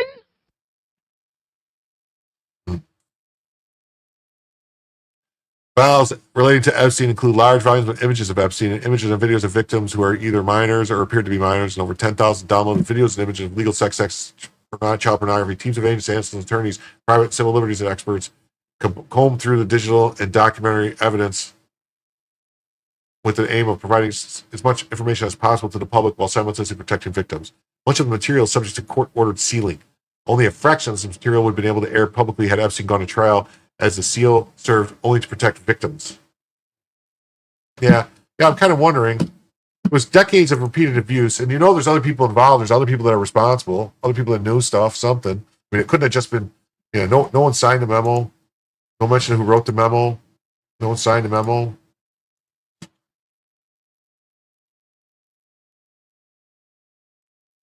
I don't know, man. I mean, there is rumors about stuff, whatever, that he ended up kicking him out. Like, I don't know. He kicked him out of his club or whatever. So who knows? Much of the material, did not expose any additional third parties to allegations of illegal wrongdoing. Though this review, we found no basis to revisit the disclosure of those materials and will not permit the release of child pornography. The systematic review. Yeah. Paging Dr. Faggot. Dr. Faggot. They need to try to rescue people. Consistent with prior, the systemic review revealed no incriminating client list. There's also no credible evidence found that Epstein blackmailed prominent individuals.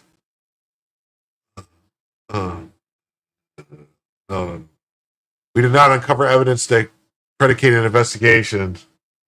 Let me ask you a question. I don't understand this. I'm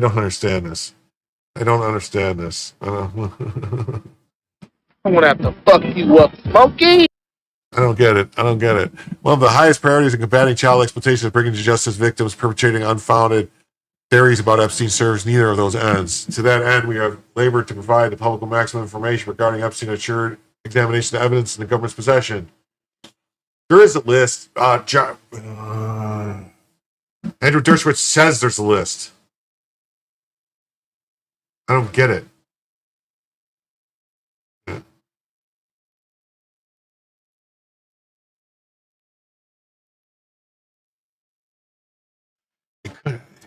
It could be maybe people Trump. It could. I think if anything, it's because, all right, let's be honest. The U.S. government clearly, he was working for the CIA. He was clearly working for Mossad, Israelis. He was probably working for British intelligence, probably Australia, probably for numerous other NATO members. He might have even been also been working for the Soviets and other governments. He might have been.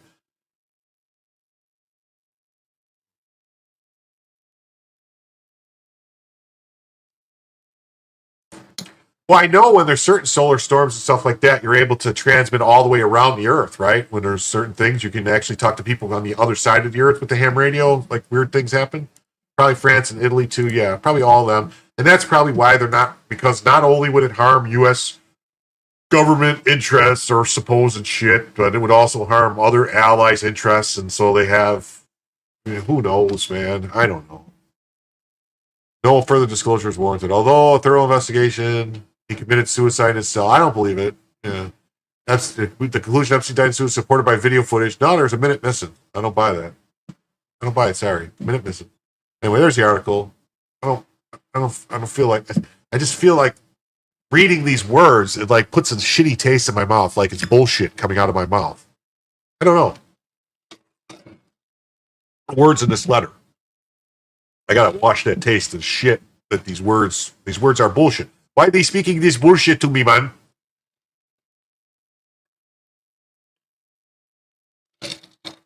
Oh.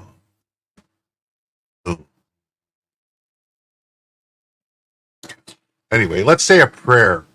You guys want to say a prayer that they release the Epstein list? Dear Lord, baby Jesus, or as our brothers to the south call you, Jesus, we thank you so much for this bountiful harvest of Domino's, KFC, and the always delicious Taco Bell.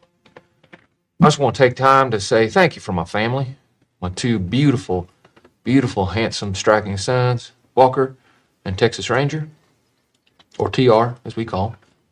And, of course, my red-hot smoking wife, Carly, who's a stone-cold fox, who, if you were to rate her... Anyway, so during this review, the FBI enhanced the relevant footage to increase its contrast, balance, and color, improve sharpness, and cut a minute out when the person was sneaking out after they killed him. Why? They were supposed to put that in there, really?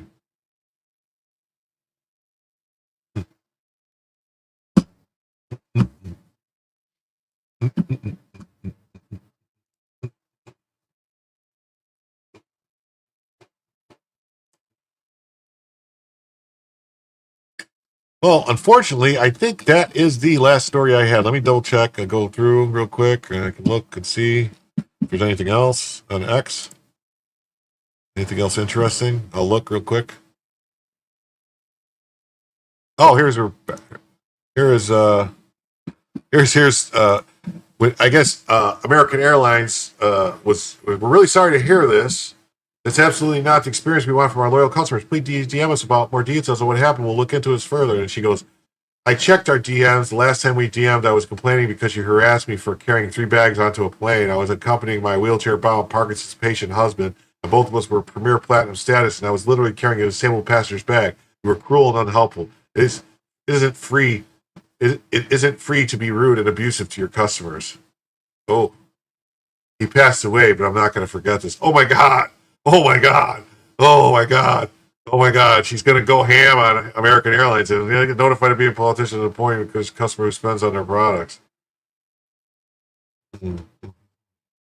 Oh.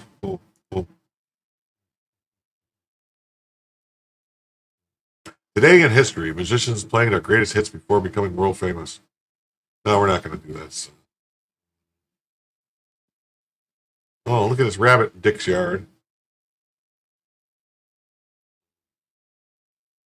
This is risky, scrolling on Twitter, by the way. Oh, here we go. Let's see what this is. North Carolina, we are a proud city of immigrants, and with the Trump administration signaling that they will ratchet up their chaotic approaches, making sure we are supporting immigrant communities. Let's see what this is saying. Oh, let's see here.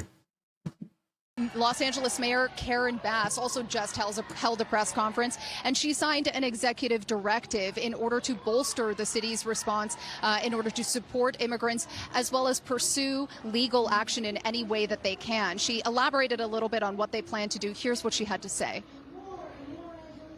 These folks are parachuting in, and I'm assuming are going to be parachuting out. So what is the threat? And what is the threat if you're carrying weapons on you?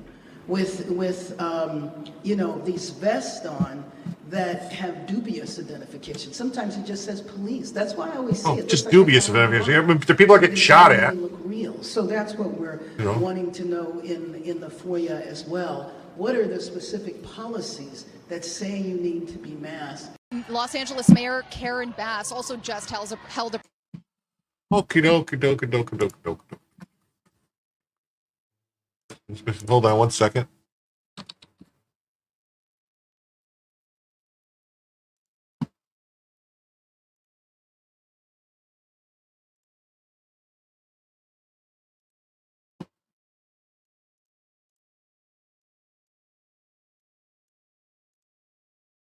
I want to show you guys a channel that I watch every morning that has the solar weather news. What's up, Elemental? How you doing, bud? Because Death Angel Shells, we were talking about the solar maximums and minimums and stuff. This is a channel called, it used to be called Suspicious Observers. Now I think it's called Space Weather News or something. But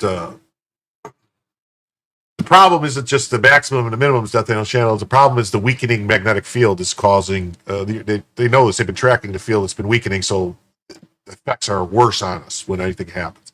So we're gonna play this real quick, and this is every day. This guy does space weather news to show watch solar flares and stuff. Good morning, folks. Welcome, observers. Today we're going to hit some scientists whining, a look at stellar superflare activity, but the focus today is on the sun, its current activity, and what we're watching for in the next few days, including flaring and a geomagnetic storm. We're starting with the last 24 hours on our star, where we find the sun was moderately active, surging near the active People don't region like of when I the play the northern solar region flare of the guy. I coronal just hole, lost 2 10 M-class solar flares, but still 10 nothing people, in the way 10 of eruptions 10 viewers. sending plasma towards the Sorry. Earth. Let's start with the solar flares from earlier this morning. 2 smaller M-class events visible on the GOES X-ray flux, and they came from everywhere except where we might have expected. First was a combined eruptive signature from 2 active regions, and the second from a new sunspot group at the limb turning in on the south. Nothing from the bigger group up north, so the focus for flaring is shifting this morning. We're also keeping an eye on the solar wind. Phi angle flip yesterday has set the stage, and the coronal hole stream will be arriving tonight or tomorrow. The Phi angle flip has already preconditioned the Earth's magnetic field a bit with the magnetometer and the KP index showing a mild disturbance, bringing values up off the floor. My doggy wants to go outside. And volcano watch is still ongoing from the coronal hole, but now we've got the solar wind itself to watch for. G1 to G2 level events expected when it arrives.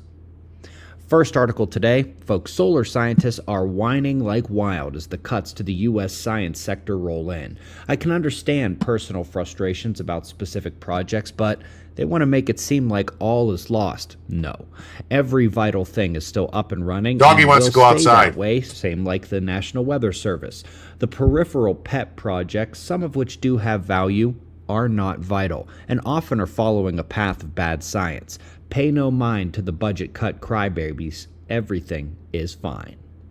Finally, solid piece here on stellar superflares with a focus on G-type stars like the Sun. I will, Although and she can wait a minute. Up to X1 It'll be all million right. on other stars, they say a G5 star like the Sun has the maximum. I'm going to be ending here in a minute too. Once again, Steve, every 5,000. it's going to be ending the show. This is it. 6,000 years. It's the same it's been reported before. It's at least 10 times bigger than the Carrington event from 1859, by the way, which scientists think would kill most of humanity due to the infrastructure loss if it happened today. Just a reminder, the sun can go much, much bigger. Folks, we're doing the pole shift conference today. Okay. There's one. This guy has a. I'm not going to play through it all. He has a whole. He has a whole. He has a whole thing that he does for.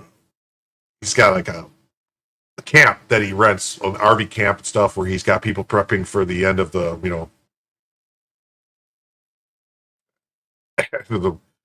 whatever, the coming apocalypse or whatever, but he thinks it's coming.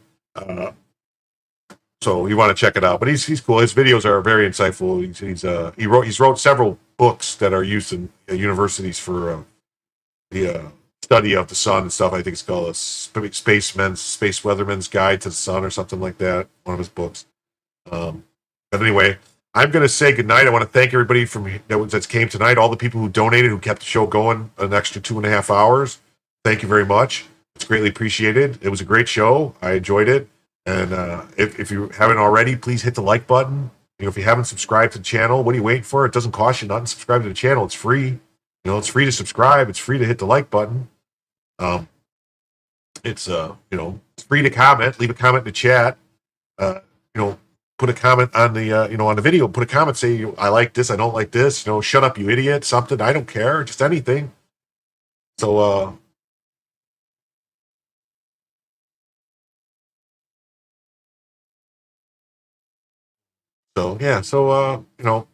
thank you very much, and hit the like and subscribe button, and come on back tomorrow where Jim will tell you the news.